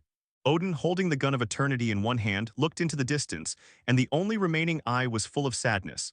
He never knew, or he never understood the torment and pain that this daughter who loved him so much and made him so proud back then endured in his heart. Perhaps after drinking the spring water from the fountain of wisdom, he blindly wanted to become a qualified king, but only now did he realize that he was so wrong. Thinking of Hela, who has been sealed in hell by himself for more than 1,500 years, thinking of Thor, who habitually uses force to solve everything without any thought, thinking of the despair in Loki's eyes when he fell on Bifrost. At this moment, Odin realized just how failed he was as a father. Frigga, maybe I really did something wrong. Odin let out a long sigh, and his eyes gradually turned red. I ignored everything my daughter has endured all the time. I just wanted to impose my thoughts on her. BBCF. Maybe I really did wrong. I always thought that my beloved daughter wanted to conspire to overthrow me, to become the king of Asgard and to rule and conquer the 9 realms with ambitions. But in fact, all of this is just my self-righteousness. I can't imagine how much fear and resentment a teenage child should feel when she sees her mother die in front of her to protect herself. I can't imagine how resentful she was when she almost sacrificed her life to obtain the soul gem. I can't even imagine how desperate she was when I ordered her to be arrested angrily. You know, the Valkyrie family back then was founded by her, and she is also the subordinate she is most proud of.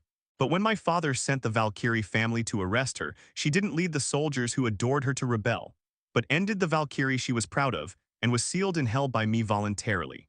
Minister, perhaps at that time, facing her irrational father and the betrayal of her most proud subordinate, at that moment she would have died of heart. There is nothing worse than death of heart. While talking, a line of tears flowed from Odin's eyes. As long as he thinks about those things in those years and thinks about the 1,500 years when his beloved daughter was sealed in hell by him, Odin's heart aches. Up. He desperately ordered her to be arrested, but she just killed her own pride, and for the sake of Asgard she chose to capture her without a fight. God knows, after Hela was sealed by him, how many Asgard warriors pleaded for her and even rebelled against him, but in the end they were all killed by his order. As Odin murmured, Hela, who was originally sitting in the palace of Hel, suddenly raised her head. The next moment Hela, who was originally proud, became angry instantly, and Hel was also full of tyrannical atmosphere. With Hela's roar, the whole Hell trembled. The mountains trembled in an instant amid Hela's roar and then collapsed in an instant. The originally gentle river instantly turned into tens of feet of waves in Hela's anger. Keep rolling. Clenching his fists tightly, Odin knew that all of this was caused by himself. Saying that, Hela stretched out her hand angrily, and a long sword flew straight through the sky again. If I, Hela, want to go out, I will definitely break the seal myself, instead of needing your mercy from Odin. Watching Queen Frigga gently wipe away his tears, Odin murmured to himself. All along, I always thought that she wanted to kill my father in order to rule Asgard, and I always killed her as an ambitious, as she is a rebel. The fountain of wisdom made him a qualified king, but he was still unable to make himself a qualified father. I, Hela, never need anyone's mercy, not even you, Odin. After a long time, Odin let out a long sigh, the spear of eternity burst into light, and then a golden light pierced the sky. Standing up suddenly, looking at the dark clouds surging in the sky of Hell, Hela raised her hand, and several black long swords flew into the sky in an instant. Odin, do I need your sympathy? But in fact, I betrayed her. After these black long swords cut through the cloud, they directly hit the golden light flying from Asgard, and the whole world seemed to tremble instantly. She must hate my father very much now. Perhaps all of this is what I should bear. As he spoke, Odin raised his head and looked above the murals. When he was talking about Hela with Thor and the others, he destroyed the murals that had been celebrating in the garden, revealing the paintings of Hela leading the Asgard warriors to victory in all directions, and then fell silent. The ground trembled, and there were bursts of rumbling sounds as the ground cracked. Urha, who was playing on the grass, also widened his eyes for a moment, and then lay down on the ground in horror, covered his head with his paws, and let out a burst of noise. Horrified whining. She never told me about this, she just looked at my father with hatred and indifference, but when she faced the incomparable affinity of Riola's and Yi's child, she was able to open her heart and express her resentment. Seeing Hela, who was extremely angry and trembling all over, Yu really wanted to step forward to persuade her, but she swallowed the words again. Some things cannot be persuaded. After all, empathy is completely nonsense. If what Hela said is true, then I have no way to persuade Hela to let go of hatred and the like. After all, Yu has no way to persuade anyone who has been sealed here for more than 1,700 years, plus all kinds of things before the seal. You get out of here first. Turning his head, Hela looked at Yu with an angry face and said softly, "This is our Asgard matter. You don't want to get involved. I owe Joel as a favor, so I don't want to involve you in this battle for a while in the midst of things. Shall I see you off?" Hearing what Hela said, Yu thought for a while, then shook his head and said, "Forget it, you should take care of your own family affairs. I can leave by myself." As he spoke, Yu snapped his fingers, and then the light blue space teleportation channel opened instantly. Although this is Yu's first space teleportation after absorbing the space gem, the ability to leave Hell, Yu there are still. Watching Yu open the space transmission channel, Hela said softly, "I hope that when we meet next time, we can sit in Asgard's Asgard and have a good drink. I really like your affinity that belongs to her. At that time, I will tell you some of her secrets." Speaking of this, Hela raised her head and looked at the sky, with a gleam of hatred flashing in her eyes. "But before that, I want to take back what originally belonged to me, Hela myself. Well, I am also looking forward to the next meeting. To be honest, I am also very curious about the roles you are talking about." Yu waved his hand at Hela, just about to walk into the space transmission channel. After a little hesitation, he still said, "If possible, don't hurt Thor and Loki, the two of them. I know what to do if they're sensible." Hela waved her hand, signaling Yu not to continue talking. Shrugging his shoulders, Yu glanced at Hela, then silently blessed the two poor brothers Thor and Loki, and then directly entered the space transmission channel.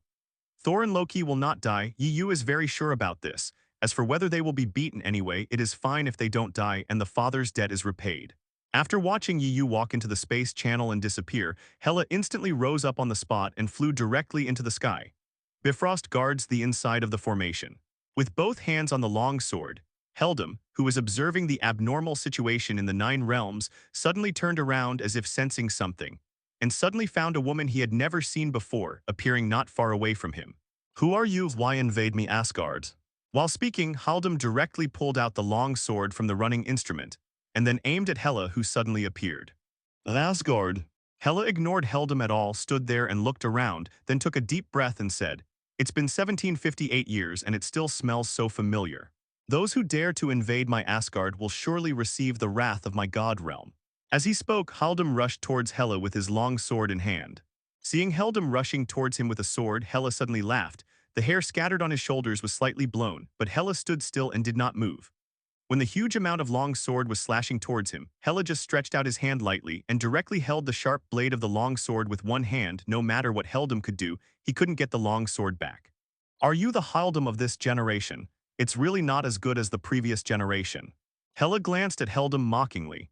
"It's only been more than 1700 years, and the patron saint of Asgard Bifrost has become so weak." As he spoke, he didn't see how Hela moved, but with a light wave of his hand, Haldam was instantly sent flying. Looking at Heldam, who flew upside down and fell on the Bifrost, Hela, holding the giant sword in one hand, waved his hand, and the straight sword flew back to the Bifrost rotator. "The Heldam of my era was much stronger than you. You couldn't even see the Nine Realms clearly. It seems that Asgardian, who has never experienced the wars of the Nine Realms, is just a poor housekeeper. It's just a dog." "Oh, this is Odin's so-called qualified king's rule. Ask for flowers." Just a few steps away, a flash of thunder suddenly flashed, and then Thor and Loki in armor quickly came to the Bifrost. After seeing Hela on the Bifrost and Heldam on the ground, the two frowned instantly. Seeing Mjolnir being caught by Hela with one hand trembling constantly, Thor, who was somewhat telepathic with Mjolnir, suddenly exclaimed, "This is impossible." Loki on the side seemed to have remembered something and just wanted to stop Thor's recklessness. But it was still too late, and the hammer flew directly towards Hela. Seeing Thor with a suspicious face in front of him, and Loki who was anxious next to him, he curled his mouth and said with a mocking smile, "Little cutie, you don't even know what is possible. This is my return and Asgard welcomes me ritual. Very good, I love it." Saying that, Hela walked towards Bifrost mockingly. After finishing speaking, Thor opened his hand and wanted to give Hela a big hug, but the next moment, he was directly blasted out of the exit by Hela. "Hey, let me tell you earlier, I thought it was the enemy. Do not impulse." Just when Loki was about to speak to tell Hela to dodge quickly, in the next second, Mjolnir was directly held by Hela with one hand. With that said, Thor picked up the hammer and threw it directly at Hela. While talking, Hela was just about to crush the hammer when Loki suddenly said, "Sister, don't be impulsive, we can talk about something." "Elder sister." Hearing what Loki said, before Hela could say anything, Thor immediately turned his head to look at Loki. "You mean, she is our older sister Hela?" Thor lifted Heldam, who was lying on the ground, and looked at Hela with a trace of anger in his eyes. No matter who you are, if you dare to invade my Asgard and hurt my brother, you will pay the price for your actions. Are you all right, Hildums? Impossible. As he said that, Thor walked up to Hela with Loki's surprised look, looking at him like an idiot, and then said with a smirk, "Hi sister, I'm Thor, welcome home." Oh, idiots. Looking at Thor, who was thrown away by his own punch, Hela sneered. It seems that Odin hasn't taught you anything all these years. Do you think that when I come back this time, I will reminisce with you? While speaking, Hela threw the hammer in his hand directly, and the hammer flying in the air rushed straight to Thor, who was just supported by Loki. Seeing his hammer flying over, Thor didn't care to wipe the blood from the corner of his mouth. Just about to summon his own Mjolnir, the next moment, Mjolnir actually hit Thor directly and once again smashed Thor on Bifrost. How is this possible? How can you control my Mjolnir? With an expression of disbelief, Thor stood up from the ground, wiped the blood from the corner of his mouth. 173, then looked at Hela and roared a little. Mjolnir? Oh, in my eyes, it's just a toy cutie. It seems that you really don't know what real strength is. While speaking, Hela walked towards Thor Loki. Thor, who was knocked to the ground twice, also became angry at this moment, holding up a hammer to summon lightning and directly attacked Hela. Following Thor's call, the powerful lightning struck Hela directly, but this did not cause any slight damage to Hela. Instead, Hela grabbed his throat with one hand and lifted him up. He kicked away Loki, who used magic to appear behind him and wanted to sneak attack, and then Hela said lightly, "Don't play this kind of trick in front of me, otherwise you won't even know how you died." After finishing speaking, Hela looked at Thor, who was strangled by his neck and struggled constantly, and then taunted. "I heard that you are the future heir to the throne of Asgard. Oh, it seems that Odin is old and confused. Such a weak heir, how to protect Asgard?" As Hela's voice fell, many soldiers in armor ran to Bifrost one after another. The sound of the battle just now alarmed them, and the three warriors of Asgard and Sif also rushed over with their soldiers. "Let go, Thor. Let go of our highness. I advise you to catch him without a fight, otherwise we will launch the most violent attack on you." Hearing the roar of the Asgard soldiers around, Hela smiled and shook her head. A trace of sadness flashed in her eyes. It seems that the people of Asgard have long forgotten that I, the commander who once led them to victory. As he said that, Hela threw Thor, who was blushing, at the Asgard warriors and immediately smashed them to the ground.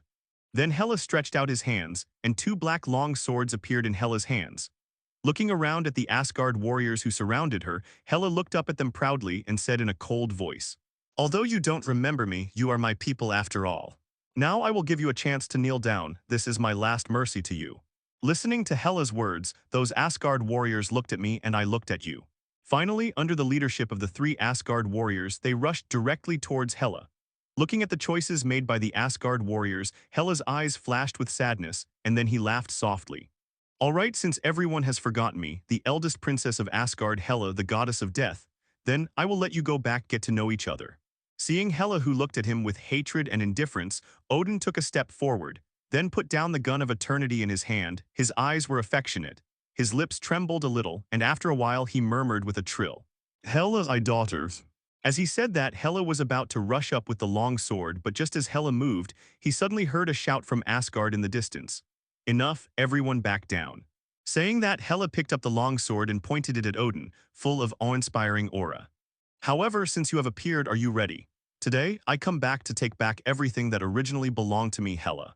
Then a golden light flashed, and Odin, the god king holding the eternal spear, came to Bifrost together with Queen Frigga. Hearing Odin calling his name affectionately, the originally arrogant and indifferent Hela suddenly became angry. "You hypocrite, you don't deserve to call me by my name." But listening to Hela's angry roar, not only was Queen Frigga not afraid, but she stepped forward step by step with a kind smile and walked to Hela's side. Regardless of Thor's loud reminder of the danger behind her, she raised her hand directly, caressing Hela's face lovingly, and said softly, 1,758 years, my daughter, you have suffered already." Hearing the sudden shouting, these Asgard warriors who originally wanted to charge towards Hela all subconsciously stopped their steps. Seeing the sudden appearance of Odin, Hela didn't feel surprised at all, but looked at Odin mockingly and said coldly, "Finally willing to show up. As before, those who hide their heads and tails dare not show up, can only use the lives of those Asgard soldiers who are loyal to me to seal me in hell. It seems that in the 1,758 years, you, the so-called qualified king, have done well. At least you have made all of them forget that I, the commander who led them, invincible. forgot the eldest princess of Asgard who led them to establish Asgard in the realm of the gods in one fell swoop. After the long sword hit the Bifrost, it was directly inserted into the Bifrost, and there was a buzzing sound from the sword body. Step aside. Saying that, Hela directly held the long sword and stabbed towards Odin quickly. Seeing Frigga standing in front of Odin, Hela yelled at her violently. Seeing the Queen Phrygia suddenly appearing in front of Odin, who was rushing forward with all her strength in her sword, but seeing Hela who was about to attack Phrygia 4.9, she stopped her hand suddenly, and the sword slammed uncontrollably. He was thrown away by Hela with a sound. Seeing this scene, Thor, who was standing aside and covering his aching body, and Loki, who was supporting Thor, were startled. The two wanted to step forward to resist Hela's attack on their father, but the next moment, originally Queen Frigga, who was standing aside with a loving face, suddenly opened her arms to block Odin. Shut up. Looking at the gentle and kind Queen Frigg, Hela suddenly took a step back and then shouted with cold eyes, "Get away, I don't want to hurt you." In the face of any enemy, Hela, who has always been proud, will never have the slightest timidity, and in the face of any difficulty, Hela will never surrender. Even though he was sealed in hell by Odin back then, even if he ended the pride he created with his own hands, Hela didn't even frown. As early as the age of 13 or 14, her heart was already as strong as steel. In addition, she was sealed in hell by Odin for more than 1700 years. Hatred and coldness have occupied Hela's heart. She thinks she is fearless and hates Odin. Hate everything Odin has to do with it. If it weren't for the ardent love for Asgard buried deep in her heart, she might destroy even Asgard, even though doing so would probably destroy herself as well. However, even if it is like steel, it is full of hatred and cold heart like Wanian ice. When facing the 11th Queen Frigg, who has always regarded herself as her own daughter in the face of this year, Odin chooses to seal herself, but she begs hard for herself. Hela can't be cold and iron. She can't forget that when she was sealed in hell and Queen Frigga fell into the dust, the distressed tears on her stepmother's face were the love from the heart, not something she could pretend. She couldn't forget that the originally gray and lifeless hell was full of blood and blood. After she was sealed, she broke off the branches of the tree of life at the cost of 1,000 years of life, and planted them in the hell with her own hands. The originally gray and lifeless hell has become such a vibrant place now. You know, the tree of life is not damaged. It is the oldest and most important treasure in Asgard, but she still did it so that she could have a comfortable environment. Therefore, when facing Odin, Hela absolutely does not allow herself to be so weak, but facing Frigga, Hela is still unable to hold the sword to each other.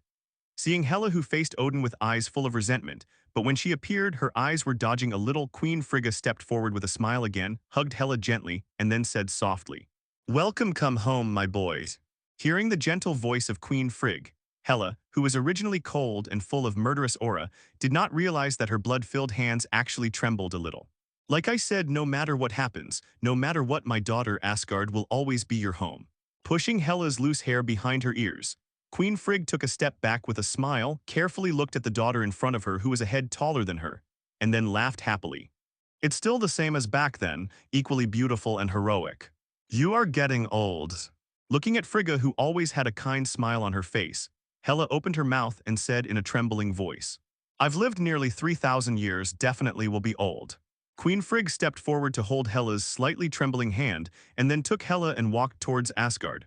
While walking, she said happily, "After feeling that you are back, I made a point of throwing a dinner party for my daughter to come home and definitely let everyone know how happy I am as a mother. But to be honest, brother, my sister has returned from hell. It seems that she wants to restore her position as the eldest princess of Asgard according to her mother. Hiss. You know, once she restores her position as the eldest princess of Asgard, then the position of the eldest princess of Asgard will be restored. As the king, she is the #1 heir. You think, when it comes to the overall situation, she has been taught by her father's precepts and deeds. When it comes to resourcefulness and decision-making, she was once the invincible commander of Asgard. When it comes to strength, the two of us tied together are not enough to beat my sister. If we really fight to the death, I'm afraid the two of us will die before long." Hearing Thor's words, Loki laughed, then walked towards Asgard and said, "Come on, you just thought. This sister who suddenly appeared has inherited the position of king of Asgard. Hello, back to Earth go. Are you with your little girlfriend?" Facing hatred, contempt, hatred, and fear, Hela doesn't care at all but Frigga's tenderness, this love. Hela doesn't know how to face it. Looking at this older sister who was full of banter, hatred, and coldness, grabbed her own Mjolnir and punched herself flying. But now she is being held by her mother obediently. not daring to break free at all, as if she was afraid of hurting her mother Hela. Thor couldn't help rubbing his chin. Looking at his mother and sister who were walking farther and farther away, and his father who seemed to be hundreds of years older behind his mother, Thor suddenly said, "According to the strength of our sister and her outstanding military achievements in the past, it seems that it's an excellent thing for Asgard. If she hadn't sacrificed her 1,000-year lifespan back then and lost most of her strength, then she should still be as beautiful and noble as before. But to be honest, she seems to be really suitable for inheriting the throne of Asgard. After all, she is really terrifying." Loki looked at Hela's back, then murmured, "My sister doesn't seem to be as scary as my father said." After hearing the word mother from Queen Frigg, Hela's eyes were slightly red. But before the tears came out, she turned her head instantly, and the tears evaporated. Although her body trembled, she didn't break free from Frigg hands. So, from all aspects, it seems that this old lady who suddenly appeared is the most suitable successor for Asgard. Loki asked Thor, raising his eyebrows. Hearing Loki's words, Thor, who had never thought about it before, suddenly froze for a moment and then began to think thoughtfully. "At that time, I'm afraid you won't be able to inherit the throne of Asgard." "How about it? Does your heart ache?" "Frigga is old and her hair is graying. How could she not know why?" Thor held the hammer and muttered softly, while Loki on the side rolled his eyes and said softly, "Not scary. The two of us together are not enough to beat this old lady. I guess the strength of the old lady at the moment should be comparable to that of the old lady. Father is about the same, not even taller than lower. What's more, they should also know that the eldest princess of Asgard has returned home. Earth within SHIELD." Looking at the documents on the table, Steve Rogers sighed helplessly, turned his head, looked at the somewhat bleak SHIELD. After the big cleaning, Steve turned his head to look at Maria Hill and asked, "Hill, this time from how many people have been brought out from the eagle's nest? Can they fill the vacancy after Hydra has been cleaned?"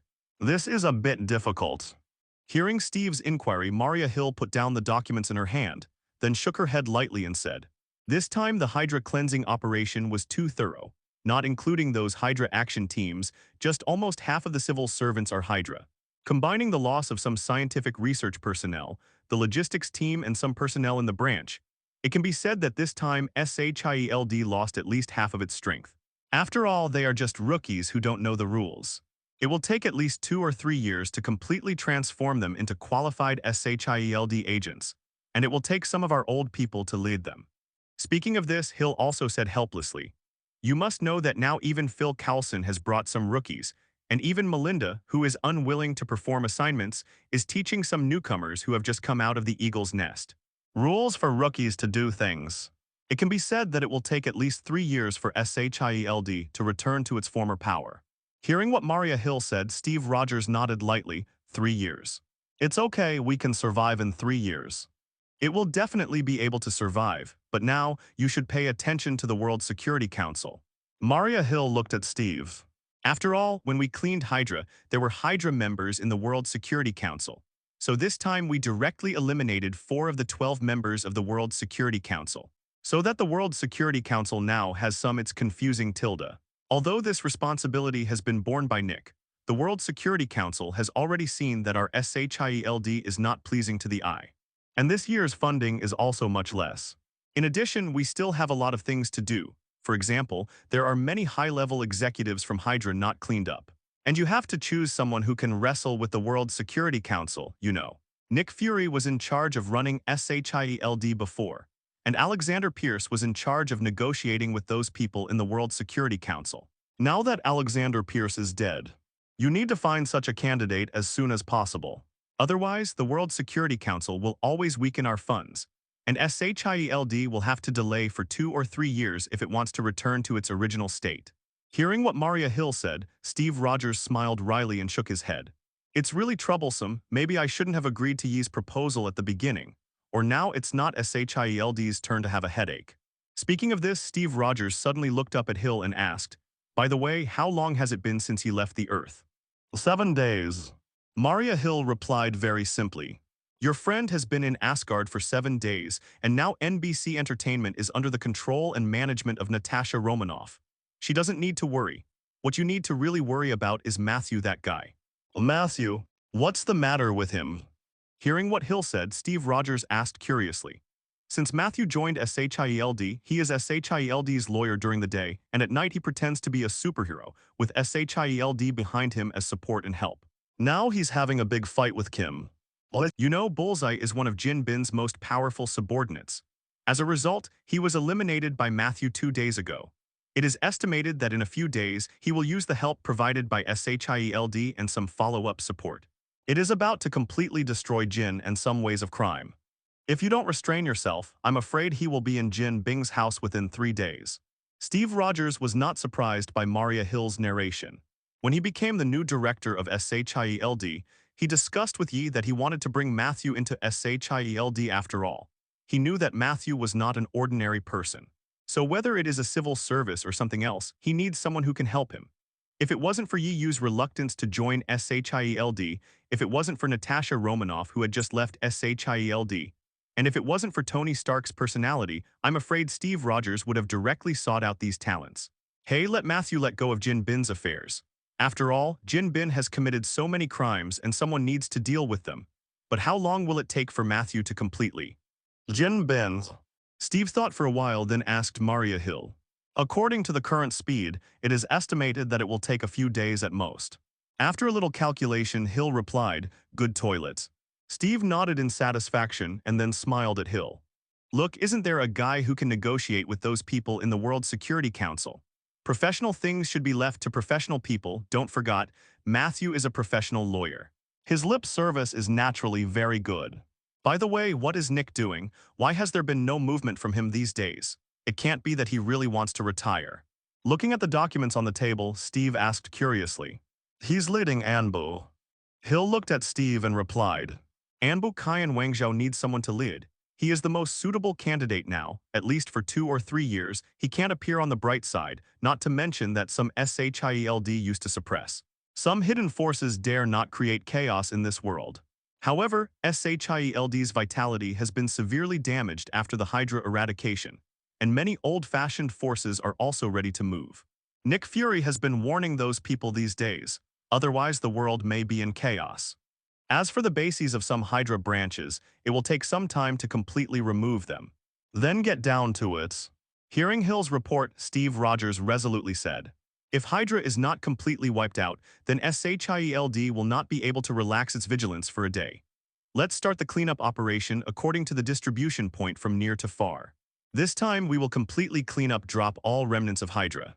In the evening, inside the villa, Natasha Romanoff, who had been busy all day, took a shower, lay comfortably on the bed and started watching with the tablet. But after just a few minutes of watching, she suddenly threw the tablet aside and then lay on the bed and looked at the ceiling with a look of helplessness on his face. Kang busy, it's only been 7 days. Natasha Romanoff sighed and then said to herself, I've been used to being alone for so many years. Why does that stinky guy feel so lonely after just walking for 7 days? What a joke, Natasha Romanoff, you are the famous Black Widow, okay? As she spoke, the widowed sister directly covered her head with the quilt, and after a while she exposed her head again. It's so annoying, there is no one in the house, and the smell of Ridian home is gone. While talking, Natasha Romanoff counted with her fingers. Ye sent Wanda to Awakening for some kind of super ability, so she won't be back in a short time. Pietro is on the set, and it will take at least half a year before he has a chance to go home. You went to Asgard, and I don't know when I will come back. Having said that, Natasha Romanoff patted herself on the head with a speechless face. God, what kind of thing is it to leave me here alone at 823 to look after the house? It's okay if I'm not used to this kind of warm family. After all these years, I'm used to it all by myself. But I've lived here almost every day for the past 2 years. Have you gotten used to it? Suddenly, I'm left alone again. After finishing speaking, Natasha Romanoff sat up from the bed at once. Then, as if thinking of something, after giggling for a while, she took the pillow and walked towards Yiyu's room. Call. Lying on Yiyu's bed, covered with Yiyu's quilt, Natasha Romanoff smiled comfortably. Go to bed early, I have to deal with NBC tomorrow, I don't know what Yi is doing in Asgard. Saying that, Natasha Romanoff closed her eyes, her breathing gradually calmed down. Looking at the bright sunshine on another planet, Yiyu sat on a chair with a cup of coffee and closed his eyes very comfortably. Although there are all kinds of people coming and going on the street, such as blue-skinned people, heads with human tentacles and other strange guys, but the people here don't have any panic. It's already used to it. Yes, after opening the space channel in hell, Yiyu thought that he would be teleported to the Earth, but he was inexplicably teleported to this planet. Sure enough, it is still very difficult to use the power of space to cross the galaxy and return to our own Earth. At least Yu did not find the correct coordinate point last time. However, in the past 2 days, Yu has been familiarizing himself with the way the power of space opens the transmission channel. Maybe after 2 or 3 days, Yu will be able to find the coordinates of the Earth, and then teleport himself back. While drinking coffee, Yu enjoyed the warm sunshine. If it wasn't for the strange noises of complaining, maybe Yu would think it would be nice to stay here for a day or two. The Kadar people are really a group of pathetic losers. Look at the superficial and stupid things they do. Whoa, look at that white-haired guy, his haircut literally hurts my eyes, and even then they call us criminals. What is this? This little guy who is as tall as me, does she think she's cool? If she needs someone to lead her, then it's not cool at all. Go by yourself, little freak. What a bunch of stupid guys, isn't it, Groot? Rocket Raccoon looked at the people coming and going on the street with a flatbed scanner, while laughing and complaining to Groot beside him. Didn't hear Groot answering himself, Rocket Raccoon couldn't help turning his head to look at the matching time. Oh, what are you doing, buddy? Don't drink from the fountain, idiot. Seeing that Groot was holding the water in the fountain pool with his hand, Rocket Raccoon couldn't help but frowned and said, I'm Groot. BBCF. Groot stood up and shook his shoulders, making him look taller. Oh, Busy Kang, I just saw you drinking water from the fountain, why are you lying? Hearing Groot's rebuttal, Rocket Raccoon was speechless. With that said, Rocket Raccoon will once again scan together the pair in preparation for the 4 weeks. After scanning Yu, who was sitting on the chair with a cup of coffee, Rocket Raccoon suddenly laughed. Haha, there is an alien here. Oh yes, who is not an alien? Anyway, for these firewood we are all aliens. Oh wait. My god, is there a problem with my scanner? Why are all the data on the instrument, including strength and galaxies, are all question marks? This is impossible. He doesn't look like a powerful guy. Groot. Seeing the little guy who kept making complaints leave, Yu raised his eyebrows and laughed. I'm Groot. Standing up, Yu quietly followed. Well, this is the best chance for him to obtain the power gem. After hearing Rocket Raccoon's words, the tree man replied loudly. Huh.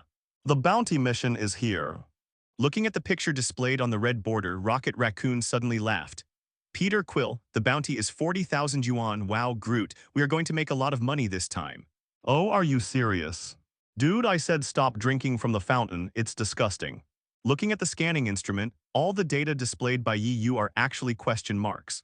On the column of strength evaluation, there are even a series of question marks, and the words extremely dangerous are displayed in dark red.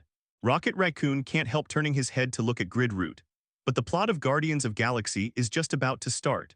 Although there is something wrong according to the timeline, there seems to be nothing wrong with the plot that has gradually gone off track after the start of the Avengers Alliance.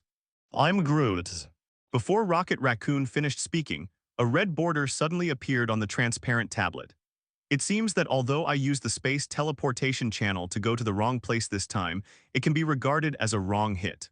The tree man Groot looked at Rocket Raccoon innocently. He didn't understand why he didn't let himself drink water. Don't worry, as long as we find him and arrest him, this time is enough for us to earn. Rocket Raccoon Groot Tusk.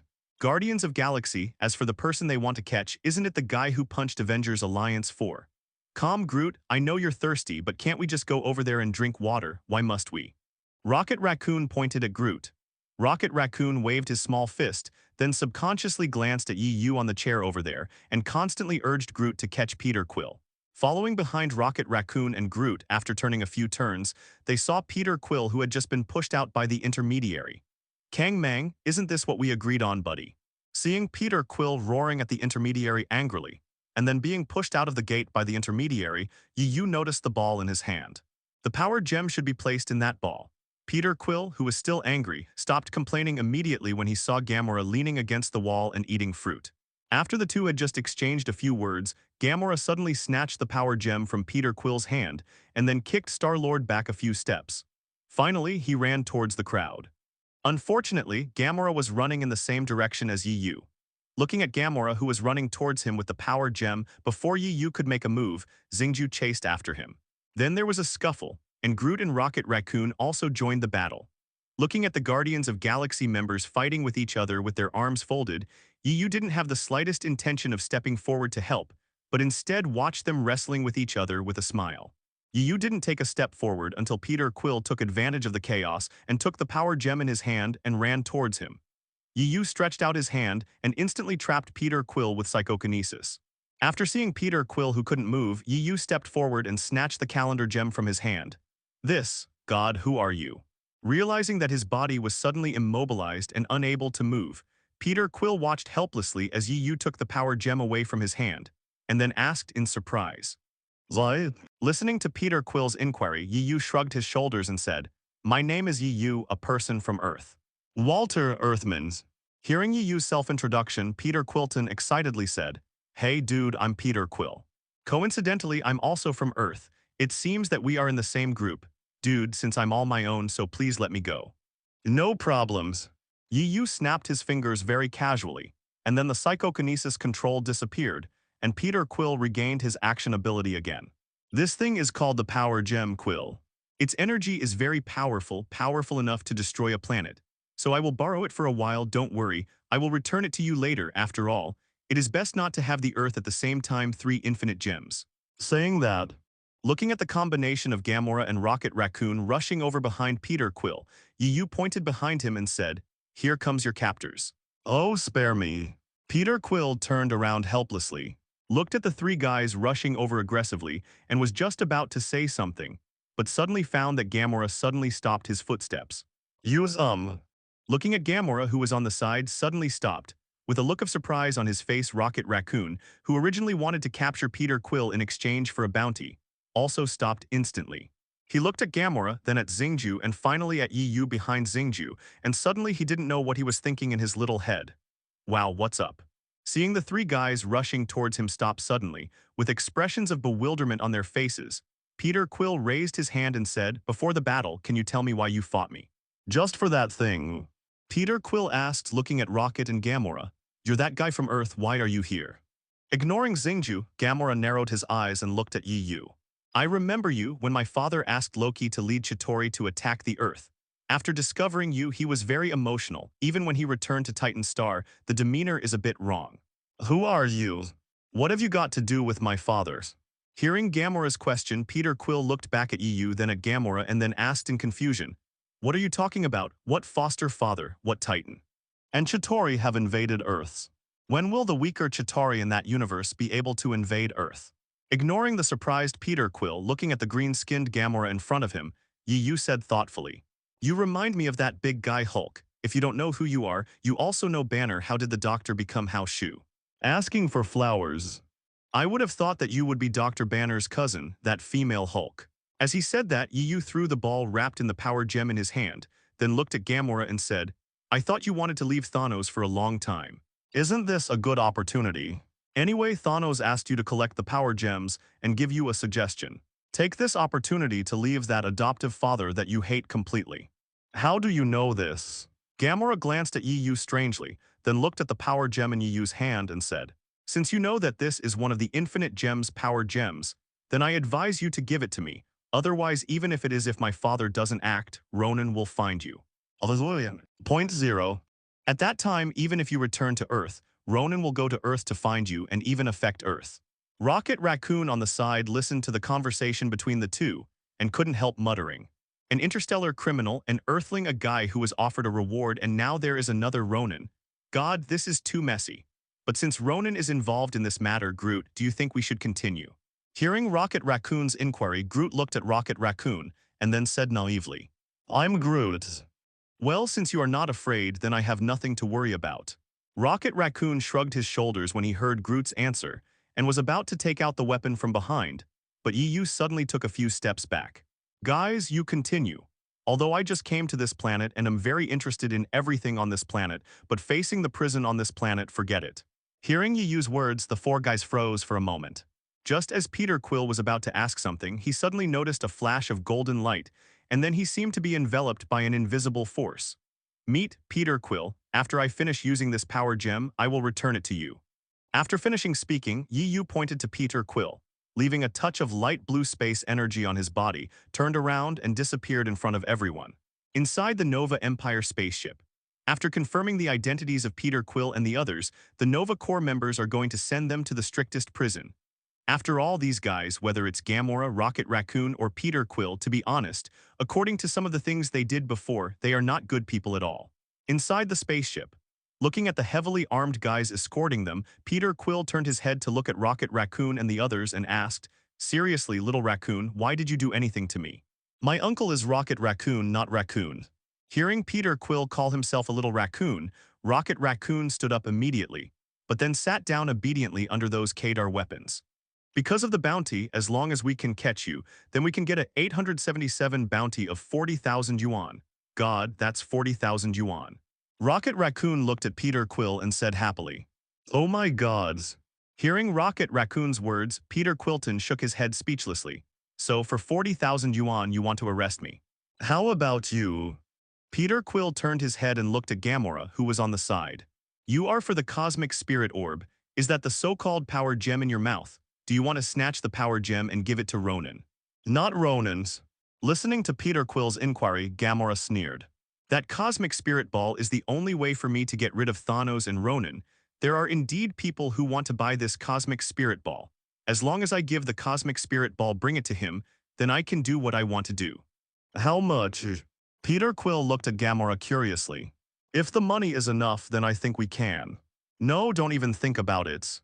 Rocket Raccoon didn't wait for Peter Quill to finish, and immediately pointed to him and said, "I have 22 ways to leave the prison. Definitely, you can also understand it as escaping.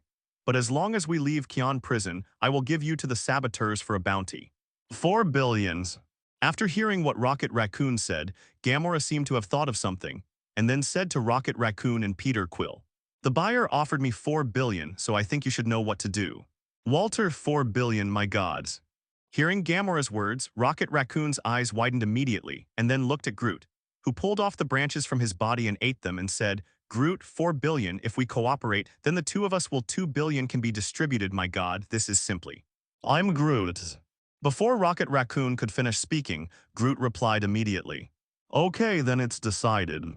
After finishing speaking, Rocket Raccoon turned his head to look at Peter Quill and Gamora and said, "Don't worry, I and Groot will take you away after you get to Kion prison.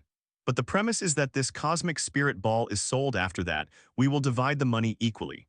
"Definitely no problems." Hearing Rocket Raccoon's words, Peter Quill nodded immediately, then looked at Gamora and said, "If you are alone, it will definitely not work, but if we add it up then, idiot, what's the use of saying this now?" Before Peter Quill could finish speaking, Gamora said angrily, "Don't forget, it's useless even if we can escape from Kion prison. The Cosmic Spirit Ball is not in your hands now. He is in the hands of the Earthlings." Hearing Gamora's words, Peter Quill nodded lightly, thought for a while, and then asked directly, "Looking at you, it seems that you know that Earthling. Who is he? Is he very powerful? At least he is. When you snatched the Cosmic Spirit Ball from my hand, it directly controlled me. It feels really bad to not be able to move at all." It seemed that he remembered the situation where he was controlled by psychokinesis and could not move. Peter Quill said helplessly, "I don't know him, I just met him once in the Cosmic Transmission Channel." Gamora shook his head, and then a flash of memory flashed in his eyes. "Although I don't know his specific identity, Thanos attaches great importance to him. I have never seen Thanos value a person so much. You must know that even his hand, the 5 generals below, as well as and me and Xingyun have never received such attention from Thanos. Although I don't understand why Thanos attaches so much importance to him, since the last time I risked my life to go to Earth personally, at the cost of losing 1 member of the Black Ridge and seriously injuring 3 people, the purpose was to say a few words to him. In other words, this is enough to prove how much he is valued by Thanos." "Thanos?" Peter Quill frowned, looked at Gamora, who looked a bit unhappy, and asked very curiously, "Who is Thanos? Is he very powerful?" "Thanos is the last survivor of the Titan family. Perhaps it is more appropriate to call him the last survivor of the Eternal family.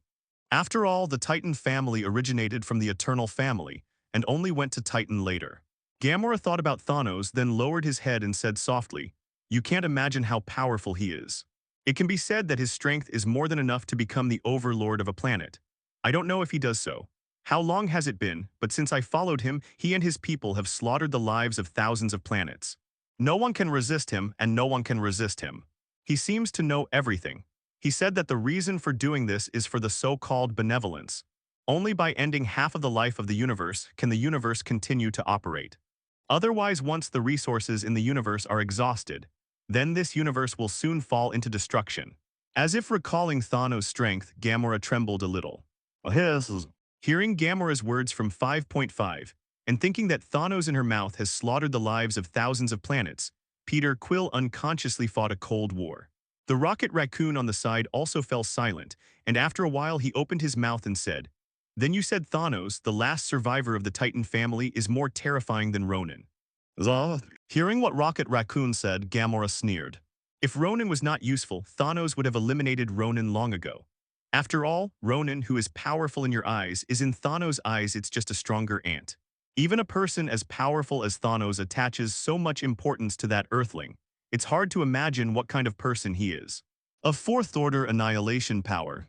Inside a luxury hotel room, Yi Yu looked at the gray power of annihilation in his palm, and suddenly stretched out his hand to aim at the desk lamp opposite. The next moment, with the activation of the power of annihilation, the desk lamp instantly turned into a particle form, and then reorganized according to Yu's thoughts. The originally intact desk lamp turned into an animal-shaped thing under Yi Yu's control. Recombine particles. Turn objects into particle forms for reorganization, rebirth, and destruction, or change the original form of objects, which looks somewhat similar to Reality Gem's ability. Yi Yu was thinking while figuring out the new ability brought about by his power of annihilation evolved to level 4. However, the ability of the Reality Gem seems to be more than that. It can even change what happened in reality. And after absorbing type particles, that is, the Reality Gem, now he has reabsorbed the ability of the Power Gem to evolve his own annihilation power. It can be said that even without the power of annihilation, his ability has reached a brand new height. Space Gem 11 ability, Mind Gem ability, and superimposed integrate mental power, power of Reality Gem, Power Gem ability, psychokinesis, fire ability, thunder ability, self-healing ability, plus fourth-order annihilation power, and so on. Looking at his various abilities on the system page, Yi Yu suddenly had an idea. With so many abilities around him, it seems that he has already outlived the level of normal human beings, so how long is his lifespan? The system does not display your own lifespan. It stands to reason that according to the self-healing factor, your own lifespan should have been greatly improved. But when you think of Wolverine who has become the wolf of old age, it seems that his lifespan is not infinitely superimposed, right? After all, they have come to this world, and Yi Yu doesn't want to live only a mere 100 years. Asgard's so-called Protos lifespan, the lifespan of a godhead, is at least 5,000 years old, and this refers to the case of no accidents. Do you want to get a godhead to increase your lifespan? Wrong. As soon as this thought arose, Yi Yu immediately refuted it. Standing up, walked to the wine cabinet, picked up a bottle of wine, and poured himself a glass. Seeing the light blue wine in the middle, Yi Yu frowned and began to think slowly. I absorb the energy of infinite gems to improve my own strength, which is not an external force. But I am not from Asgard. Even if I get the Godhead, it should be affected by the Godhead, just like what Loki once said when chatting. Godhead is a unique treasure of Asgard. It instinctively repels non-Asgardian people. Even if an outsider has obtained Godhead, there is no way to use it. Not only that, if outsiders want to integrate Asgard's Godhead, the lightest consequence is to become weaker than ordinary people. And what's more, even the soul will dissipate in the universe. Although I don't know how the Godhead determines whether the person who integrates is Asgard, but this kind of thing really can't be understood with normal thinking. So the path of Godhead is not going to work on its own. After drinking a glass of light blue wine, Yi Yu leaned back on the chair and continued to think. The sky outside gradually lit up, and a golden radiance gradually shone in from the window. The sun shines on Yi Yu's face on the chair, and Yi Yu feels warm all over. This kind of warmth from the sun is Yi Yu's favorite. There is also the energy of Soul Gem and Time Gem that has not been absorbed by myself. Close your eyes, thinking about the words of Thanos and Queen Frigg. They both said that they can only absorb the energy of 5 infinite gems at most to enhance their annihilating power. Never absorb the abilities from Lesson 6 Infinite Gems. Although Yi Yu didn't know why, Queen Frigg had no reason to lie to herself. An ancient one magician once said that she used Time Gem to see one of the thousands of results. That is, she and herself destroyed the entire universe. Just as Yi Yu was thinking, there was a sudden buzzing sound outside. And then, the Nova Corps fighter plane of the Kadarin appeared not far from Yi Yu's window, and it seemed that the target was Yi Yu himself. Time Gem might be easier to handle, but Soul Gem, I am not willing to sacrifice my true love as a sacrifice. How is this possible? After all, it's too nonsense. Whether it's Soul Gem or Riola's, Yi Yu doesn't seem to have much to do with him. But, inexplicably, I who obtained 4 infinite gems to enhance the power of annihilation, always feel that my next infinite gems should choose Soul Gem. If you want to get one of the infinite gems, you can only get it from these 2 people. So will I follow her old path? This is not Yu's idea, but the instinctive call from the force of annihilation, which is very magical, as if Yu and Soul Gem have an inexplicable relationship. It is hard to imagine, as an Asgardian in the real world of the Earth, under what circumstances the Sorcerer Supreme Ancient One would destroy this universe with himself. But when destroying the universe, the Earth must also be destroyed. This is contrary to the philosophy of Ancient One Magician. Could this have something to do with the 6 infinite gems I got? If that's the case, then really be careful. Inexplicably, after this thought arose, Yu suddenly thought of Nemesis, the Rorus in the mouth of the gods, that guy who was not at all the same as the Nemesis in his impression. It seems that in the mouths of everyone, she chose to perish herself for the sake of this universe. How desperate is it to have such a choice? Destroying this universe is equivalent to destroying oneself. I am just a time traveler, neither the natives here nor the gods from thousands of years ago. How could it be possible to get in touch with yourself? After all, I live in this universe, at least for now. I don't have the ability but in the multi-parallel universe, so I will never do the thing of destroying the universe. Inexplicably, Yu suddenly felt as if he had caught a clue. Everyone thinks that they are inextricably linked to her, and Thanos and Frigga both told themselves not to get the ability of the 6th infinite gems. But relying on this point alone is not enough. If 430 really can only absorb the ability of 5 infinite gems, then for his last infinite gem, he needs to choose between Time Gem and Soul Gem. The Time Gem is at the Sorcerer Supreme Ancient One, and the Soul Gem is at the place guarded by the Red Skull. Walking out of the room, looking at the 4 spaceships above the sky facing him, Yu weighed the power gem in his hand, then raised his head and asked, "So, everyone, are you here to arrest me? Put down the cosmic spirit ball in your hand." On the spaceship, the commander in charge of this operation said very seriously, "The cosmic spirit ball in your hand is extremely dangerous. If you open this cosmic spirit ball, then the entire Kadar star will be in danger. Also, I hope you don't resist. We are here to discuss with you about the cosmic spirit ball in your hand, not to catch you." Listening to the words coming from the spaceship, Yu nodded slightly and said, "You are right in saying that once this cosmic spirit ball is opened, if the power gem inside is out of control, then this planet will be destroyed. It will indeed be destroyed. But since you are here to discuss, isn't your current battle too big?" Saying that, Yu looked at the side of the road, then walked aside, pulled a chair over and sat down. "Since we are here to discuss, then come out. It's better not to hide in the spaceship. Otherwise, it will be easy for me misunderstood. You are here to catch me. Although it is easy to solve you, I don't want to kill innocent people."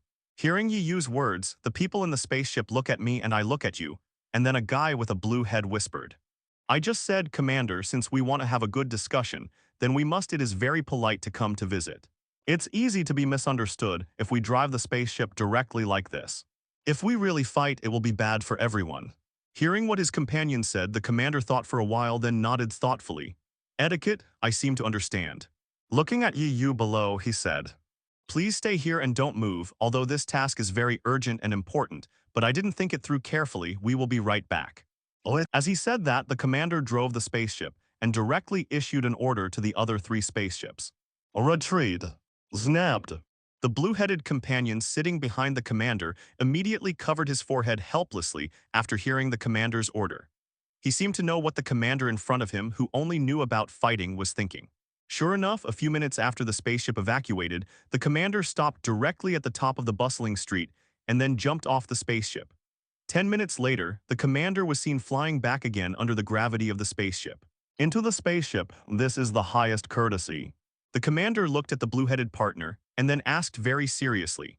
Seeing that the commander was holding a lot of food, drinks, and the like, and there were 2 pieces of bacon made of flying ostrich hanging behind him, the blue-headed partner patted his head helplessly. "What's wrong with Ithaca? You should know that these things are all my favorite food. Isn't it the highest courtesy to use your favorite food and the best wine?" Ithaca, that is, the partner with the blue head, let out a long sigh, then looked at the commander and said, "Commander, sometimes I really don't understand, like you who only know about fighting, don't care about anything else. You guys who don't understand, how did you get married? Shouldn't it be your destiny to be single for the rest of your life? Besides, since we've all been there and seen that powerful earthling, why do we need to evacuate?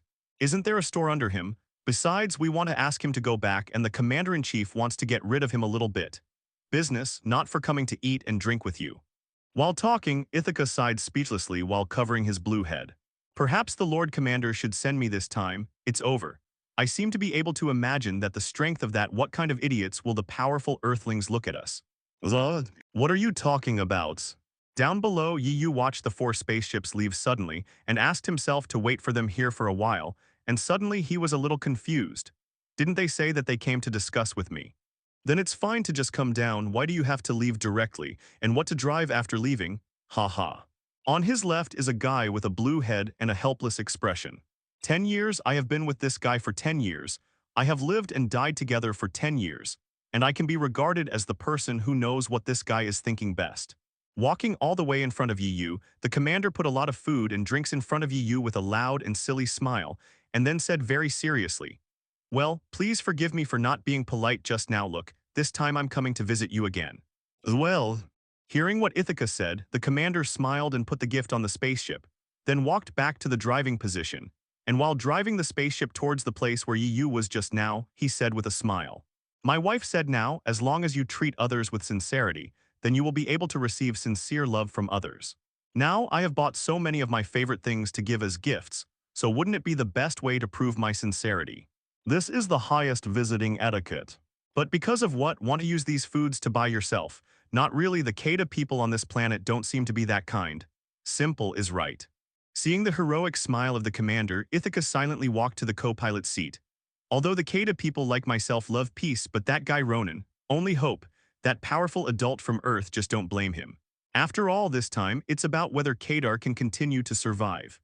It's like the trust that the Commander-in-Chief has in me, like the trust that the soldiers of the Nova Corps have in me, like you are always by my side.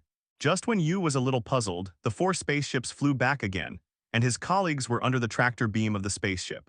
Yu saw by Li knew that the guy who was driving the spaceship and talking to him just now was smiling. Holding a lot of food, there are two bacon-like things hanging behind him that he has never seen before. Forget it, since he thinks so, so be it. Seeing this scene, Yu seemed to understand instantly. Co-authored, just now this guy left directly. Did he go to buy these food? If there are any mistakes in a while, then let yourself check for him and make up for the omissions, just like every mission in the past 10 years. Sorry to involve you in this matter this time. Kadar Star, the highest command room of the Nova Empire. As the leader of the Kadar people, the white-haired female commander-in-chief looked at Yu and then handed over a cup of brewed tea. I didn't expect you, Cheda Star, to have this kind of tea. Looking at the steaming tea in front of him, Yu said with a smile. In fact, tea is found on many planets, and it's not a drink unique to Earth. The commander-in-chief smiled and sat across from Yu, then looked at Yu and said very seriously, "Mr. Yi, you should know what the cosmic spirit ball in your hand is. Power gem." Hearing the commander's words, Yu took out the power gem and weighed it, then looked at the commander in front of him with a smile and said, "So you want this power gem?"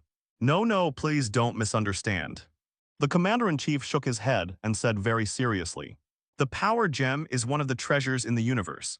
Although many people want to get it and use it to become the overlord of the universe, we Keda people have always liked peace. We're not trying to use power gems for some ambitious 750 purpose. The reason why I invited you here this time is actually like this."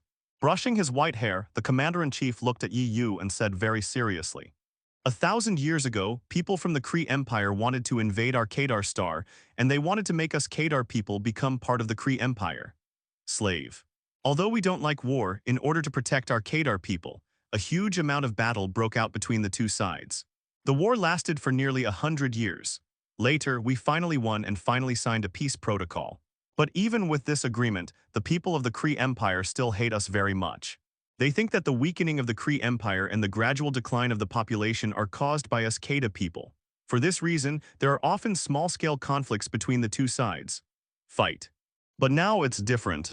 The commander-in-chief sighed helplessly, then raised his head to look at Yu and stretched out his hand. A holographic projection appeared in front of Yu. The person on the projection is called Ronan. He is a very terrifying existence, and he is also the most powerful person in the Kree Empire over the years. He hates us Kadar BB people very much, and wants to destroy our Kadar star all the time. The power gem in your hand is what he has been looking for. If he gets the power gem, then our Kadar star may face destruction. Hearing what the commander-in-chief said, Yu smiled, took a sip of the tea in front of him, and then asked with a smile, "So you want me to take the power gem away from Kadar star? Walk. If that's the case, definitely no problem. After all, I don't belong here." Spreading his hands, Yu leaned on the chair and looked at the commander-in-chief with a smile. "Although this place is really good, I miss the Earth even more. If it is not for some reasons, then I should be on the earth now. It's not true. Hearing what Yi Yu said, the commander-in-chief shook his head and looked at Yi Yu very seriously. Mr. Yi, your strength is very strong. This is based on our calculations, although our calculations cannot be 100% correct. Judge your strength. But for now, you are the most powerful person we have ever seen in Cheta Star, so I am sorry for you even though it is like this. As he said that, the commander-in-chief stood up, and then faced Yi Yu and knelt on the ground on one knee. Whether Ronan gets the power gem or not, he will lead the people of the Kree Empire to attack us on Kadar again. Ordinary people can't know. But this matter has been in my heart for nearly 50 years. I am willing to give my life for Kadar, but even so, I can't lead Kadar to victory in Ronan's hands. So I implore you to help our Kadar Star and beg you to protect our Kadar Star. As a price, we are willing to agree to any request you have. Seeing the Supreme Kadar Commander kneeling in front of her on one knee, pleading with herself, Yi Yu instantly realized what she meant. You want to release the news, tell Ronan that the gem of power he's been looking for is in my hands, and then lure him over and finally let me get rid of him. Is that what you mean? However, Ronan's weapon seems to be pretty good. You must know that his weapon is called a universal weapon, which can reorganize matter, decompose matter, shape-shifting matter, and can also emit shock waves, energy-absorbing, controlling magnetic field, force field, etc., is definitely a proper first-class artifact. Seeing the plea made to himself by the Supreme Commander in charge of hundreds of millions of Kadar planets, Yi Yu thought for a while. The Commander-in-Chief nodded without any concealment. Mr. Yi, you are the most powerful person I have ever seen. Perhaps only you can save our planet Kadar. Perhaps only you can save our planet that is about to be destroyed. I have even been to Hell and I have fought against the leader of the Dark Elves Malekith, and I am still afraid of Amir Ronan, this guy who was poisoned to death by a dance. Hiss. I can't even imagine how powerful the last Wanda will be. If you take this artifact and then give it to your own Wanda, cooperate with Wanda's origin magic power. It was impossible to make Yi Yu feel any threat at all. Yi Yu looked at the Commander-in-Chief who was kneeling in front of him begging, and then said softly, "So maybe your appearance is God's guidance to us and our only chance, please." Thinking of this, Yi Song smiled lightly. Lo, to be honest, if it's Thanos, maybe Yi Yu doesn't know if he can win alone. After all, he has only fought against him once, and that time was before he had not improved his strength. Oh yes. But now, to be honest, a Ronin, Yi Yu really didn't take it to heart. Even if he was driving a huge battleship and many Kree Empire fighters, facing Yi Yu was nothing more than a dead bone in the tomb. As he said that, the Commander-in-Chief put his hands on the ground, and then knocked his head directly on the ground without lifting it up. Speaking of this, the Commander-in-Chief smiled wryly. Actually, I have known for a long time that if one day Ronan leads the people of the Kree Empire to attack our Kadar Star, even the energy barrier we are proud of will not be able to stop him. If you want to get power gems, you just want to destroy our planet in one fell swoop, not bit by bit. I know that this matter has nothing to do with you at all, but I really can't think of any other way to save the hundreds of millions of innocent people on our big planet. It's a pity that this guy just holds this artifact but doesn't know how to use it, wasting such a good artifact for nothing. Get up. Looking at the Supreme Commander of Kadar Star who was kneeling on the ground begging himself, Yi Yu smiled and said, "I promise you." Hearing Yi Yu's words, the commander suddenly beamed with joy. "Mr. Yi, on behalf of the hundreds of millions of people in Kadar Star, I thank you very much for your kindness. I assure you that after this incident, your kindness it must resound through the entire universe." "It's nothing, it's just a little effort."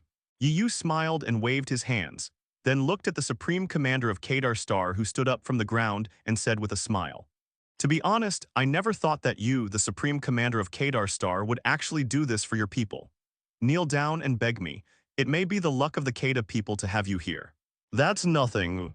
The white-haired female commander heard Yi Yu's appreciation, then shook her head with a smile and said, "I have been in this position for nearly 50 years, and Kadar has long been the most important part of my life. For this planet to be able to continue to live a stable life, for these hundreds of millions of people to live a stable life. Don't say I'm begging you on my knees even if it requires my life. I'm willing to do so. After all, this is my home." Looking at the light blue sky outside the window and the people coming and going below, the Supreme Commander of Kadar Star said very affectionately. Listening to her words, Yi Yu couldn't help thinking of the members of Avengers. Whether it's Steve or Tony, they are the kind of people who are willing to give up their lives for the Earth. Thor and Rocky are the same. They also love Asgard and they are also willing to give up their lives for Asgard. Perhaps this is the so-called home, the so-called fetters.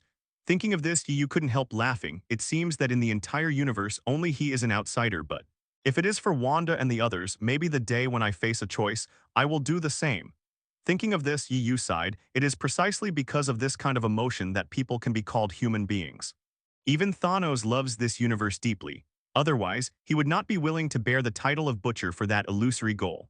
If one can cut off all feelings and become a person who is ruthless, righteous, and careless, such a person must go through so much despair to do this. Thinking of this, Yu stretched out his hand, and a blue light suddenly flashed in the empty room. Let me bring those guys here first. Yu looked at the commander of Kadar Star outside the window with nostalgia, and then said with a smile, although it is said that the power gem will be used to attract Ronin, I will not bring the power gem to the Earth in the end. If a planet has multiple infinite gems at the same time, this is not a good thing. Saying that, a light blue light bloomed instantly, and then a space transmission channel appeared in the room with blue as the frame. Inside Chin Prison. At this moment, Peter Quill, Rocket Raccoon, and others are sitting around a chapter table, constantly discussing how to get out of this prison. Damn it, Quill, are you sure you will be able to find the cosmic spiritual orb after we leave the prison? You must know that since the cosmic spiritual orb is so valuable, how could that powerful earthling give it back to you so easily? God, that's 4 billion. If I could get the cosmic spirit orb alone, I wouldn't return it to you. Rocket Raccoon looked at Star-Lord, who was sitting opposite him, and then said with his hands outstretched. He said that after he uses the cosmic spirit ball to solve some things, he will return the cosmic spirit ball to me. Peter Quill was also very uncertain in his heart, but on the surface he still pretended to be very confident and said, and guys, if we don't do anything, then won't we never be able to get the cosmic spirit orb? Seeing the space teleportation tunnel appear, Gamora immediately stood up, took the first step into the cosmic teleportation tunnel, then turned her head and said to everyone, hurry up. Hearing Gamora's words, they were a little surprised at first. And the surprised people subconsciously stood up and walked into the space transmission channel amidst Gamora's constantly urging voice. After everyone entered the transmission channel that had aroused the curiosity of countless prisoners in Keen Prison, and cautiously approached, the door disappeared in an instant. Seeing this scene, Peter Quill was also taken aback. Just as he was about to exclaim, Yu suddenly appeared on the other side of the universe portal. So, we should find a way to get out of here now. Drax, whose body was covered with red paint, looked at the short blade in his hand and then said naively, I just want to kill Ronin and avenge my family. Hi everyone, long time no see. Getting out of here and escaping from this damned place is the only way we have a chance to regain the cosmic spirit orb. Otherwise, even if he wants to return the cosmic spirit orb to us, it seems like he won't be able to get in. I don't care about money and cosmic spirit balls. Looking at Drax, then turned his head to look at Peter Quill and Gamora. Rocket Raccoon nodded and said, in this case, then we should leave this damned place first. First of all, we should. Oh my god, what's behind you, Quill? Oh my gods. Oh my gods. Hearing Peter Quill's words, Gamora on the side nodded lightly and said, it doesn't matter whether any earthling named Yu will return the cosmic spirit ball to us, but first of all, we have to leave this strange world. And prison, this is the most direct step and the basis of everything. Looking at the Guardians of Galaxy members who just got together and have not yet formed a team, Yu waved to the crowd and said, what are you waiting for? Come all over here. Don't tell me you have developed feelings for each other in Kian Prison, unwilling to live. Hearing Rocket Raccoon's exclamation, everyone subconsciously turned their heads to look behind Peter Quill, and saw that the originally peaceful space behind Peter Quill suddenly flashed with blue light, and then a space transmission channel suddenly appeared out of thin air. Looking at Yu on the opposite side of the cosmic transmission channel, everyone was a little silly, but Gamora was the first to react. She has been with Thanos for so long, so she has seen the space transmission channel. After all, the last time she has witnessed the whole battle between Chitauri and the Earth, so she knows about the space transmission channel. Come in. This, looking at the luxurious decoration around, the bright office, the blue sky outside, and the Supreme Commander of Kadar Star, Peter Quill was a little stunned. He didn't expect it but just stepped through the door that suddenly appeared afterwards. What came into view was actually the office of Commander Kadar Star. It was almost like a dream. He pinched his face lightly, and found that some pain proved that it was not a dream. Peter Quill quickly looked at Yu who was sitting there and asked, that Yi, what the hell is going on just now? That's the space transmission channel. Looking at Quill with a bewildered face, Gamora on the side explained aloud, spatial transmission channel. Hearing Gamora's words, Rocket Raccoon scratched his head, then looked around and said May 13. I didn't expect that someone could control the power of space. This is simply too amazing. It's hard to imagine. 1 second we were still in Keen prison and the next second we appeared here. Having said that, Rocket Raccoon suddenly walked up to Yu, looked at Yu and said, Hey, the strong man from the Earth, how about it, do you want to join us? With your strength, the universe is so big, can't we just let us shuttle? In this way, wherever we want to go in the future, we don't need any spaceships at all, just let you wave your hand and open the space transmission channel, haha. Hearing Rocket Raccoon's words, Peter Quill was also a little moved, and he also walked up to Yu and approached Yu very seriously. Yi, I can call you that. Man, we all come from the Earth, so I think since we come from the same place in this universe, we should help each other and hug each other to keep warm, so join us. Just after we bought the Universe Spirit Ball, we can divide it into 4 billion. At that time, before Peter Quill could finish speaking, Yu waved his hand gently and said with a smile, It's fine to join your business, after all, I don't plan to stay in the universe for a long time. I'm going to finish solving Ronan's affairs after that, return to Earth. Ronan's? Looking around at the side, it seemed as if he was thinking about how he was still in prison 1 second, and why he appeared here the next second, and Drax was obviously a beat slower than others. After hearing Yu talk about Ronan, he immediately walked up. Hey, are you going to fight Ronan too? Looking at Drax, who was holding a dagger, and said innocently, Yu nodded lightly and said, Definitely, the reason why I am still here is because of the request of Chris, the highest commander of Star Kadar. Didn't Ronan want the cosmic orbs? Yu threw the cosmic spirit ball in his hand, then looked at Drax with a smile and said, I just want to use the cosmic spirit ball to lure Ronan over and kill him. Oh my god, that's not a good idea. Hearing about Yu's plan for Rocket Raccoon, he couldn't stop shaking his head. This plan is simply too crazy, so you brought us here from Kion prison, just want us to help you get rid of Ronan. Dude, although I know your strength is very strong, but that is Ronan, the overlord of the Kree Empire, a notorious massacre in the universe. I seriously doubt he'll finish us off before we finish him off. Hearing Rocket Raccoon's words, Peter Quill on the side nodded in the same way. He also knew Ronan's powerful strength. As for Gamora, after hearing Yu's words, she meditated silently and waited until Rocket Raccoon finished speaking, and then said, Yi, I don't know how strong you are, but Ronan is one who can't underestimated. Otherwise, he would not have been chosen by Thanos. However, if we all add up, the gem of power, that is, the cosmic spirit ball, belongs to you. I just use it to lure Ronan here. After the matter is over, I will return the cosmic spirit ball to you. As for how you will deal with it, should you sell it or if you keep it for yourself, it has nothing to do with me. Drax listened to the words of Peter Quill and Rocket Raccoon, then snorted, looked at Yu's leaving back and said with admiration, This is a real man, a man who dared to fight Ronan. Such a man is worthy of the title of warrior. It's just a mere Ronan, it's nothing. Perhaps the guy I want to fight the most right now is Thanos. Anyway, I think I should fight with him, he deserves my highest respect. Hearing Yu's words, Chris, the highest commander of Kadar Star, nodded. Oh, I am unyielding. Saying that, Yu stood up, walked towards the outside and said, Don't be too sentimental, to be honest, I don't care about your strength. Well, these days before the big war, you all should be good. Just stay here, Chris will arrange accommodation for you. That's the only reason I called you here. Before Gamora could finish speaking, Yu interrupted directly. It's me, if I let you play, maybe you will really die in Ronan's hands, so you don't have to participate in this battle. Peter Quill shook his head and then said helplessly, But isn't our purpose just for the 4 billion? As long as the 0.9 Universe Spirit Ball is in his hands for a day, we won't be able to leave here for a day. Otherwise, so much money it's gone. Not us. As he said that, Yu looked at the members of the Guardians of Galaxy, and then smiled. The reason why I brought you here is very simple. An elder once told me that the Earth cannot have too many infinite gems at the same time. Bad for the planet. Watching Yu leave, Rocket Raccoon spread his hands with a grin and said, It seems that we really don't need to participate in the battle, but can he really defeat Ronan by himself? You know that's Ronan's. Look at some. In the eyes of the heartless Drax, Peter Quill and Rocket Raccoon looked at each other and shook their heads helplessly. Only Gamora looked thoughtfully at Yu's leaving back and then directly chased up. After finishing speaking, Yu turned his head to look at Chris. I will leave the news that the power gem is in my hand to you. It's better to hurry up, the sooner the battle ends the better. If you want to leave or stay, it's your freedom, but let's talk about it first, don't make trouble for me. I don't know either. No problems.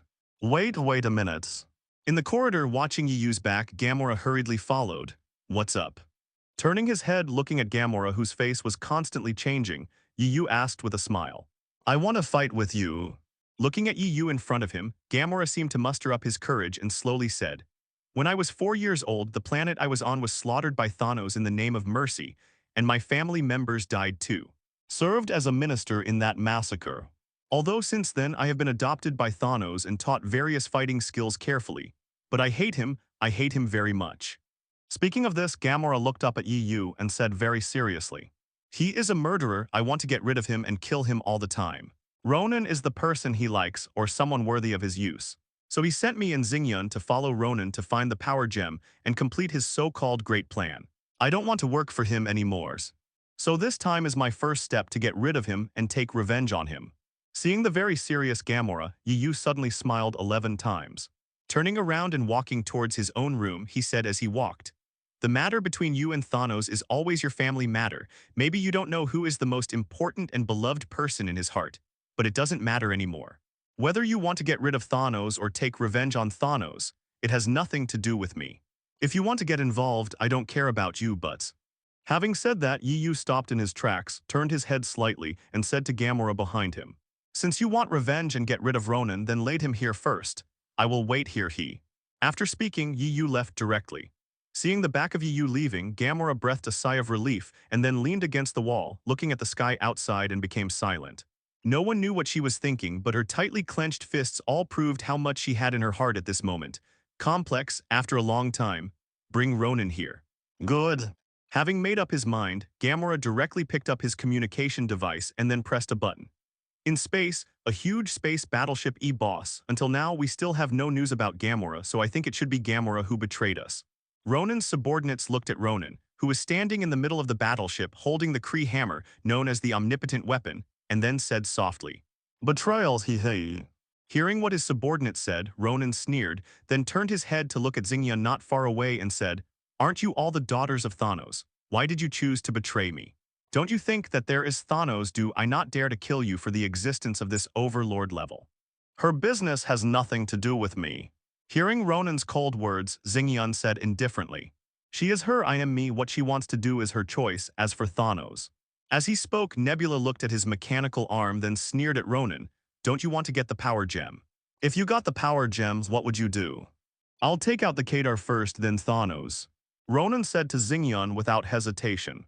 He never regarded me as his so-called own person. He only regarded me as a tool, a slave. When I get the power gem, then I will find him and tear me up. Shatter him. I want everyone to know that I, Ronan, am not anyone's slave, not even the overlord of the universe. Then it's settled. Hearing Ronan's almost crazy words that frightened his subordinates, Nebula suddenly laughed. It's all thanks to him that I became like this. If you can kill Thanos, then I will destroy 1,000 planets for you. But before that, let's get rid of the traitor Gamora. Before Xingyun finished speaking, the communication equipment on Ronan's spacecraft suddenly rang. After connecting the communication equipment to the wall of the spaceship Noda, Gamora can be seen leaning against the wall with a serious expression. You still dare to contact me? Looking at the projection of Gamora on the screen, Ronan raised the hammer in his hand to Gamora. You should know what will happen to those who betray me. Stop talking nonsense. Listening to Ronan's words, Gamora said very seriously, I have found the place where the power gem is, and it is currently in the hands of a person on Earth, Kadar. I've already approached him, and I'm delaying his time. Hurry up here, otherwise he will leave Kadar with the power gem. Though, hearing Gamora's words, Ronan, who was originally a little angry, suddenly put down the Kree warhammer in his hand, and then looked at the serious Gamora and asked, You mean the power gem is on Kadar? Haven't you already betrayed me? If you lied to me. Before Ronan finished speaking, Gamora suddenly pointed the communication device outside. Looking at all kinds of people on the street outside and those familiar buildings, Ronan suddenly stopped speaking. Look at 763, I'm on Kadar now. Taking the communication device back, Gamora looked around and then said to Ronan, I don't know how long I can delay him. You need to get here as soon as possible, Ronan, if you really want to gain power gem words. After speaking, Gamora hung up the communication device. After Gamora hung up the communication device, at some point Peter Quill and others walked over. God, this is really crazy. Peter Quill looked at Gamora in front of him and then asked helplessly, You don't really want to lure Ronan here, do you? You know that's Ronan. What do you think I'm doing? Glancing at Peter Quill and the somewhat worried Rocket Raccoon, Gamora then said coldly, "If you are scared, you should leave now. Anyway, I have already told Ronan that the cosmic spirit orb is in Chimars. If you run faster, you might be able to get out of here alive." After speaking, Gamora turned and left directly. It's really crazy she just believes in that Earthling. Rocket Raccoon looked at Gamora's back, spread his hands, and said speechlessly, Hello, everyone. As we wrap up this video, I want to share a quick note. I have a Patreon account. If you'd like to support me and enjoy on-demand audiobooks, you can become a Patreon member.